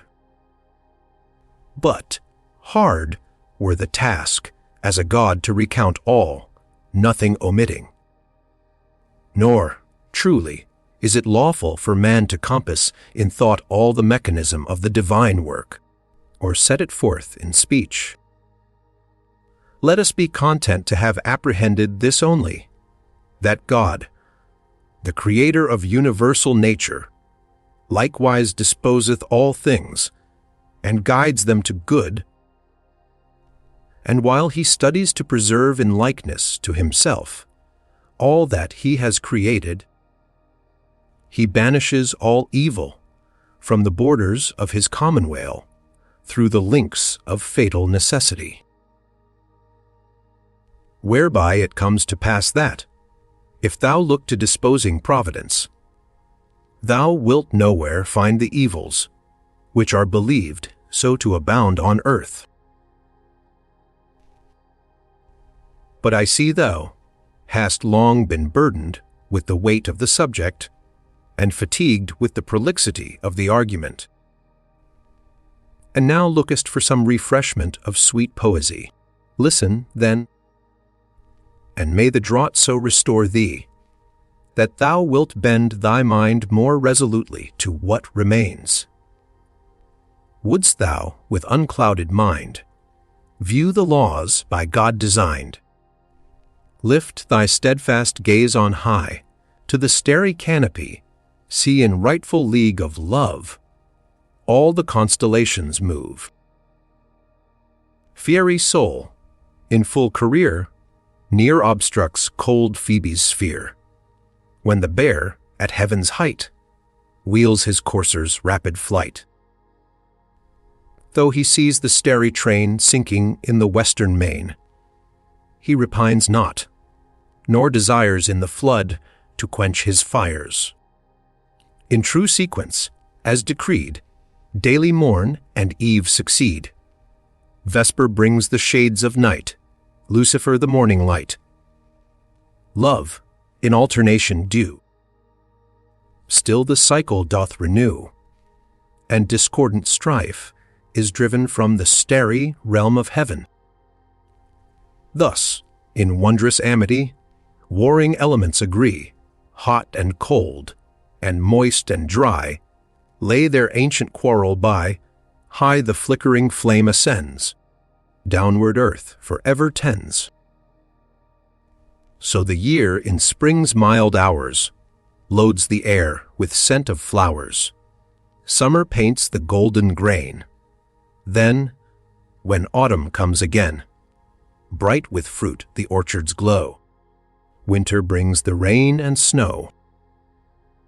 Thus the season's fixed progression, tempered in a due succession, nourishes and brings to birth all that lives and breathes on earth. Then, soon run life's little day. All it brought it takes away. But one sits and guides the reins, he who made and all sustains, King and Lord and fountain, head, judge most holy, law most dread, now impels, and now keeps back, holds each waverer in the track. Else, were once the power withheld, that the circling spheres compelled in their orbits to revolve, this world's order would dissolve, and the harmonious whole would all in one hideous ruin fall. But through this connected frame runs one universal aim. Towards the good do all things tend, many paths, but one the end. For naught lasts, unless it turns backward in its course, and yearns to that source to flow again, whence its being first was ta'en. Dost thou, then, see the consequence of all that we have said? Nay, what consequence? That absolutely every fortune is good fortune. And how can that be? Said I. Attend, said she. Since every fortune, welcome and unwelcome alike, has for its object the reward or trial of the good, and the punishing or amending of the bad. Every fortune must be good, since it is either just or useful. The reasoning is exceeding true, said I, the conclusion. So long as I reflect upon the providence and fate of which thou hast taught me, based on a strong foundation. Yet, with thy leave, we will count it among those which just now thou didst set down as paradoxical. And why so? Said she. Because ordinary speech is apt to assert, and that frequently, that some men's fortune is bad. Shall we, then, for a while approach more nearly to the language of the vulgar, that we may not seem to have departed too far from the usages of men? At thy good pleasure, said I. That which advantageth thou callest good, dost thou not? certainly. And that which either tries or amends advantageth. Granted. Is good, then. Of course. Well, this is their case who have attained virtue and wage war with adversity, or turn from vice and lay hold on the path of virtue. I cannot deny it. What of the good fortune, which is given as reward of the good? Do the vulgar adjudge it bad? Anything but that, they deem it to be the best, as indeed it is. What, then, of that which remains, which, though it is harsh, puts the restraint of just punishment on the bad? Does popular opinion deem it good? Nay, of all that can be imagined, it is accounted the most miserable.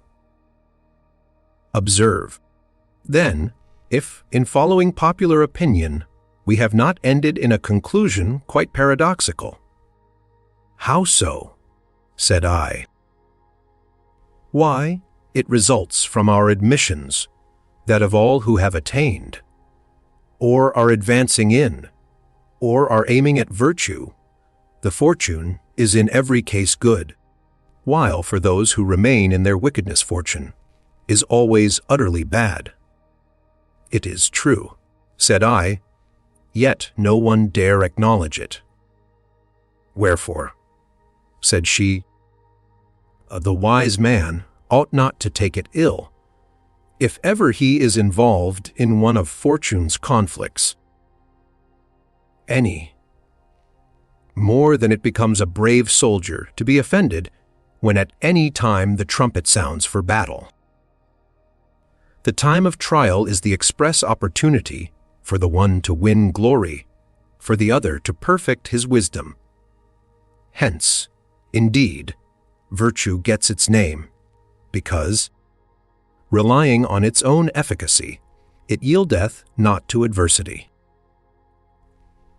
And ye who have taken your stand on virtue's steep ascent, it is not for you to be dissolved in delights or enfeebled by pleasure. Ye close in conflict, in conflict most sharp, with all fortune's vicissitudes, lest ye suffer fall fortune to overwhelm or fair fortune to corrupt you. Hold the mean with all your strength. Whatever falls short of this, or goes beyond, is fraught with scorn of happiness, and misses the reward of toil. It rests with you to make your fortune what you will. Verily, every harsh, seeming fortune, unless it either disciplines or amends, is punishment. 10 years a tedious warfare raged, ere Ilium's smoking ruins, paid for wedlock stained and faith betrayed, and great Atride's wrath assuaged. But when heaven's anger asked a life, and baffling winds his course withstood, the king put off his fatherhood, and slew his child with priestly knife.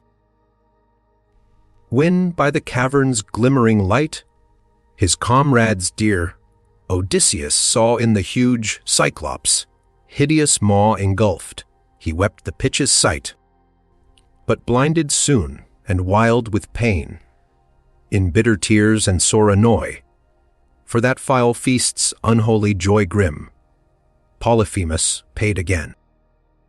His labors for Alcides win a name of glory far and wide. He tamed the centaur's haughty pride, and from the lion reft his skin. The foul birds with sure darts he slew, the golden fruit he stole, in vain the dragon's watch, with triple chain from hell's depths Cerberus he drew. With their fierce lord's own flesh he fed the wild steeds, Hydra overcame with fire. 'Neath his own waves in shame, maimed Achilles hid his head.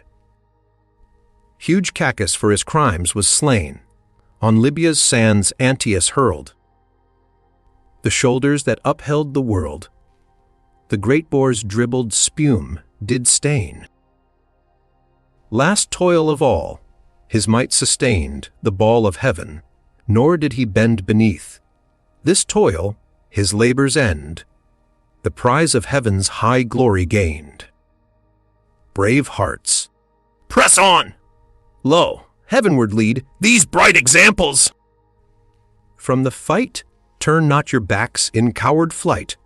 Earth's conflict won. The stars your meed! Book 5. She ceased, and was about to pass on in her discourse to the exposition of other matters, when I break in and say, Excellent is thine exhortation, and such as well beseemeth thy high authority. But I am even now experiencing one of the many difficulties which, as thou saidst but now, beset the question of providence. I want to know whether thou deemest that there is any such thing as chance at all, and, if so, what it is. Then she made answer, I am anxious to fulfill my promise completely, and open to thee a way of return to thy native land. As for these matters, though very useful to know, they are yet a little removed from the path of our design, and I fear lest digressions should fatigue thee, and thou shouldst find thyself unequal to completing the direct journey to our goal. Have no fear for that, said I. It is rest to me to learn, where learning brings delight so exquisite, especially when thy argument has been built up on all sides with undoubted conviction, and no place is left for uncertainty in what follows. She made answer, I will accede to thy request, and forthwith she thus began. If chance be defined as a result, produced by random movement, without any link of causal connection, I roundly affirm that there is no such thing as chance at all. Who? And consider the word to be altogether without meaning, except as a symbol of the thing designated. What place can be left for random action, when God constraineth all things to order? For ex nihilo nihil is sound doctrine, which none of the ancients gainsaid, although they used it of material substance, not of the efficient principle. This they laid down as a kind of basis for all their reasonings concerning nature.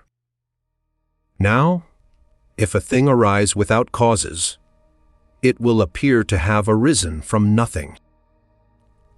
But if this cannot be, neither is it possible for there to be chance in accordance with the definition just given.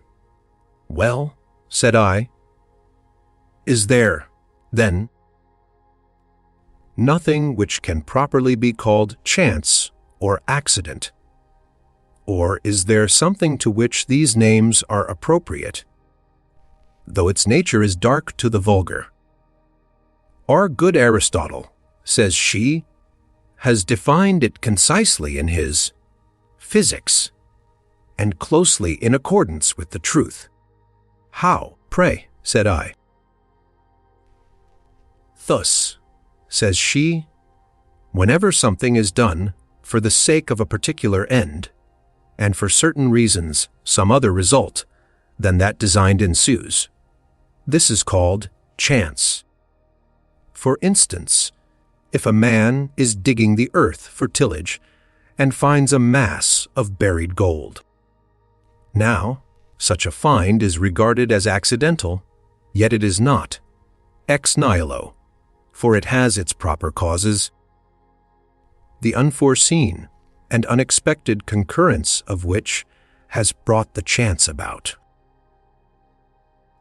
For had not the cultivator been digging, had not the man who hid the money buried it in that precise spot, the gold would not have been found. These, then, are the reasons why the find is a chance one, in that it results from causes which met together and concurred, not from any intention on the part of the discoverer. Since neither he who buried the gold, nor he who worked in the field intended that the money should be found, but, as I said, it happened by coincidence that one dug where the other buried the treasure. We may, then, define chance as being an unexpected result flowing from a concurrence of causes where the several factors had some definite end. But the meeting and concurrence of these causes arises from that inevitable chain of order which, flowing from the fountain, head of providence, disposes all things in their due time and place. In the rugged Persian highlands, where the masters of the bow skill to feign a flight, and, fleeing, hurl their darts and pierce the foe. There the Tigris and Euphrates, at one source their waters blend, soon to draw apart, and plainward each its separate way to wend. When once more their waters mingle in a channel, deep and wide, all the flotsam comes together. That is borne upon the tide ships and trunks of trees. Uprooted in the torrent's wild career, meet, as mid the swirling waters, chance their random way may steer. Yet the shelving of the channel and the flowing water's force guides each movement and determines every floating fragment's course. Thus, where the drift of hazard seems most unrestrained to flow, chance herself is reined and bitted, and the curb of law doth know. I am following needfully, said I, and I agree that it is as thou sayest. But in this series of linked causes, is there any freedom left to our will? Or does the chain of fate bind also the very motions of our souls? There is freedom, said she, nor, indeed, can any creature be rational, unless he be endowed with free will. For that which hath the natural use of reason has the faculty of discriminative judgment, and of itself distinguishes what is to be shunned or desired. Now, everyone seeks what he judges desirable, and avoids what he thinks should be shunned. Wherefore, beings endowed with reason possess also the faculty of free choice and refusal. But I suppose this faculty not equal alike in all. The higher divine essences possess a clear, sighted judgment, an uncorrupt will, and an effective power of accomplishing their wishes. Human souls must needs be comparatively free, while they abide in the contemplation of the divine mind, less free when they pass into bodily form, and still less, again, when they are enwrapped in earthly members. But when they are given over to vices, and fall from the possession of their proper reason, then indeed their condition is utter slavery. For, when they let their gaze fall from the light of highest truth to the lower world where darkness reigns, soon ignorance blinds their vision. They are disturbed by baneful affections, by yielding and assenting to which they help to promote the slavery in which they are involved, and are in a manner led captive by reason of their very liberty. Yet, he who seeth all things from eternity beholdeth these things with the eyes of his providence, and assigneth to each what is predestined for it, by its merits. All things surveying, all things overhearing. Homer with mellifluous tongue Phoebus, glorious light hath sung, hymning high his praise. Yet his feeble rays oceans, hollows may not brighten, nor earth's central gloom enlighten. But the might of him who skilled this great universe to build is not thus confined, not earth's solid rind, nor night's blackest canopy, baffle his all-seeing eye. All that is, hath been, shall be, in one glance's compass he limitless descries, and, save his, no eyes all the world survey, no, none! Him, then, truly name the Son. Then, said I, but now I am once more perplexed by a problem yet more difficult. And what is that? Said she, I yet, in truth. I can guess what it is that troubles you. It seems, said I, too much of a paradox and a contradiction that God should know all things, and yet there should be free will. For if God foresees everything, and can in no wise be deceived, that which providence foresees to be about to happen must necessarily come to pass. Wherefore, if from eternity he foreknows not only what men will do, but also their designs and purposes, there can be no freedom of the will, seeing that nothing can be done, nor can any sort of purpose be entertained, save such as a divine providence, incapable of being deceived, has perceived beforehand.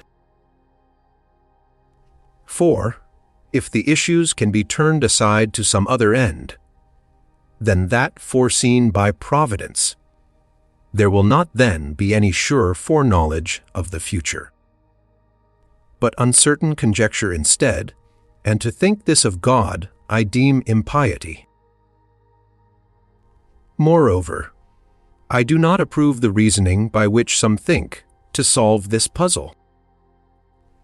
For they say that it is not because God has foreseen the coming of an event that therefore it is sure to come to pass, but, conversely, because something is about to come to pass, it cannot be hidden from divine providence, and accordingly the necessity passes to the opposite side. And it is not that what is foreseen must necessarily come to pass, but that what is about to come to pass must necessarily be foreseen. But this is just as if the matter in debate were, which is cause and which effect, whether foreknowledge of the future, cause of the necessity, or the necessity of the future of the foreknowledge.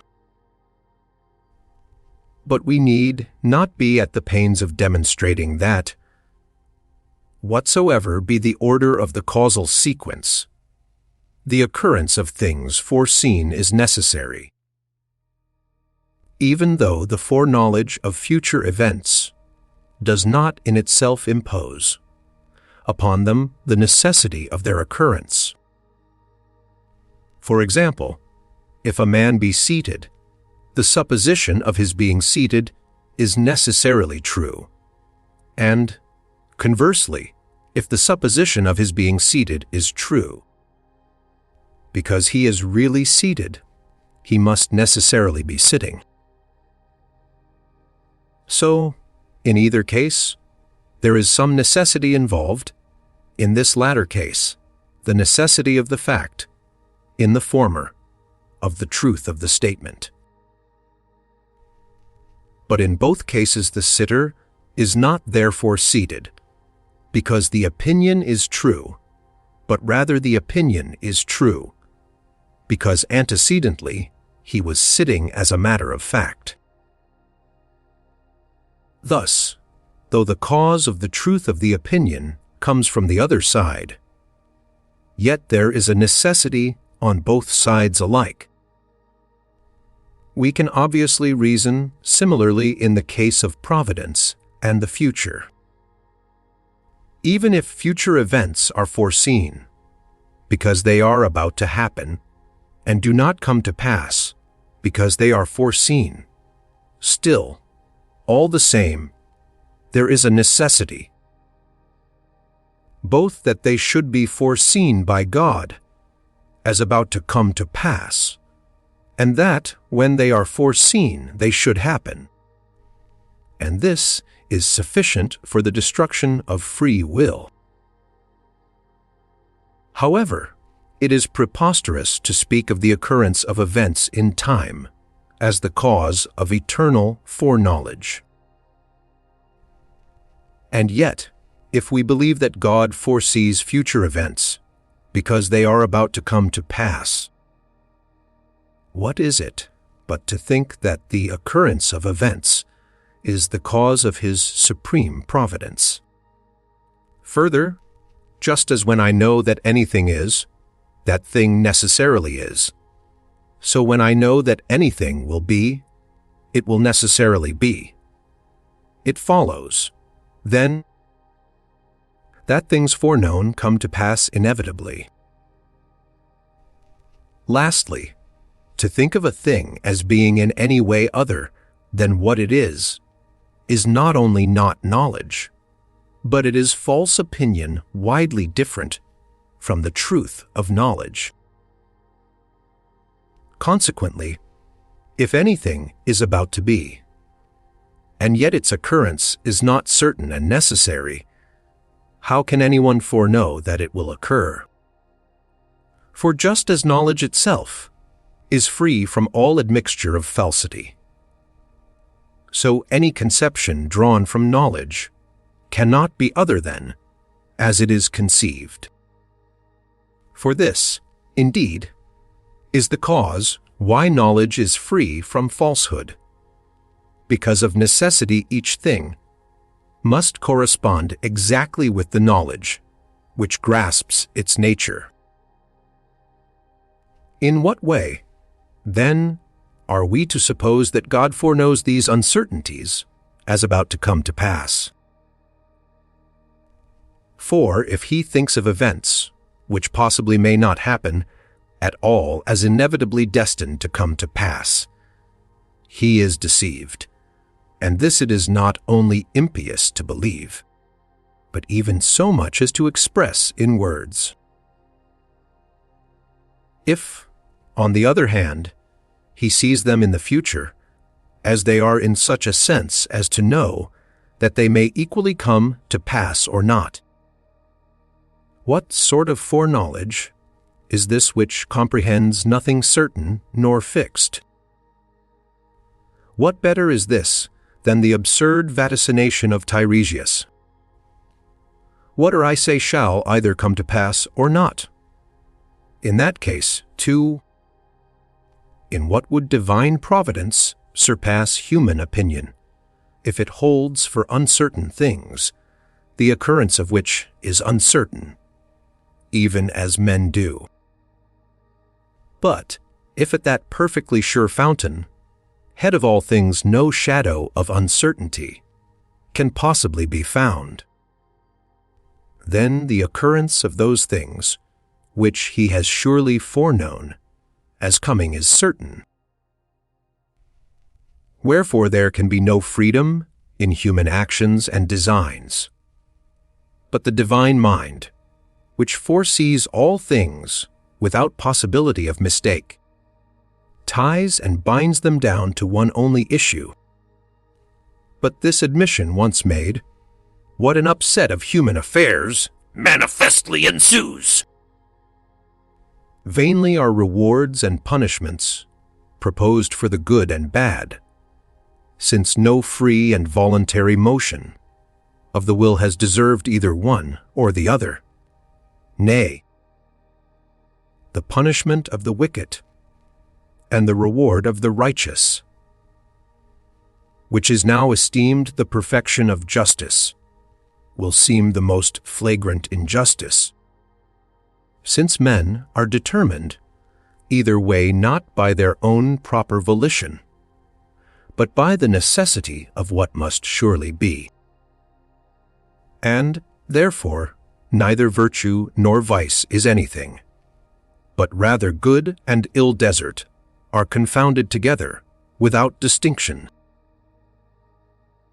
Moreover, seeing that the whole course of events is deduced from providence, and nothing is left free to human design, it comes to pass that our vices also are referred to the author of all good, a thought than which none more abominable can possibly be conceived. Again, no ground is left for hope or prayer, since how can we hope for blessings or pray for mercy, when every object of desire depends upon the links of an unalterable chain of causation? Gon, then, is the one means of intercourse between God and man, the communion of hope and prayer. If it be true that we ever earn the inestimable recompense of the divine favor at the price of a due humility. For this is the one way whereby men seem able to hold communion with God, and are joined to that unapproachable light by the very act of supplication, even before they obtain their petitions. Then, since these things can scarcely be believed to have any efficacy, if the necessity of future events be admitted, what means will there be whereby we may be brought near and cleave to Him, who is the supreme head of all?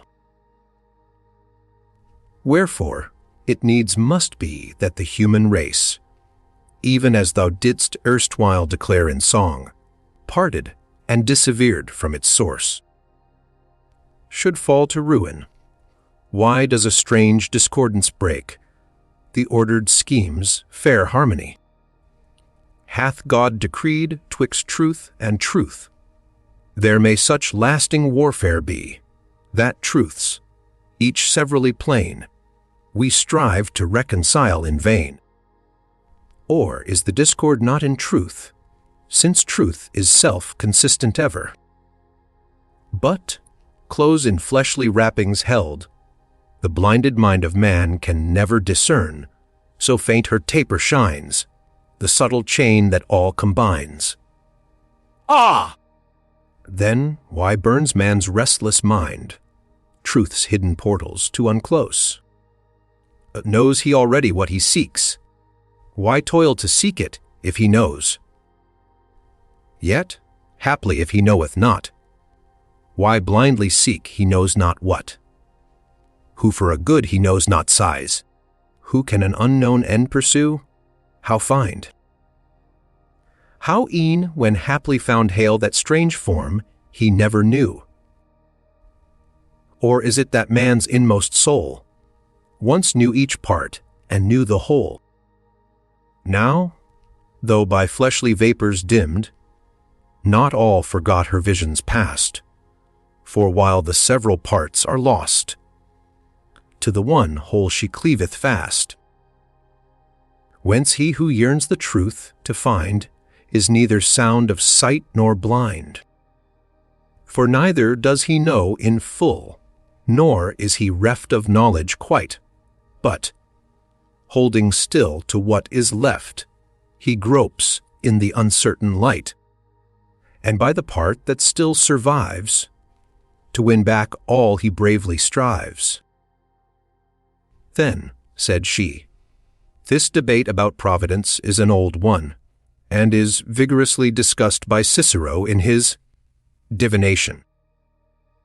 Thou also hast long and earnestly pondered the problem, yet no one has had diligence and perseverance enough to find a solution.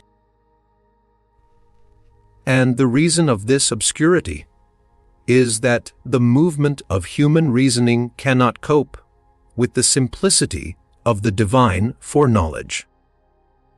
For if a conception of its nature could in any wise be framed, no shadow of uncertainty would remain.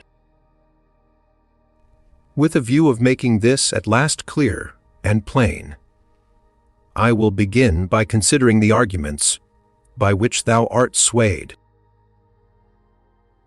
First, I inquire into the reasons why thou art dissatisfied with the solution proposed, which is to the effect that, seeing the fact of foreknowledge is not thought the cause of the necessity of future events. Foreknowledge is not to be deemed any hindrance to the freedom of the will. Now, surely the sole ground on which thou arguest the necessity of the future is that things which are foreknown cannot fail to come to pass. But if, as thou wert ready to acknowledge just now, the fact of foreknowledge imposes no necessity on things future, what reason is there for supposing the results of voluntary action constrained to a fixed issue? Suppose, for the sake of argument and to see what follows, we assume that there is no foreknowledge. Are willed actions then tied down to any necessity in this case? Certainly not. Let us assume foreknowledge again, but without its involving any actual necessity. The freedom of the will, I imagine, will remain in complete integrity. But thou wilt say that, even although the foreknowledge is not the necessity of the future event's occurrence, yet it is a sign that it will necessarily happen. Granted, but in this case it is plain that, even if there had been no foreknowledge, the issues would have been inevitably certain. For a sign only indicates something which does not bring to pass that of which it is the sign. We require to show beforehand that all things, without exception, happen of necessity, in order that a preconception may be a sign of this necessity. Otherwise, if there is no such universal necessity, neither can any preconception be a sign of a necessity which exists not. Manifestly, too, a proof established on firm grounds of reason must be drawn not from signs and loose general arguments, but from suitable and necessary causes. But how can it be that things foreseen should ever fail to come to pass? Why? This is to suppose us to believe that the events which Providence foresees to be coming were not about to happen, instead of our supposing that, although they should come to pass, yet there was no necessity involved in their own nature compelling their occurrence. Take an illustration that will help to convey my meaning. There are many things which we see taking place before our eyes. The movements of charioteers, for instance, in guiding and turning their cars, and so on. Now, is any one of these movements compelled by any necessity? No, certainly not. There would be no efficacy in skill if all motions took place perforce. Then, things which in taking place are free from any necessity, as to their being in the present must also, before they take place, be about to happen without necessity. Wherefore, there are things which will come to pass, the occurrence of which is perfectly free from necessity. At all events, I imagine that no one will deny that things now taking place were about to come to pass before they were actually happening. Such things, however much foreknown, are in their occurrence free. For even as knowledge of things present imports no necessity into things that are taking place, so foreknowledge of the future imports none into things that are about to come. But this, thou wilt say, is the very point in dispute, whether any foreknowing is possible of things whose occurrence is not necessary. For here there seems to thee a contradiction, and, if they are foreseen, their necessity follows. Whereas if there is no necessity, they can by no means be foreknown. And thou thinkest that nothing can be grasped as known unless it is certain. But if things whose occurrence is uncertain are foreknown as certain, this is the very mist of opinion, not the truth of knowledge. For to think of things otherwise than as they are, thou believest to be incompatible with the soundness of knowledge.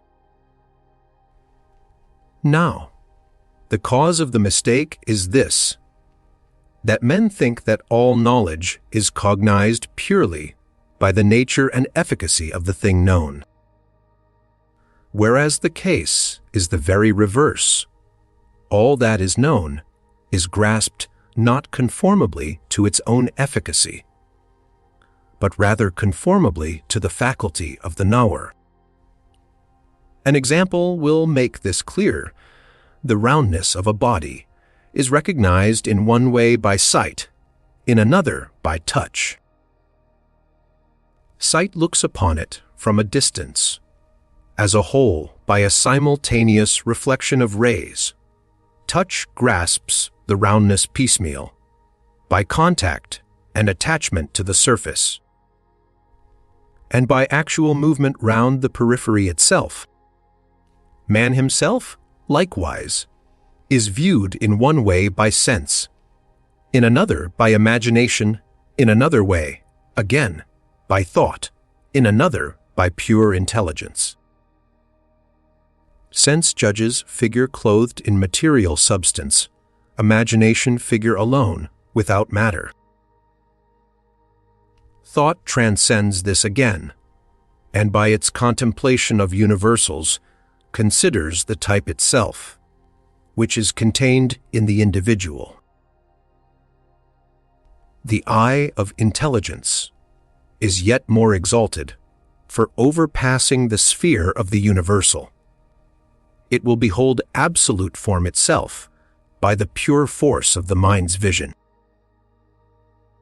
Wherein the main point to be considered is this: the higher faculty of comprehension embraces the lower, while the lower cannot rise to the higher. For sense has no efficacy beyond matter, nor can imagination behold universal ideas, nor thought embrace pure form, but intelligence, looking down, as it were, from its higher standpoint, in its intuition of form, discriminates also the several elements which underlie it, but it comprehends them in the same way as it comprehends that form itself, which could be cognized by no other than itself. For it cognizes the universal of thought, the figure of imagination, and the matter of sense, without employing thought, imagination, or sense, but surveying all things, so to speak, under the aspect of pure form by a single flash of intuition. Thought also, in considering the universal, embraces images and sense, impressions without resorting to imagination or sense. For it is thought which has thus defined the universal from its conceptual point of view. Man is a two-legged animal endowed with reason. This is indeed a universal notion, yet no one is ignorant that the thing is imaginable and presentable to sense, because thought considers it not by imagination or sense, but by means of rational conception. Imagination, too, though its faculty of viewing and forming representations is founded upon the senses, nevertheless surveys sense, impressions without calling in sense, not in the way of sense, perception, but of imagination. Seest thou, then, how all things in cognizing use rather their own faculty than the faculty of the things which they cognize? Nor is this strange, for since every judgment is the act of the judge, it is necessary that each should accomplish its task by its own, not by another's power. From the porch's murky depths comes a doctrine sage, that doth liken living mind to a written page, since all knowledge comes through sense, graven by experience. As, say they, the pen its marks curiously doth trace on the smooth, unsullied white of the paper's face. So do outer things impress images on consciousness. But if verily the mind, thus all passive lies, if no living power within its own force supplies, if it but reflect again, like a glass, things false and vain, whence the wondrous faculty that perceives and knows, that in one fair ordered scheme doth the world dispose, grasps each whole that sense presents, or breaks into elements, so divides and recombines, and in changeful wise, now to low descends, and now to the height doth rise, last in inward swift review, strictly sifts the false and true. Of these ample potencies fitter cause, I ween, were mind's self than marks impressed by the outer scene. Yet the body through the sense stirs the soul's intelligence. When light flashes on the eye, or sound strikes the ear, mind aroused to due response makes the message clear, and the dumb external signs with the hidden forms combines. Now, although in the case of bodies, endowed with sentiency, the qualities of external objects affect the sense, organs, and the activity of mind is preceded by a bodily affection, which calls forth the mind's action upon itself, and stimulates the forms, till that moment lying inactive within. Yet, I say, if in these bodies endowed with sentiency the mind is not inscribed by mere passive affection, but of its own efficacy, discriminates the impressions furnished to the body, how much more do intelligences, free from all bodily affections, employ in their discrimination their own mental activities instead of conforming to external objects? So on these principles, various modes of cognition belong to distinct and different substances. For to creatures void of motive power, shell fish, and other such creatures which cling to rocks and grow there, belongs sense alone. Void of all other modes of gaining knowledge, to beasts endowed with movement, in whom some capacity of seeking and shunning seems to have arisen. Imagination also. Thought pertains only to the human race, as intelligence to divinity alone. Hence it follows that that form of knowledge exceeds the rest, which of its own nature cognizes not only its proper object, but the objects of the other forms of knowledge also. But what if sense and imagination were to gainsay thought, and declare that universal, which thought deems itself to behold to be nothing? For the object of sense and imagination cannot be universal, so that either the judgment of reason is true, and there is no sense, object, or since they know full well that many objects are presented to sense and imagination, the conception of reason, which looks on that which is perceived by sense and particular as if it were a something universal, is empty of content. Suppose, further, that reason maintains in reply that it does indeed contemplate the object of both sense and imagination under the form of universality, while sense and imagination cannot aspire to the knowledge of the universal, since their cognizance cannot go beyond bodily figures, and that in the cognition of reality we ought rather to trust the stronger and more perfect faculty of judgment. In a dispute of this sort, should not we, in whom is planted the faculty of reasoning as well as of imagining and perceiving, espouse the cause of reason? In like manner is it that human reason thinks that divine intelligence cannot see the future, except after the fashion in which its own knowledge is obtained. For thy contention is, if events do not appear to involve certain and necessary issues, they cannot be foreseen as certainly about to come to pass. There is, then, no foreknowledge of such events, or, if we can ever bring ourselves to believe that there is, there can be nothing which does not happen of necessity. If, however, we could have some part in the judgment of the divine mind, even as we participate in reason, we should think it perfectly just that human reason should submit itself to the divine mind, no less than we judged that imagination and sense ought to yield to reason.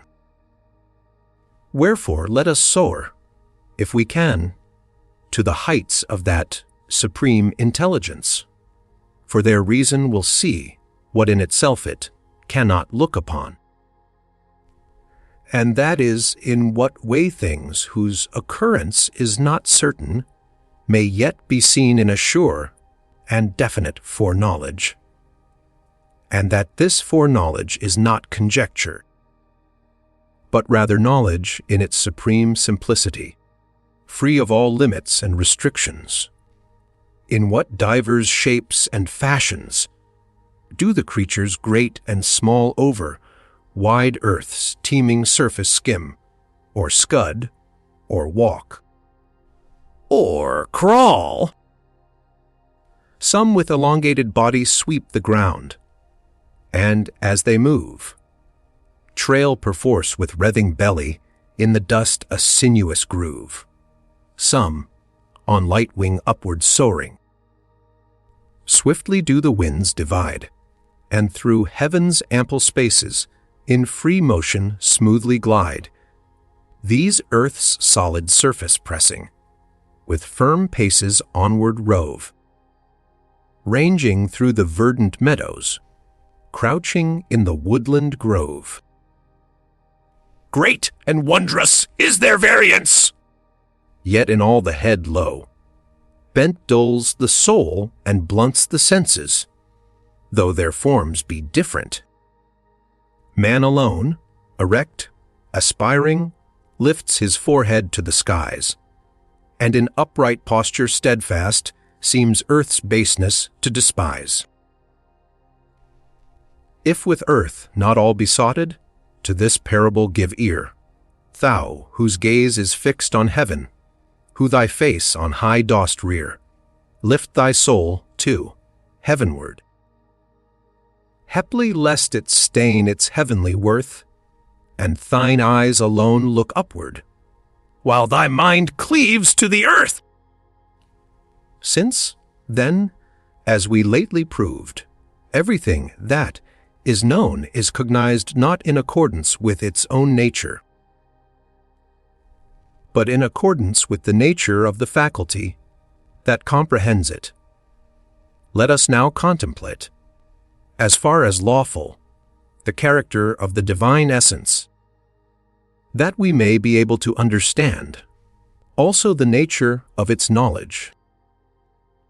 God is eternal. In this judgment all rational beings agree.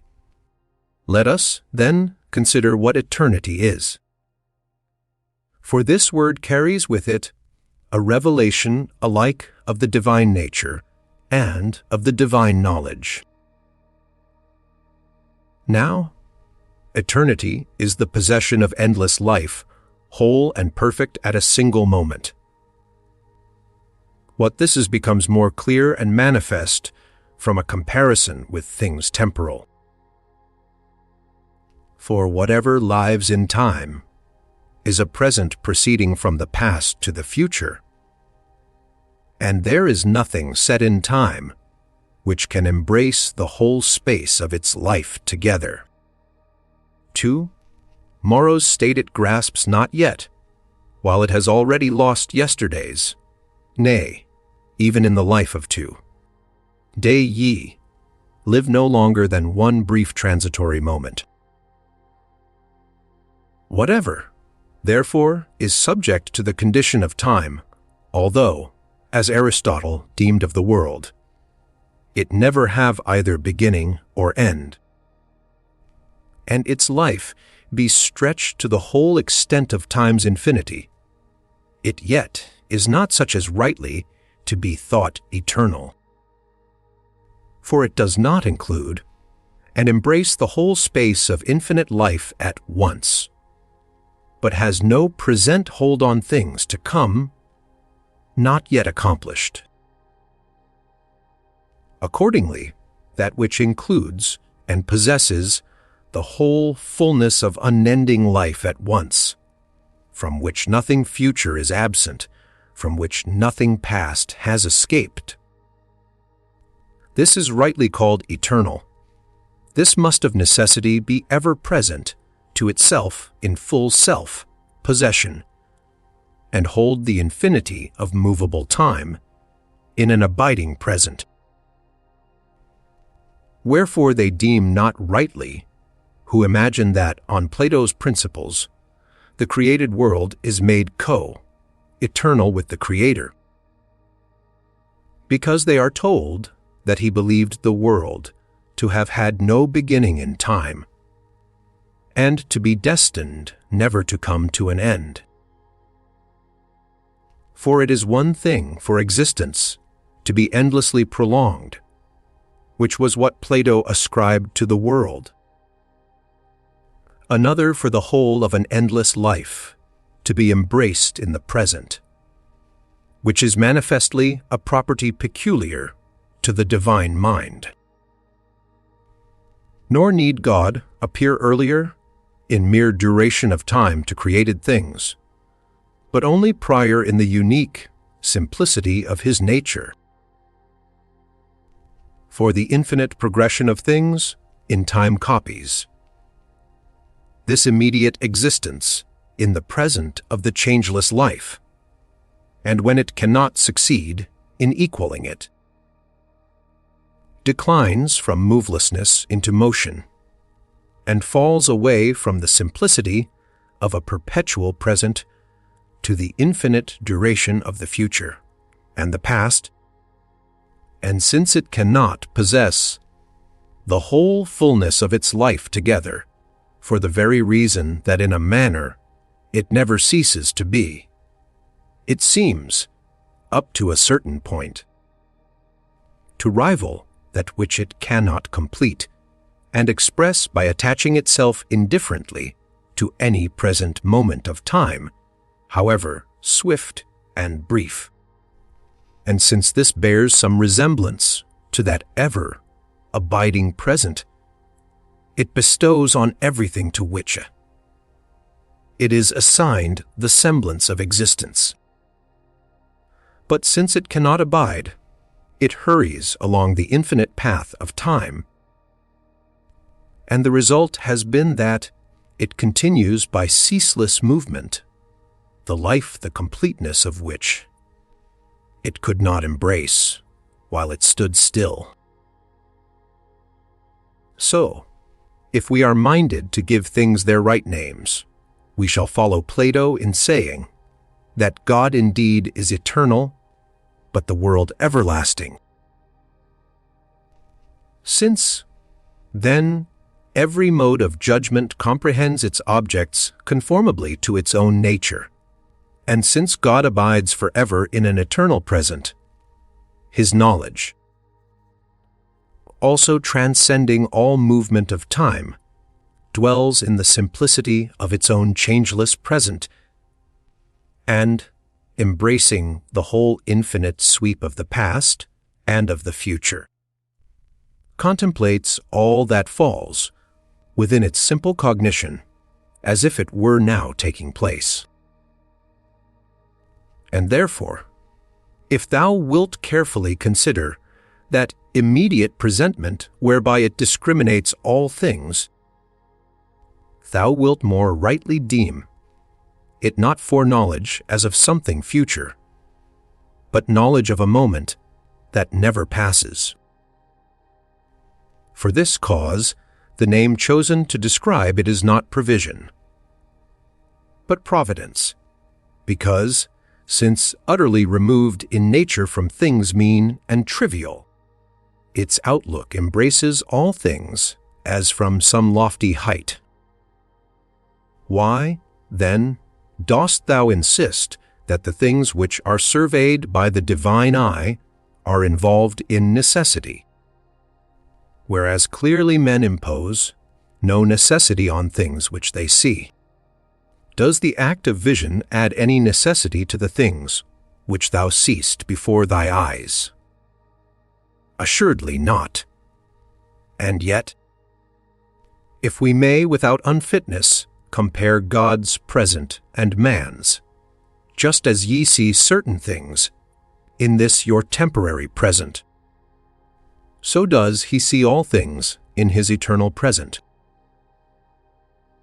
Wherefore this divine anticipation changes not the natures and properties of things, and it beholds things present before it, just as they will hereafter come to pass in time.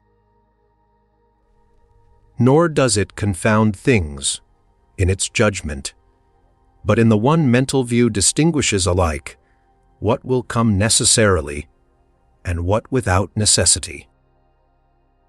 For even as ye, when at one and the same time, ye see a man walking on the earth, and the sun rising in the sky, distinguish between the two, though one glance embraces both, and judge the former voluntary, the latter necessary action. So also the divine vision, in its universal range of view, does in no wise confuse the characters of the things which are present to its regard, though future in respect of time. Whence it follows that when it perceives that something will come into existence, and yet is perfectly aware that this is unbound by any necessity, its apprehension is not opinion, but rather knowledge based on truth. And if to this thou sayest that what God sees to be about to come to pass cannot fail to come to pass, and that what cannot fail to come to pass happens of necessity, and wilt tie me down to this word necessity, I will acknowledge that thou affirmest a most solid truth.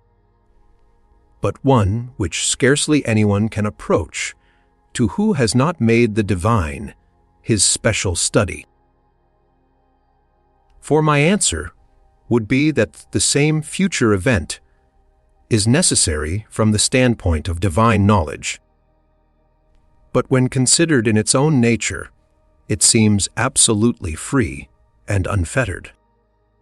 So, then, there are two necessities, one simple, as that men are necessarily mortal, the other conditioned, as that, if you know that someone is walking, he must necessarily be walking.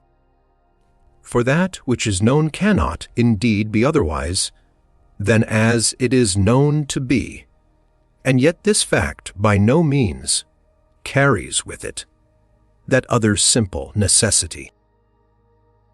For the former necessity is not imposed by the thing's own proper nature, but by the addition of a condition. No necessity compels one who is voluntarily walking to go forward, although it is necessary for him to go forward at the moment of walking. In the same way, then, if providence sees anything as present, that must necessarily be, though it is bound by no necessity of nature. Now, God views as present those coming events which happen of free will. These, accordingly, from the standpoint of the divine vision, are made necessary conditionally on the divine cognizance, viewed, however, in themselves. They desist not from the absolute freedom naturally theirs. Accordingly, without doubt, all things will come to pass which God foreknows as about to happen. But of these certain proceed of free will, and though these happen, yet by the fact of their existence, they do not lose their proper nature, in virtue of which, before they happened, it was really possible that they might not have come to pass. What difference, then, does the denial of necessity make, since, through their being conditioned by divine knowledge, they come to pass as if they were in all respects under the compulsion of necessity?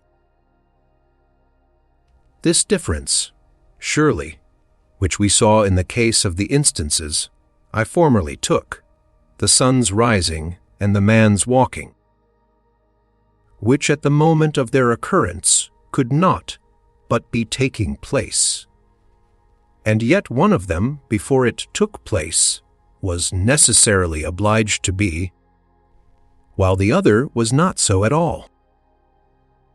So likewise the things which to God are present without doubt exist, but some of them come from the necessity of things, others from the power of the agent. Quite rightly, then, have we said that these things are necessary if viewed from the standpoint of the divine knowledge, but if they are considered in themselves, they are free from the bonds of necessity, even as everything which is accessible to sense, regarded from the standpoint of thought, is universal, but viewed in its own nature particular. But, thou wilt say, if it is in my power to change my purpose, I shall make void providence, since I shall perchance change something which comes within its foreknowledge. My answer is, thou canst indeed turn aside thy purpose, but since the truth of providence is ever at hand to see that thou canst, and whether thou dost, and whither thou turnest thyself, thou canst not avoid the divine foreknowledge, even as thou canst not escape the sight of a present spectator, although of thy free will thou turn thyself to various actions. Wilt thou, then, say, shall the divine knowledge be changed at my discretion, so that, when I will this or that, providence changes its knowledge correspondingly? Surely not. True, for the divine vision anticipates all that is coming, and transforms and reduces it to the form of its own present knowledge, and varies not, as thou deemest, in its foreknowledge, alternating to this or that, but in a single flash it forestalls, and includes thy mutations without altering. And this ever-present comprehension and survey of all things God has received, not from the issue of future events, but from the simplicity of his own nature. Hereby also is resolved the objection, which a little while ago gave thee offense, that our doings in the future were spoken of as if supplying the cause of God's knowledge.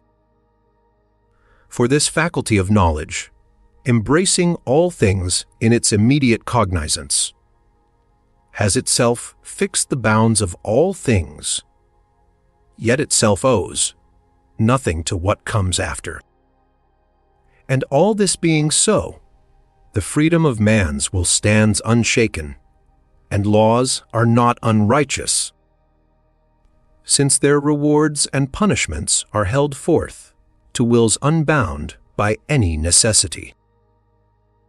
God, who foreknoweth all things, still looks down from above, and the ever-present eternity of his vision concurs with the future character of all our acts, and dispenseth to the good rewards, to the bad punishments.